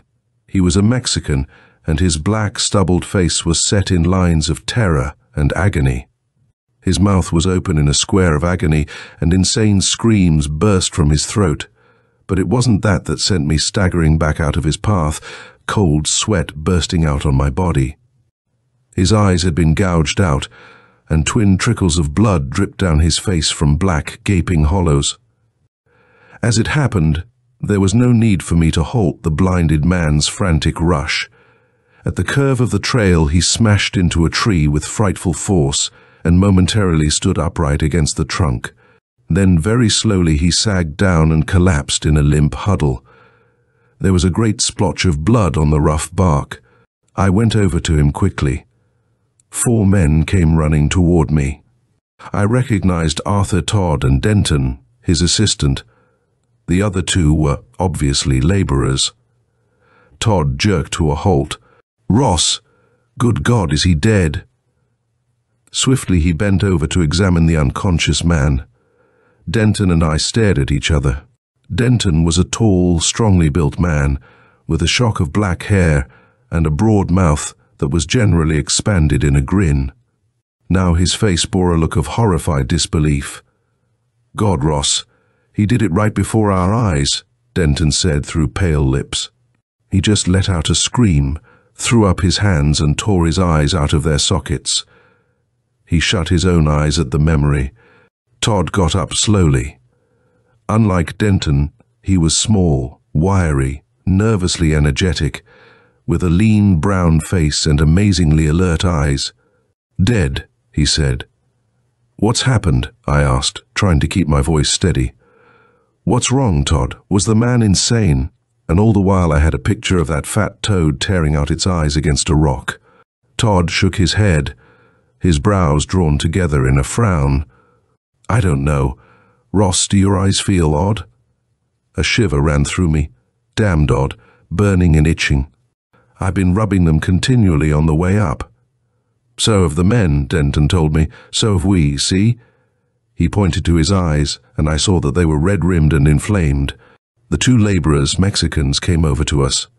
One of them said something in Spanish. Todd barked a sharp order, and they fell back, hesitating. Then, without further parley, they took to their heels down the trail. Denton started forward with an angry shout, but Todd caught his arm. "No use," he said quickly. "We'll have to get the bells out ourselves." "You found the last one?" I asked as he turned back up the trail. "We found them, all three," Todd said somberly. "Denton and I dug up the last one ourselves, and we found this too." He drew a dirt-encrusted greenish metal tube from his pocket and gave it to me. Within the cylinder was a sheet of parchment in a remarkably good state of preservation. I puzzled over the archaic Spanish script. "Let me," Todd said, taking it carefully. He translated expertly. "On the 21st of June, by the favor of God, the attack by the pagan Mutsunes having been repulsed. The 3 bells cast a month ago were buried in this secret cave and the entrance sealed, but a landslide obviously opened it up again recently," Todd broke off to explain.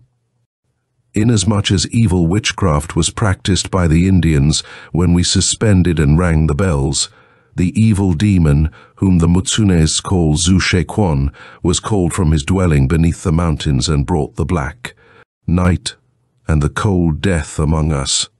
The large cross was overthrown, and many of the people were possessed of the evil demon, so that the few of us who retained our senses were hard put to it to overcome their fiend-inspired attack and remove the bells. Afterward we gave thanks to God for our preservation, and gave aid to those who were injured in the fray.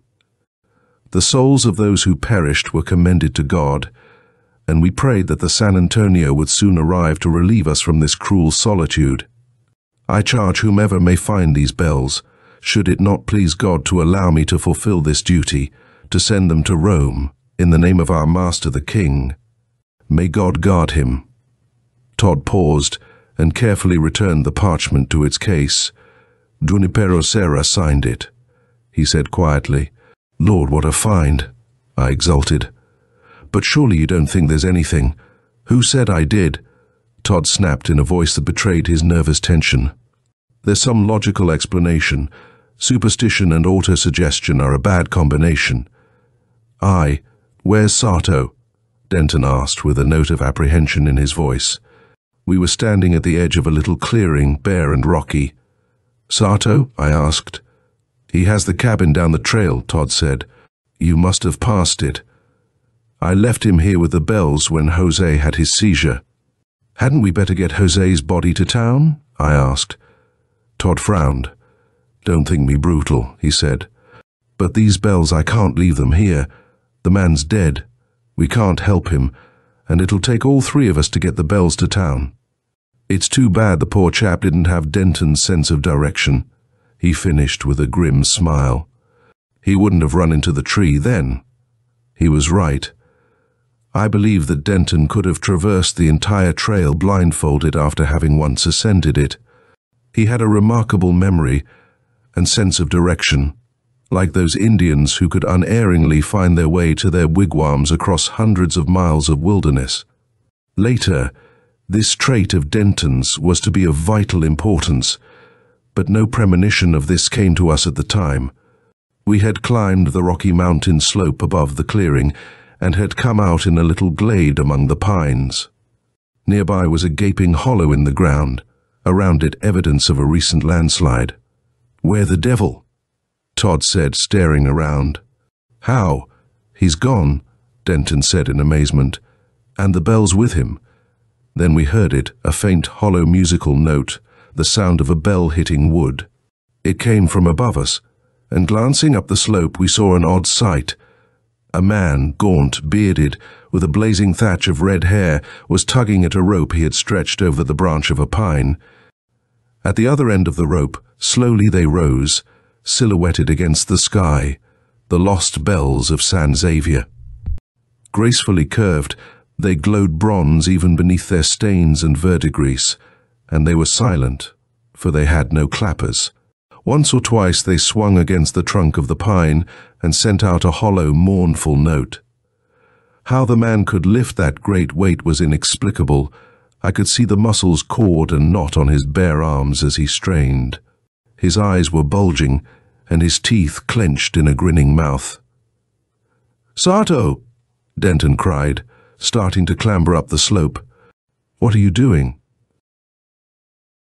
Startled, the man jerked his head around and stared at us. The rope slipped through his fingers, and we saw the bells plunge down. With a frightful effort he clutched the rope and halted their descent momentarily, but the strain threw him off balance. He tottered, overbalanced, and came crashing down the slope, and behind him, overtaking him, rolled and bounded the bells, throbbing and booming as they clashed against rocks. "God!" I heard Todd whisper. "The mad fool!" There was a maelstrom of dust and flying shale on the slope above. I heard a sickening crunch, and Denton threw himself desperately aside. Through the dust I saw one of the bells smash down on the sliding body of Sato, and then I was stumbling away, scrubbing furiously at my eyes. Blinded by the flying particles of dirt, the rattle and roar subsided slowly as I clung to a tree. I blinked, glanced around. Almost at my feet was one of the bells. There was a great crimson stain upon it. The body of Sato was visible, jammed into a bush on the slope above, and a few feet below it, propped upright against a jagged rock, was Sato's battered, gory head. Thus ended the first act of the drama I was to witness. The bells were to be hung 2 weeks later.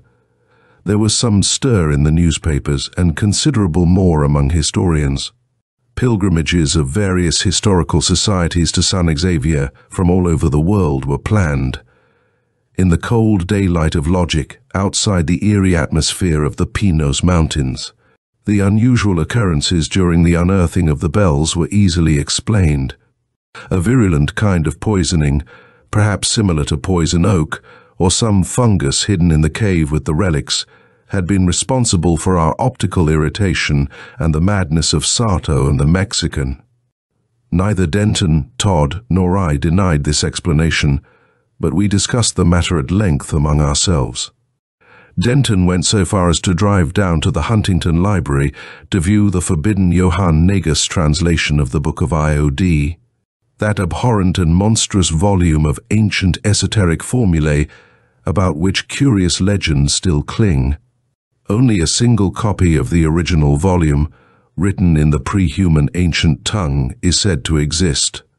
Certainly few even know of the expurgated Johann Negus translation, but Denton had heard vague rumors about a passage in the book which he declared might be connected with the legends of the San Xavier bells.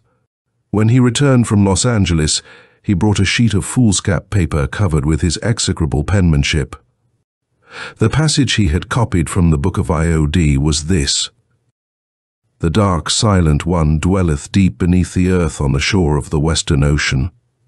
Not one of those potent old ones from hidden worlds and other stars is he, for in earth's hidden blackness he hath always dwelt. No name hath he, for he is the ultimate doom and the undying emptiness and silence of old night.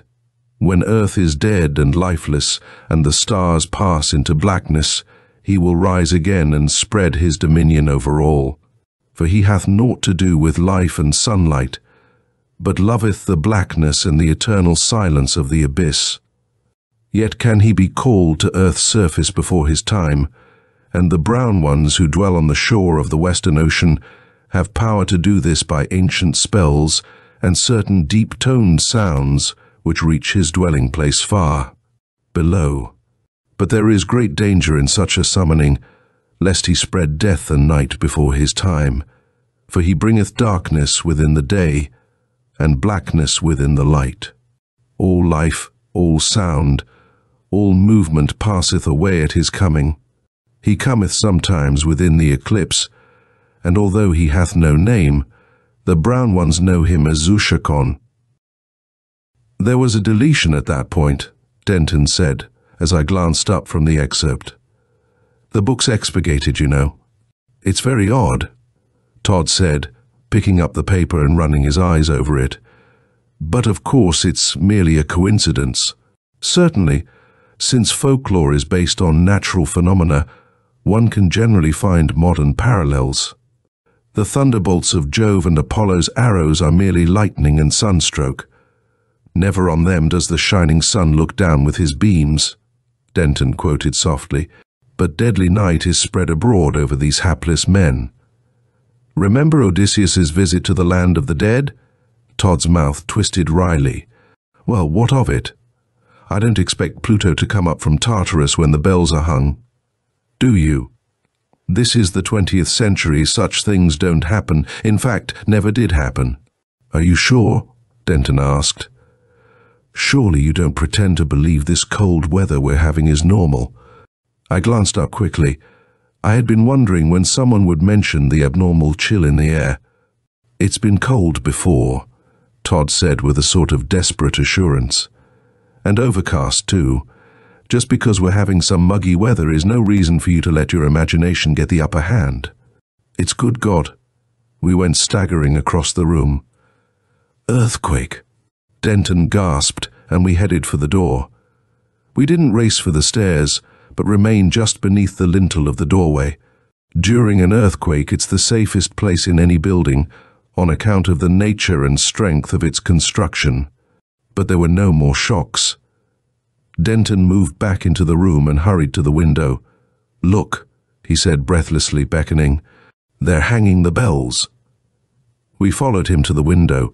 From it we could see the mission San Xavier 2 blocks away, and in the arches in the bell tower figures were toiling over the 3 bells. They say when the bells were cast, the Indians threw the body of a living girl into the boiling metal, Denton said, apropos of nothing. I know it, Todd answered snappishly, and the shamans enchanted the bell with their magic. Don't be a fool. Why shouldn't some peculiar vibration like the sound of a bell create certain unusual conditions? Denton asked hotly, and I thought I detected a note of fear in his voice. We don't know all there is to know about life, Todd. It may take strange forms or even... Clang. The booming, ominous note of a bell rang out. It was strangely deep, thrilling through my eardrums and sending its eerie vibration along my nerves. Denton caught his breath in a gasp. Clang. A deeper note, throbbing, sending a curious pain through my head.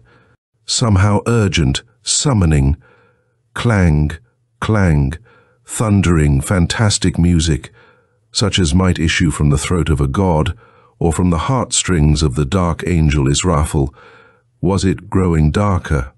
Was a shadow creeping over San Xavier?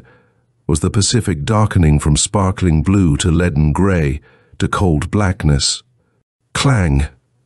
Then I felt it, a premonitory tremble of the floor beneath my feet. The window rattled in its casing. I felt the room sway sickeningly, tilt and drop, while the horizon seesawed slowly, madly, back and forth. I heard a crashing from below, and a picture dropped from the wall to smash against the floor. Denton, Todd, and I were swaying and tottering drunkenly toward the door. Somehow I felt that the building wouldn't stand much more. It seemed to be growing darker. The room was filled with a hazy, tenebrous gloom. Someone screamed shrilly. Glass smashed and shattered. I saw a spurt of dust spray out from the wall, and a bit of plaster dropped away. And suddenly I went blind. At my side, Denton cried out abruptly, and I felt a hand grip my arm. "That you, Ross?" I heard Todd ask in his calm voice, precise as ever. "Is it dark?" "That's it," Denton said from somewhere in the blackness. "I'm not blind then. Where are you? Where's the door?" A violent lurch of the building broke Todd's clutch on my arm, and I was flung against the wall. "Over here," I shouted above the crashing and roaring. "Follow my voice." In a moment I felt someone fumbling against my shoulder. It was Denton, and soon Todd joined him. "God, what's happening?" I jerked out. "Those damn bells," Denton shouted in my ear. The Book of Iod was right. He bringeth darkness within the day.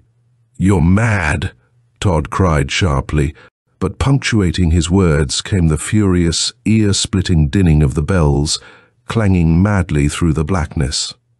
"Why do they keep ringing them?" Denton asked and answered his own question. "The earthquake's doing it. The quake's ringing the bells." Clang, clang. Something struck my cheek, and putting up my hand I felt the warm stickiness of blood. Plaster smashed somewhere.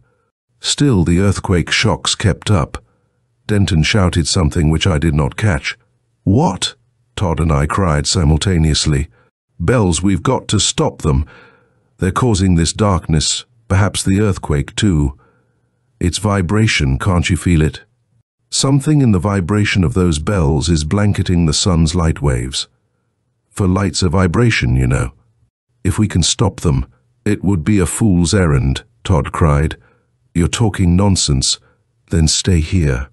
I can find my way. Will you come, Ross?" For a second I did not answer. All the monstrous references gleaned from our study of the lost bells were flooding back into my mind.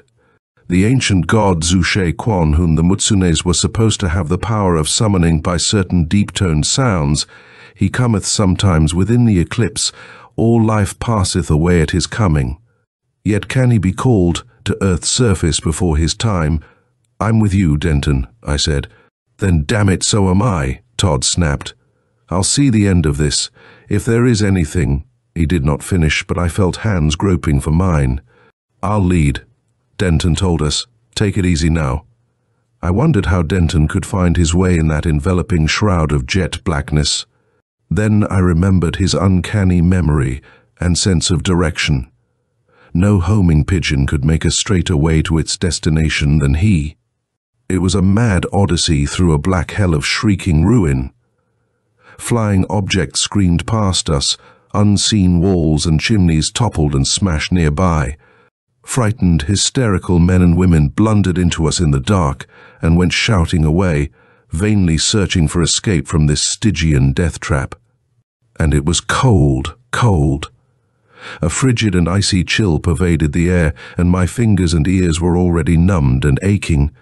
The icy air sent knife-edged pains slashing through my throat and lungs as I breathed.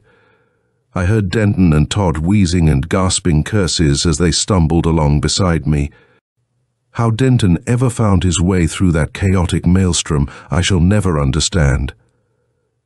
"Here!" Denton shouted. "The mission!" Somehow we mounted the steps. How the mission managed to stand through the grinding shocks I do not know. What probably saved it was the curious regularity of the temblors. The quakes were more of a rhythmic, slow swaying of the earth than the usual abrupt, wrenching shocks. From nearby came a low chanting, incongruous in the madness around us. "Gloria Patri Filio Spiritui Sancto." The Franciscans were praying. But what availed their prayers while in the tower the bells were sending out their blasphemous summons? Luckily, we had often visited the mission, and Denton knew his way to the tower. On that incredible climb up the stairs to the bell tower, I shall not dwell, although every moment we were in danger of being dashed down to instant death.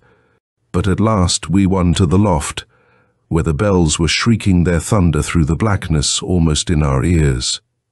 Denton released my hand and shouted something I could not distinguish. There was an agony of pain in my head, and my flesh ached with the cold. I felt an overpowering impulse to sink down into black oblivion and leave this hellish chaos. My eyes were hot, burning, aching. For a moment I thought I had lifted my hands unconsciously to rub my eyes. Then I felt two arms constrict about my neck and vicious thumbs dug cruelly into my eye sockets. I shrieked with the blinding agony of it. Clang, clang. I battled desperately in the darkness, battling not only my unknown assailant, but fighting back a mad, perverse impulse to allow him to gouge out my eyes. Within my brain a voice seemed to whisper, "Why do you need eyes? Blackness is better. Light brings pain. Blackness is best." But I fought, fiercely, silently, rolling across the swaying floor of the bell tower, sashing against the walls, tearing those grinding thumbs away from my eyes only to feel them come fumbling back. And still within my brain that horrible, urgent whisper grew stronger. "You need no eyes. Eternal blackness is best." I was conscious of a different note in the clamor of the bells. What was it? There were only two notes now. One of the bells had been silenced. Somehow the cold was not so oppressive. And was a greyish radiance beginning to pervade the blackness. Certainly the Templars were less violent, and as I strained to break away from my shadowy opponent, I felt the racking shock subside, grow gentler, die away altogether. The harsh clangor of the two bells stopped. My opponent suddenly shuddered and stiffened. I rolled away, sprang up in the greyness, alert for a renewal of the attack. It did not come.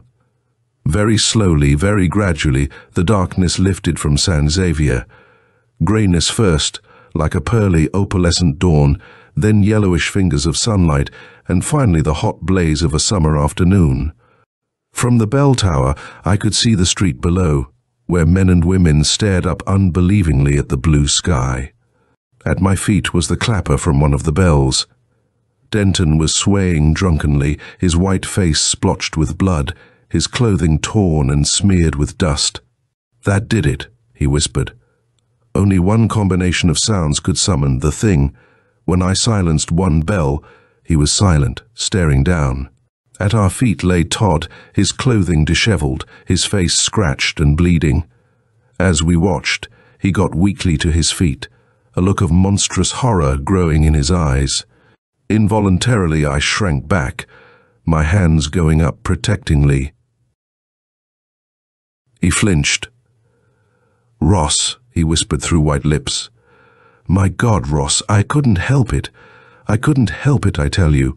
Something kept telling me to put out your eyes, and Denton's too, and then to gouge out my own." A voice in my head. And abruptly, I understood, remembering that horrible whisper within my brain, while I struggled with poor Todd. That malignant horror, he whom the book of Iod called Zushakon, and whom the Mutsunis knew as Zushakon, had sent his evil, potent command into our brains, commanding us to blind ourselves. And we had nearly obeyed that voiceless, dreadful command. But all was well now. Or was it? I had hoped to close the doors of my memory forever on the entire horrible affair, for it is best not to dwell too closely upon such things.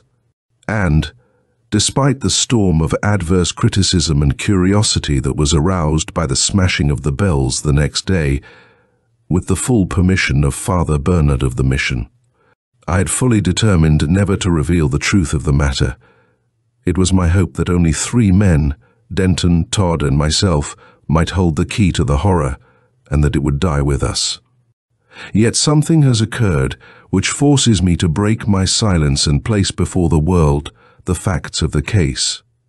Denton agrees with me that perhaps thus mystics and occultists, who have knowledge of such things, may be enabled to utilize their knowledge more effectually if what we fear ever comes to pass. 2 months after the affair at San Xavier, an eclipse of the sun occurred. At that time, I was at my home in Los Angeles.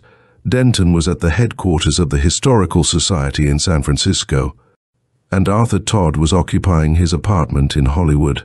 The eclipse began at 2:17 p.m., and within a few moments of the beginning of the obscuration, I felt a strange sensation creeping over me.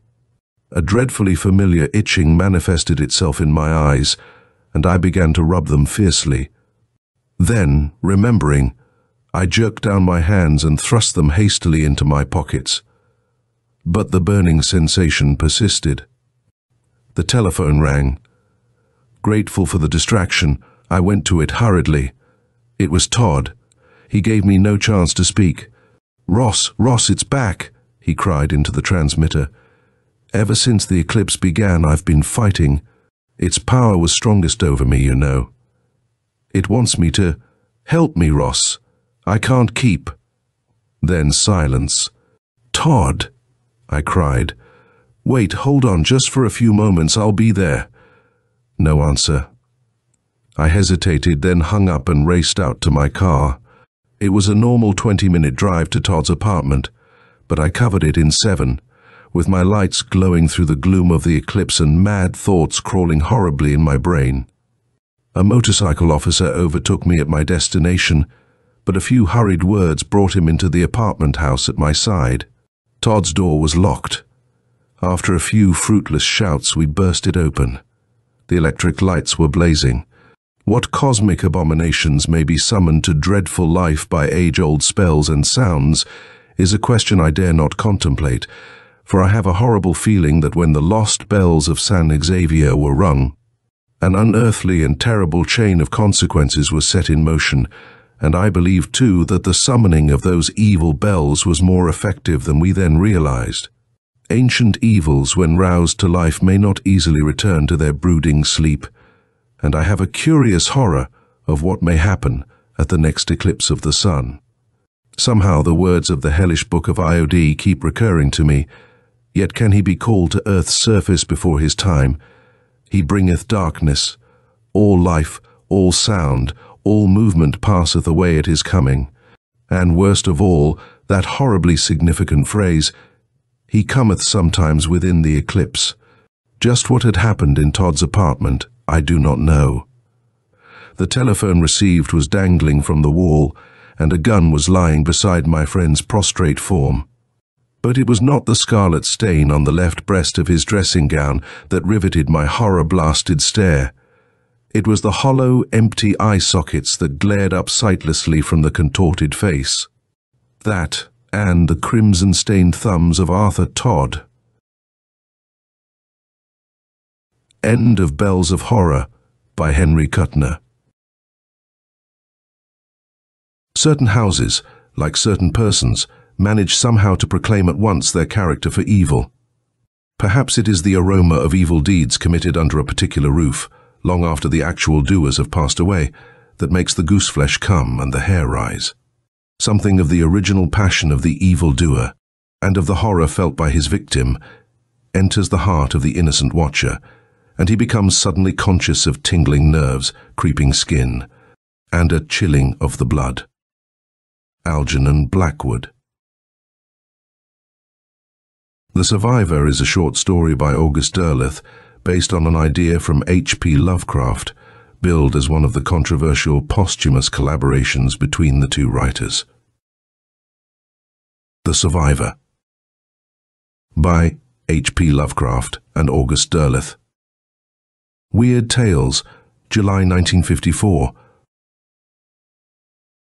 I had never intended to speak or write again of the Charriere house. Once I had fled Providence on that shocking night of discovery, there are memories which every man would seek to suppress, to disbelieve, to wipe out of existence, but I am forced to set down now the narrative of my brief acquaintance with the house on Benefit Street, and my precipitate flight therefrom, lest some innocent person be subjected to indignity by the police in an effort to explain the horrible discovery. The police have made at last that same ghastly horror it was my lot to look upon before any other human eye, and what I saw was surely far more terrible than what remained to be seen after all these years, the house having reverted to the city as I had known it would. While it is true that an antiquarian might be expected to know considerably less about some ancient avenues of human research than about old houses, it is surely conceivable that one who is steeped in the processes of research among the habitations of the human race might occasionally encounter a more abstruse mystery than the date of an E.L. or the source of a gambrel roof, and find it possible to come to certain conclusions about it, no matter how incredible, how horrible or frightening, or even, yes, damnable. In those quarters where antiquarians gather, the name of Elijah Atwood is not entirely unknown. Modesty forbids me to say more. But it is surely permissible to point out that anyone sufficiently interested to look up references will find more than a few paragraphs about me in those directories devoted to information for the antiquary. I came to Providence, Rhode Island, in 1930, intending to make only a brief visit and then go on to New Orleans. But I saw the Charriere house on Benefit Street, and was drawn to it as only an antiquarian would be drawn to any unusual house isolated in a New England street of a period not its own, a house clearly of some age, and with an indefinable aura that both attracted and repelled. What was said about the Charriere house, that it was haunted, was no more than what was said about many an old abandoned dwelling in the old world as well as in the new, and even, if I can depend on the solemn articles in the Journal of American Folklore, about the primitive dwellings of American Indians, Australian bush people, the Polynesians, and many others. Of ghosts I do not wish to write. Suffice it to say that there have been within the circle of my experience certain manifestations which have lent themselves to no scientific explanation. Though I am rational enough to believe that there is such explanation to be found, once man chances upon the proper interpretation through the correct scientific approach. In that sense, surely the Charrier house was not haunted. No spectre passed among its rooms rattling its chain, no voice moaned at midnight, no sepulchral figure appeared at the witching hour to warn of approaching doom, but that there was an aura about the house one of evil, of terror, of hideous, eldritch things, none could deny. And had I been born a less insensitive clod, I have no doubt that the house would have driven me forth raving out of mind.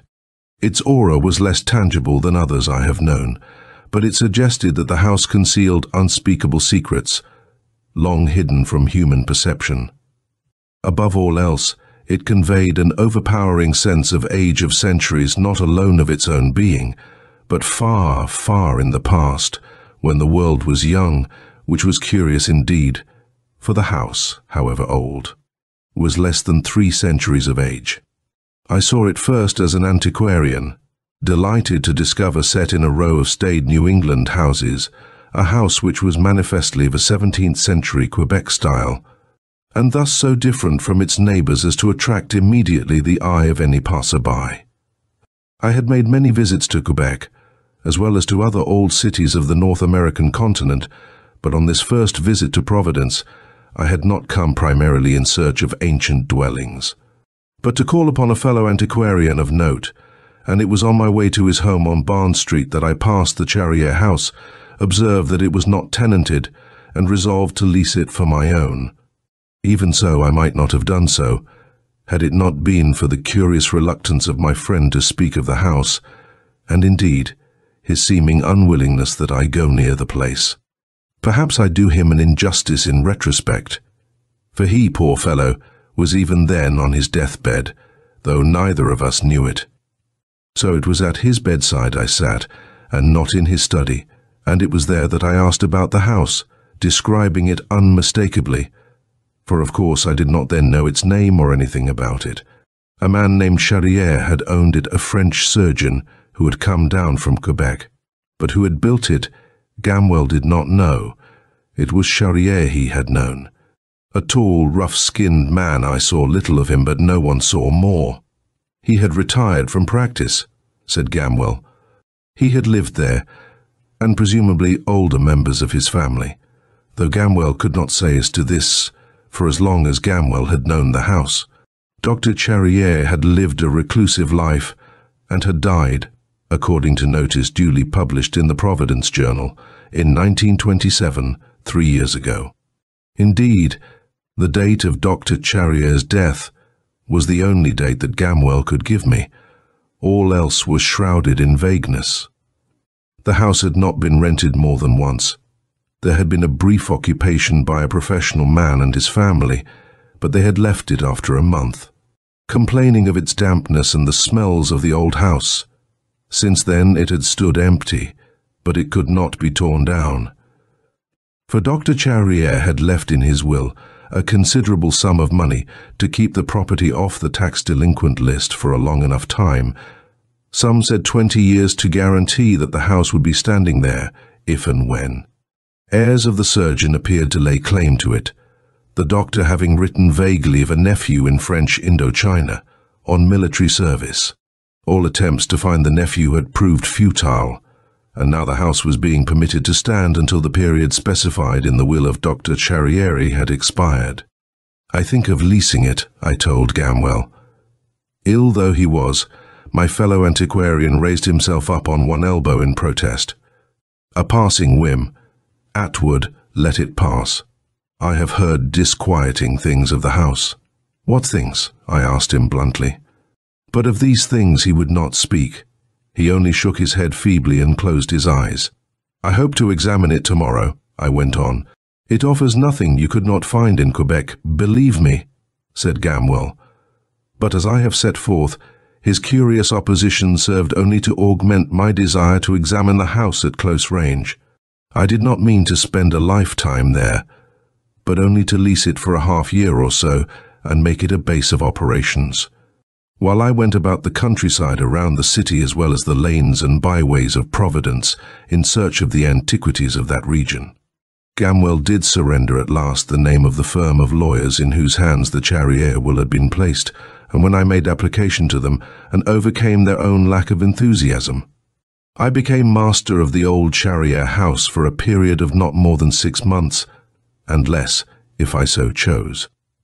I took possession of the house at once, though I was somewhat nonplussed to discover that, while running water had been put in, electricity had not. I found among the furnishings of the house these had been left in each room, exactly as at the death of Dr. Charriere, a half-dozen lamps of various shapes and ages, some of them apparently dating back a century or more, with which to light my way.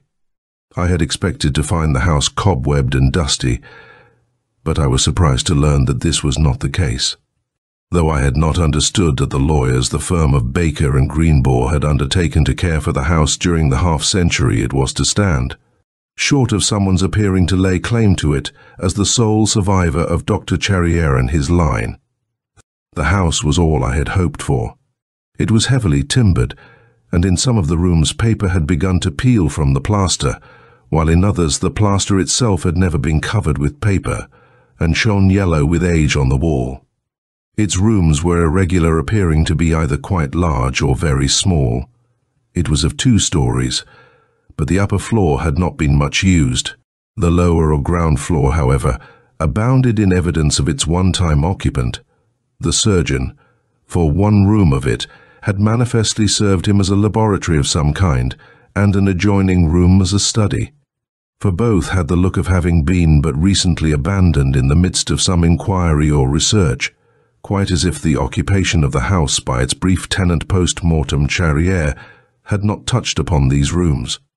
And perhaps it had not, for the house was large enough to permit of habitation without disturbing them, both laboratory and study being at the back of the house, opening out upon a garden, now much overgrown with shrubs and trees, a garden of some size, since the house occupied a frontage of over 3 lots in width, and in depth reached to a high stone wall which was but a lot removed from the street in its rear. Dr. Charriere had evidently been in the midst of some work when his hour had struck, and I confess its nature intrigued me at once, for it was plainly no ordinary one. The inquiry was not alone a study of man, for there were strange, almost cabalistic drawings, resembling physiological charts, of various kinds of saurians, though the most prominent among them were of the order Loricata and the genera Crocodilus and Osteolaemus, though there were also recognizable drawings of Gavialis, Tomistoma, Gaiman, and Alligator, with a lesser number being speculative sketches of earlier members of this reptilian order reaching back to the Jurassic period. Yet even this fascinating glimpse of the surgeon's odd vein of inquiry would not have stimulated any really genuine delving into his affairs, had it not been for the antiquarian mystery of the house. The Charriere house impressed me at once as having been the product of its age, save for the later introduction of waterworks. I had all along assumed that Dr. Charriere himself had built it. Gamwell had nowhere in our somewhat elliptical conversation given me to understand otherwise, nor had he, for that matter, mentioned the surgeon's age at his death. Presuming it to be a well-rounded 80 years, then it was certainly not he who had built the house, for internal evidence spoke clearly of its origin in the vicinity of the year 1700s, or over 2 centuries before Dr. Charriere's death. It seemed to me, therefore, that the house only bore the name of its most recent long-time tenant, and not that of its builder. It was the pursuit of this problem which brought me to several disturbing facts, which bore no relationship seemingly to credible facts. For one thing, the year of Dr. Charriere's birth was nowhere in evidence. I sought out his grave. It was, strangely, on his own property. He had obtained permission to be buried in his garden, not far from a gracious old well which stood, roofed over, with bucket and all still as it had stood. Doubtless, for almost as long as the house had been standing with a view to examining his headstone for the date of his birth, but to my disappointment and chagrin. His stone bore only his name, Jean-François Charrière, his calling, surgeon, his places of residence or professional occupation, Bayonne, Paris, Pondicherry, Quebec, Providence, and the year of his death, 1927, no more. This was enough only to further me on my quest, and forthwith I started to make inquiry by letter of acquaintances in various places where research might be done.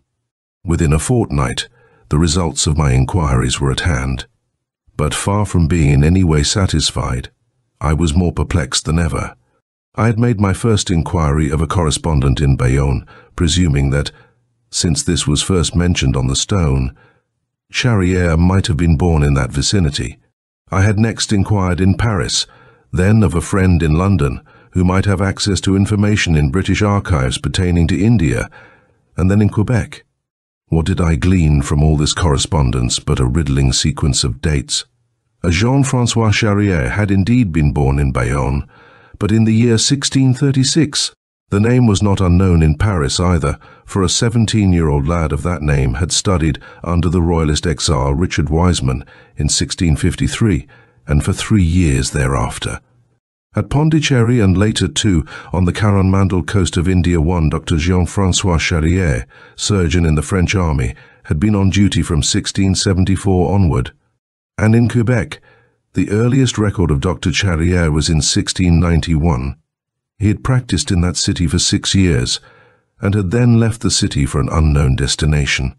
I was left, patently, with but one conclusion, that the said Dr. Jean-François Charrière, born in Bayonne 1636, last known to have been in Quebec the very year of the erection of the Charrière house on Benefit Street, was a forebear of the same name as the late surgeon who had last occupied the house. But if so, there was an absolute lacuna between that time in 1697 and the lifetime of the last occupant of the house, for there was nowhere any account of the family of that earlier Jean-François Charrière. If there had been a Madame Charrière, if there had been children, as assuredly there must have been for the line to continue to the present century, there was no record of them. It was not impossible that the elderly gentleman who had come down from Quebec might have been of single status upon his arrival in Providence, and might have married thereafter. He would then have been 61 years of age. Yet a search of the appropriate registry failed to reveal any record of such a marriage, and I was left more bewildered than ever, though, as an antiquarian. I was fully aware of the difficulties of discovering facts, and I was not at that time too discouraged to continue my inquiries. I took a new line, and approached the firm of Baker and Greenbaugh for information about the late Dr. Charrière.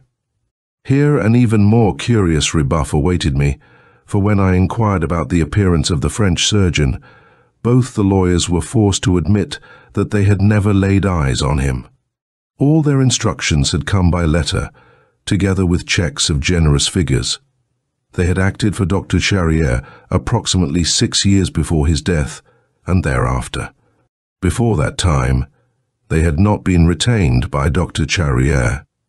I inquired then about his nephew, since the existence of a nephew implied, at least, that there had at one time been a sister or brother to Charrière.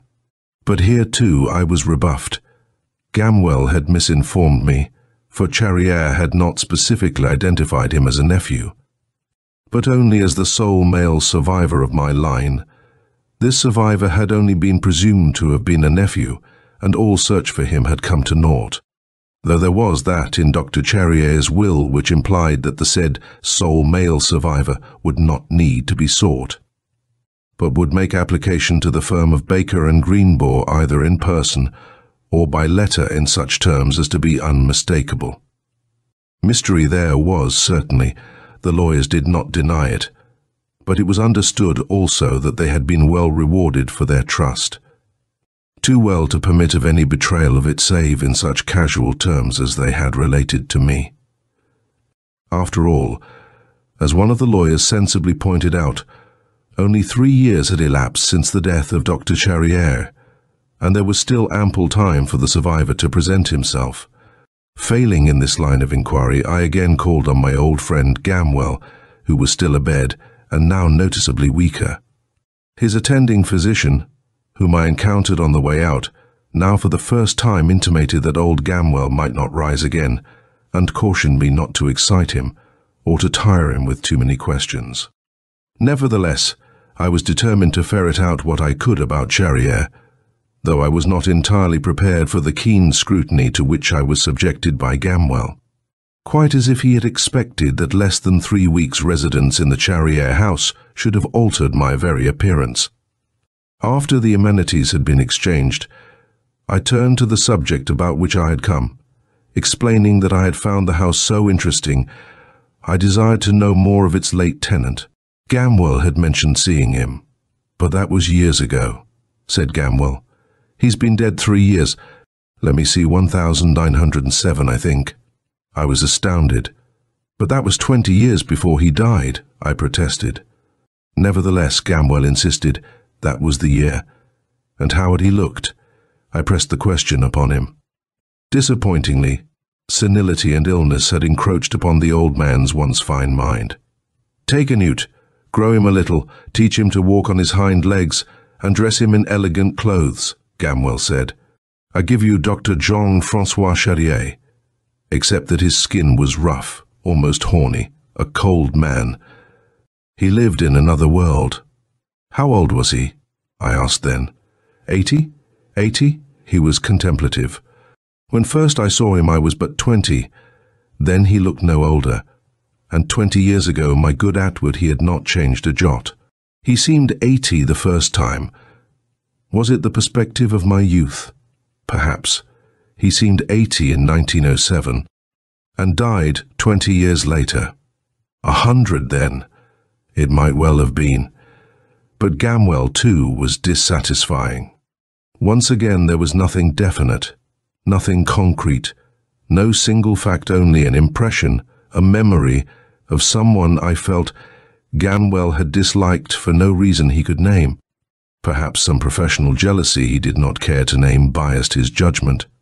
I next sought the neighbors, but I found them for the most part younger people who had little memory of Dr. Charrier, except as someone whom they wished elsewhere, for he had an abominable traffic in lizards and the like, and none knew what diabolic experiments he performed in his laboratory. Only one among them was of advanced age. This was an old woman, a Mrs. Hepzibah Cobbett, who lived in a little 2-story house directly behind the Charrier garden wall, and I found her much enfeebled, in a wheelchair, guarded over by her daughter, a hawk-nosed woman whose cold blue eyes looked at me askance from behind her pince-nez. Yet the old woman spoke, starting to life at mention of Dr. Charrier's name, realizing that I lived in the house. You'll not live there long, mark my words. It's a devil's house, she said with some spirit that degenerated rapidly into a senile cackling. Many's the time I've laid eyes on him. A tall man, bent like a sickle, with a wee tuft of beard like a goat's whisker on his chin. And what was it that crawled about at his feet I could not see? A long black thing, too big for a snake, though 'twas snakes I thought of every time I set eyes on Dr. Charrier. And what was it screamed that night, and what barked at the well? A fox indeed. I know a fox and a dog too, like the yawping of a seal. I've seen things, I tell ye, but nobody'll believe a poor old woman with 1 foot in her grave. And ye won't either, for none does. What was I to make of this? Perhaps the daughter was right when she said, as she showed me out, "You must overlook mother's ramblings. She has an arteriosclerotic condition which occasionally makes her sound quite weak-minded." But I did not think old Mrs. Cobbett weak-minded, for her eyes snapped and sparkled when she talked, quite as if she were enjoying a secret joke of proportions so vast that its very outlines escaped her keeper, the grim daughter who hovered ever near. Disappointment seemed to await me at every turn. All avenues of information yielded little more together than anyone had yielded. Newspaper files, library, records all that was to be found, was the date of the erection of the house, 1697, and the date of the death of Dr. Jean-François Charrier. If any other Charrier had died in the city's history, there was no mention of him. It was inconceivable that death had stricken all the other members of the Charrier family, predeceasing the late tenant of the house on Benefit Street, away from Providence, and yet it must have been so, for there was no other feasible explanation. Yet there was one additional factor likeness of Dr. Charrier, which I discovered in the house. Though no name was appended to it, where it hung in a remote and almost inaccessible corner of an upstairs room, the initials JFC identified it beyond reasonable doubt. It was the likeness of a thin-faced ascetic, wearing a straggly goatee. His face was distinguished by high cheekbones, sunken cheeks, and dark, blazing eyes. His aspect was gaunt and sepulchral. Thus, in the absence of other avenues of information, I was driven once again to the papers and books left in Dr. Charrier's study and laboratory. Hitherto, I had been much away from the house, in the pursuit of my inquiry into Dr. Charrier's background, but now I was as much confined to the house as I had previously been away from it. Perhaps it was because of this confinement that I began to grow more keenly aware of the aura of the house, both in a psychic and a physical sense.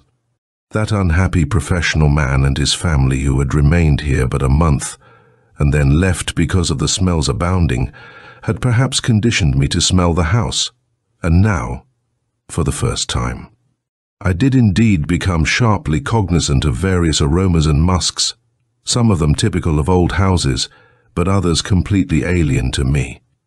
The dominant one, however, was identifiable. It was a musk I had encountered several times before in zoos, swamps, along stagnant pools, almost a miasma which suggested most strongly the presence of reptiles. It was not impossible that reptiles had found their way through the city to the haven of the garden behind the Charrier house. But it was incredible that they should have persisted in such numbers as to taint the very air of the place. Yet, seek as I might, I could find no source of this reptilian musk, inside or out, though I fancied once that it emanated from the well, which was doubtless a result of an illusory conviction. This musk persisted, and it was especially strong whenever rain fell, or a fog formed, or dew lay on the grass, as might have been expected, moisture heightening all odors. The house was moist, too. Its short-lived tenantry had been explained in part by this, and in this, certainly the renter had not been in error. I found it often unpleasant, but not disturbing, not half so disturbing as other aspects of the house. Indeed, it was as if my invasion of the study and laboratory had stirred the old house to protest, for certain hallucinations began to occur with annoying regularity. There was, for one, the curious barking sound which seemed to emanate from the garden late at night, and for another, the illusion that an oddly bent reptilian figure haunted the darkness of the garden outside the study windows. These and other illusions persisted, and I, in turn, persisted in looking upon them as hallucinatory until that fateful night when, after hearing a distinct sound as of someone bathing in the garden, I woke from my sleep convinced that I was not alone in the house, and, putting on my dressing robe and slippers, I lit a lamp and hurried to the study. What I saw there must certainly have been inspired by the nature of my inquiry into the late Dr. Charrier's papers. That it was a figment of a nightmare, I could not doubt at the moment, though I caught but a faint glimpse of the invader, for there was an invader in the study, and he made off with certain papers belonging to the Charrier estate. But as I saw him in the brief glimpse I had of him in the one yellow light of the lamp held overhead, and partially blinding me he seemed to glisten, he shone blackly, and he seemed to be wearing a skin-tight suit of some rough black material. I saw him for only an instant, before he leapt through the open window into the darkness of the garden. I would have followed then, had it not been for the disquieting things I saw in the light of the lamp. Where the invader had stood, there were the irregular marks of wet feet and more, of feet which were oddly broad, the toes of which were so long-nailed, as to leave the marks of those nails before each toe, and where he had bent above the papers there was the same wetness, and over all there hung the powerful reptilian musk I had begun to accept as an integral part of the house, so powerful indeed that I almost reeled and fainted. But my interest in the papers transcended fear or curiosity. At that time, the only rational explanation which occurred to me was that one of the neighbors, who had some animus against the Charrier house and were constantly agitating to have it torn down, must have come from swimming to invade the study. Far-fetched, yes, certainly. But could any other explanation readily account for what I saw? I am inclined to think not. As for the papers, certain of them were undeniably gone. Fortunately, these were the very ones I had finished with. I had put them into a neat pile, though many were not consecutive. I could not imagine why anyone would have wanted to take them, unless someone other than myself were interested in Dr. Charrier. Perhaps with a view to laying claim to the house and property, for these papers were painstaking notes about the longevity of crocodiles and alligators, as well as of related reptiles. It had already begun to be plainly evident to me that the late doctor had been studying reptilian longevity with almost obsessive devotion, and with a view clearly to learning how man might lengthen his own life. If the secrets of reptilian longevity had been revealed to Dr. Charrier, there was nothing in his papers thus far to show that it had. Though I had come upon 2 or 3 disquieting suggestions of operations performed on whom was not set down with a view to increasing the lifespan of the subject. True, there was one variant vein of notes in what I assumed to be Dr. Charrier's handwriting, treated as a related subject, but, to me, one at variance from the more or less scientific inquiry into the long life of reptiles. This was a sequence of cryptic references to certain mythological creatures, particularly one named Cthulhu and another named Dagon, who were evidently deities of the sea in some ancient mythology completely unknown to me, and suggestions of long-lived creatures, or people, who served these ancient gods, named the Deep Ones, evidently amphibious creatures living in the depths of the seas. Among these notes were photographs of a singularly hideous monolithic statue of a distinctly saurian cast of feature, labelled E Coast Hivawa is Marquesas, object of worship, and of a totem pole of the Northwest Coast Indians of a disturbingly similar workmanship, also reptilian in aspect, this one being marked Quacutl Indian Totem, Quatsino Sound, Sim, T, erected by Tlingit Inns. These curious notes existed as if to show that Dr. Charrier was not averse to examining rites of ancient sorceries and primitive religious beliefs in an effort to bring about some earnestly desired goal. What that goal might be was soon evident enough. Dr. Charrier had not been interested in the study of longevity for its sake alone. No, he had also wished to prolong his own life. And there were certain upsetting hints in the writings he had left behind him to suggest that, in part at least, he had succeeded beyond his wildest dreams.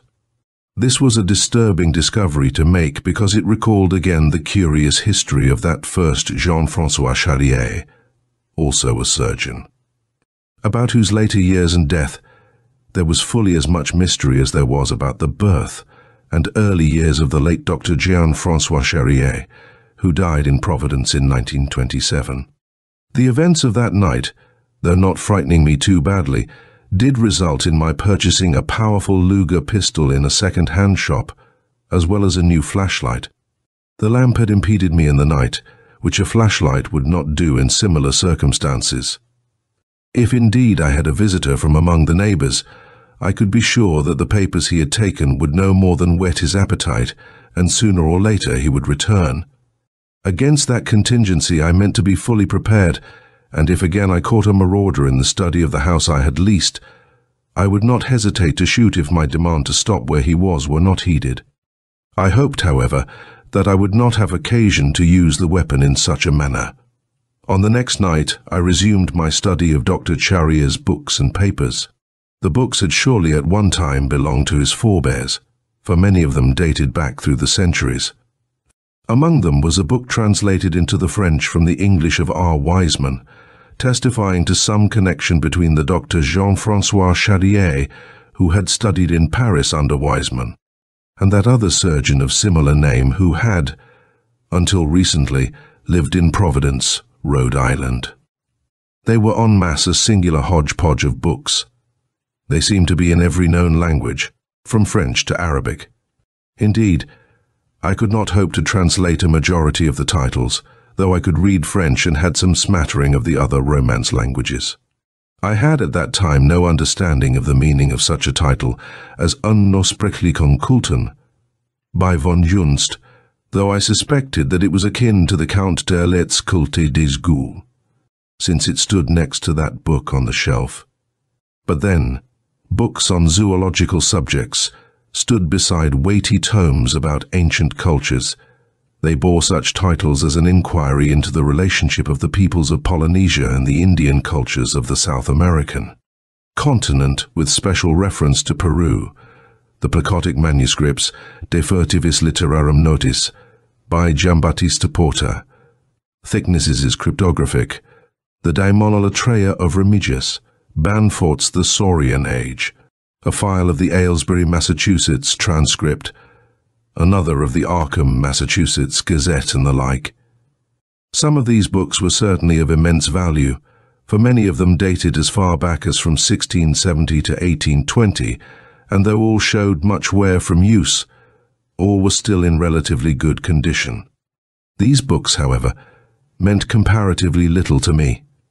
In retrospect, I am constrained to believe that, had I examined them more attentively, I might have learned even more than I did. But there is a saying that too much knowledge of matters men are better off without knowing is even more damning than too little. I soon gave over my examination of the books because I discovered, pressed in among them on the shelves, what seemed at first glance to be a diary or journal, but was, on closer examination, manifestly a notebook, for the entries dated too far back to have encompassed Dr. Cherrier's span of years. All were written in a crabbed, tiny script, which was most certainly the late surgeon's, and despite the age of the first pages, all had been written by the same hand, suggesting that Dr. Cherrier had set down these notes in a kind of rough chronology, very probably from some earlier draft. Nor were they jottings alone. Some were illustrated with crude drawings, which were nevertheless effective, as are on many occasions the primitive paintings of untutored artists. Thus, upon the very first page of the hand-bound manuscript, I came upon this entry: 1851, Arkham, Asaph Goad, D.O., and with it a drawing, presumably of the said Asaph Goad, emphasizing certain aspects of his features, which were batrachian in essence, for they were distinguished by an abnormally wide mouth, with peculiar leathery lips, a very low brow, strangely webbed eyes, and a generally squat physiognomy, giving them a distinctly and unmistakably frog-like appearance. This drawing took up the majority of the page, and the jotting accompanying it I assumed to be a notation of an encounter, evidently in research. For it could hardly have been in the flesh with a subhuman type. Could the D.O. have been a reference to the deep ones, mention of which I had previously encountered, which doubtless Dr. Cherrier looked upon as a verification of the trend of his research, a trend to support a belief he probably held that some kinship with Batrachia, and hence very probably also saurians, could be traced. To that end, too, there were other jottings. Most of them were so vague, perhaps purposely so, as to seem to me at that first examination of them virtually meaningless. What was I to make of a page like this, for instance? 1857, St. Augustine, Henry Bishop, skin very scaly but not ichthyic, said to be 107 years old. No deteriorative process, all senses still keen. Ancestry uncertain, but Polynesian trade in background. 1861, Charleston, Balach family, crusted hands, double jaw construction, entire family manifesting similar stigmata. Anton, 117 years old. Anna, 109. unhappy away from water. 1863, Innsmouth, Marshwaite, Elliot, Gilman families. Captain Obed Marsh, a trader in Polynesia, married to a Polynesian woman, all bearing facial characteristics similar to Asaph Goad's. Much secretive living. Women seldom seen in streets, but at night much swimming. Entire families, all the rest of the town keeping to their houses, swimming out to Devil Reef. Relationship to Dio very marked. Considerable traffic between Innsmouth and Ponape. Some dark religious worship. 1871. Jed Price, carnival entertainer, billed as Alligator Man, appears in pool of alligators, saurian look, long lantern jaw, said to have pointed teeth, but whether real or filed unable to determine. This was the general tenor of the jottings in the book. Their range was continental. There were notes referring to Canada and Mexico, as well as the eastern seaboard of North America. From them, Dr. Jean-François Charrière began to emerge as a man obsessed with a strange compulsion to establish proof of the longevity of certain human beings, seemingly bearing some kinship to saurian or batrachian ancestors. Admittedly, the weight of the evidence gathered, could one have accepted it all as fact, rather than as wishfully colored accounts of people with some marked physical defect, seemed to lend to Dr. Charrière and his belief a strange and provocative corroboration. Yet the surgeon had not often gone beyond the realm of pure conjecture. What he sought seemed to be the connecting link among the various instances which had come to his notice.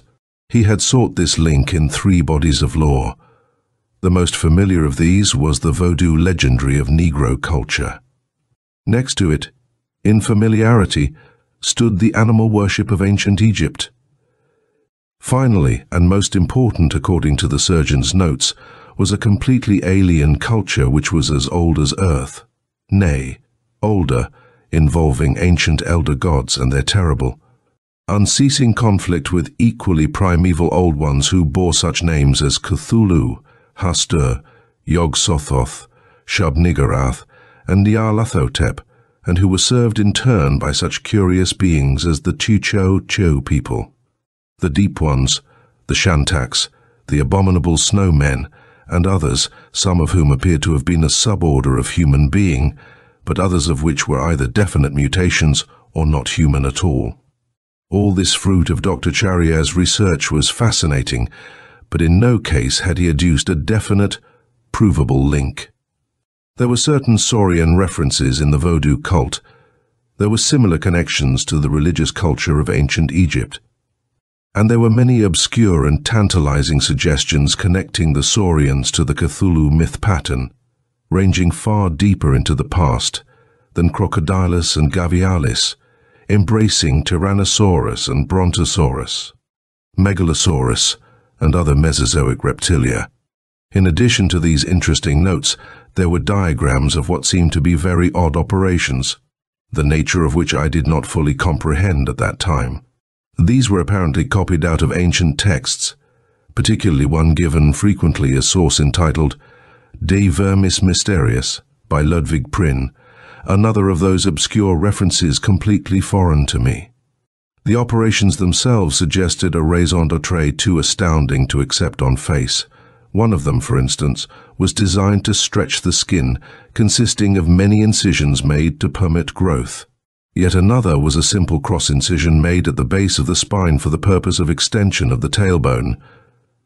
What these fantastic diagrams suggested was too horrible to contemplate, yet it was part and parcel, surely, of the strange research conducted for so many years by Dr. Charrière, whose seclusion was thus readily explicable, since his was a project which could only be conducted in secret, lest it bring down upon him the scorn and laughter of his fellow scientists.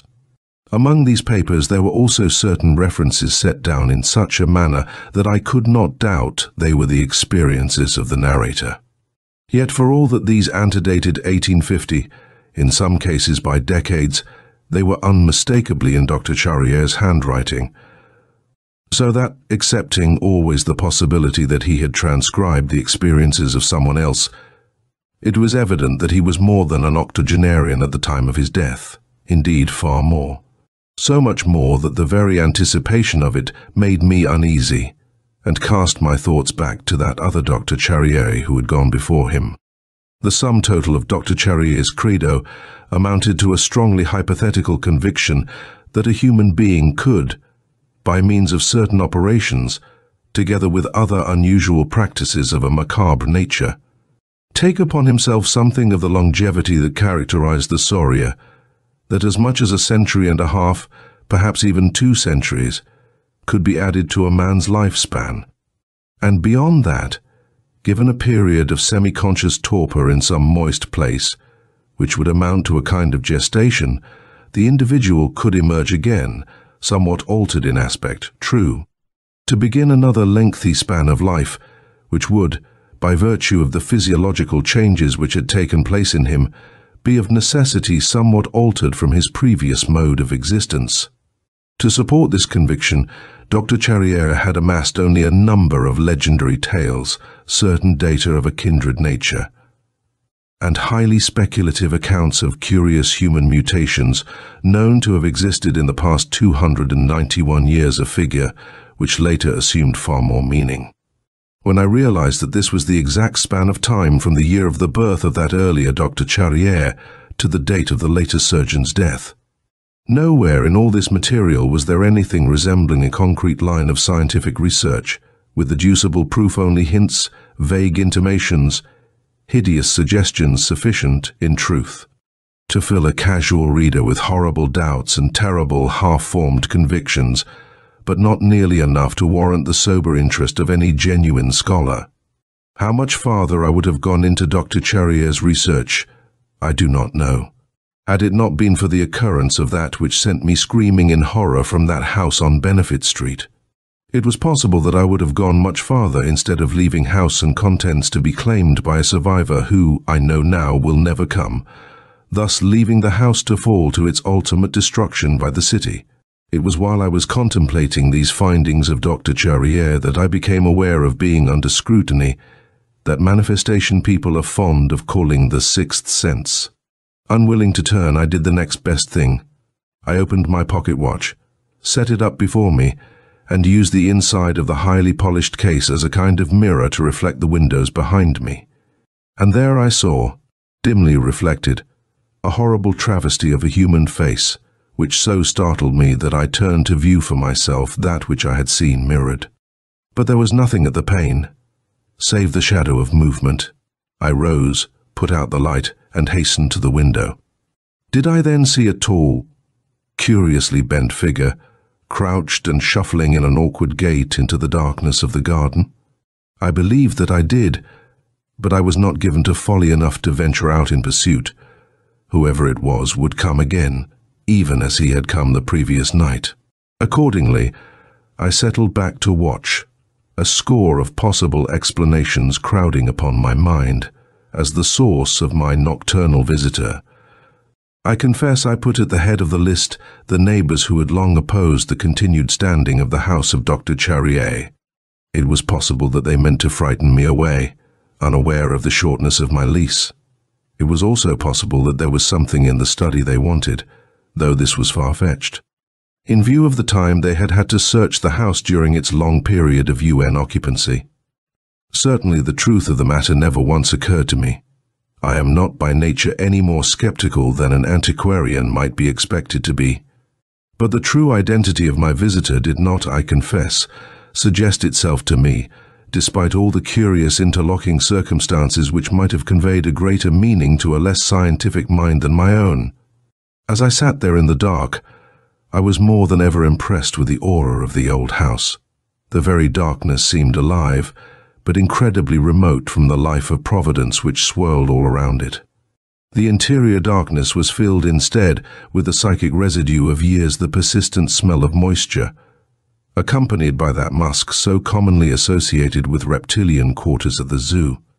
The smell of old wood, old limestone, of which the cellar walls were composed, the odor of decay, for the centuries had begun to deteriorate both wood and stone.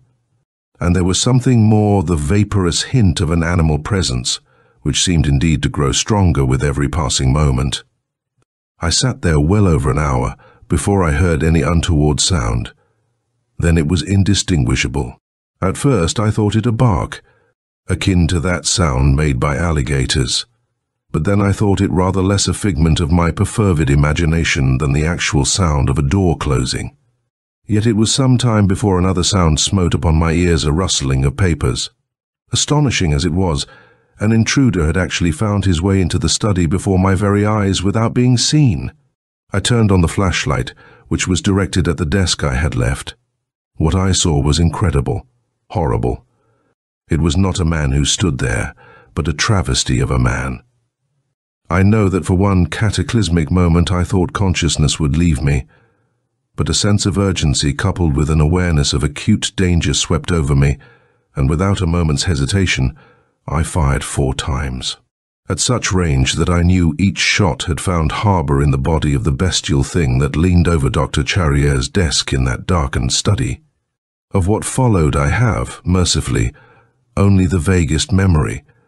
A wild thrashing about the escape of the invader, my own uncertain pursuit. I had struck him, certainly, for a trail of blood led from the study to the windows through which he had gone, tearing away glass and frame in one.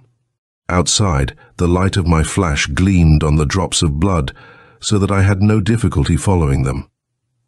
Even without this to follow, the strong musk pervading the night air would have enabled me to trace whoever had gone ahead. I was led not away from the house but deeper into the garden, straight to the curb of the well behind the house. And over the curb into the well, where I saw for the first time in the glow of the flashlight the cunningly fashioned steps which led down into that dark moor. So great was the discharge of blood at the well curb that I was confident I had mortally wounded the intruder.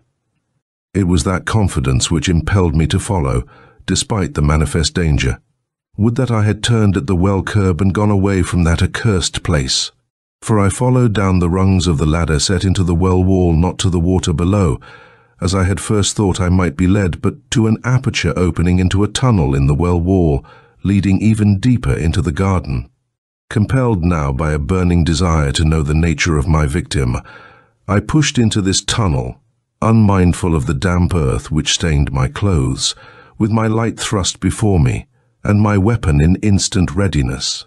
Up ahead I could see a kind of hollowed-out cavern, not any larger than enough to permit a man to kneel upright, and in the centre of my flashlight's glow stood a casket, at sight of which I hesitated momentarily, for I recognized the direction of the tunnel away from the well led toward the grave of Dr. Charrier.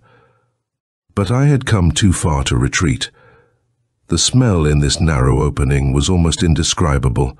Pervading every part of the tunnel was the nauseatingly strong musk of reptiles. Indeed, it lay so thickly in the air that I had to force myself to press on toward the casket. I came up to it and saw that it lay uncovered. The trail of blood led to the edge of the casket and into it. Impelled by burning curiosity and a half-formed fear of what I might find, I rose to my knees and forced the light tremblingly into the casket.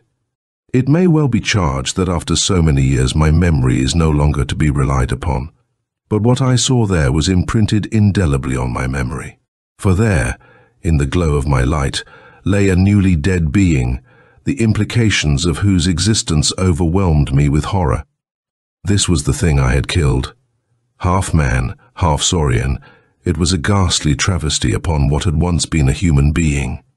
Its clothes were split and torn by the horrible mutations of the flesh, by the crusted skin which had burst its bonds. Its hands and unshod feet were flat, powerful in appearance, claw-like.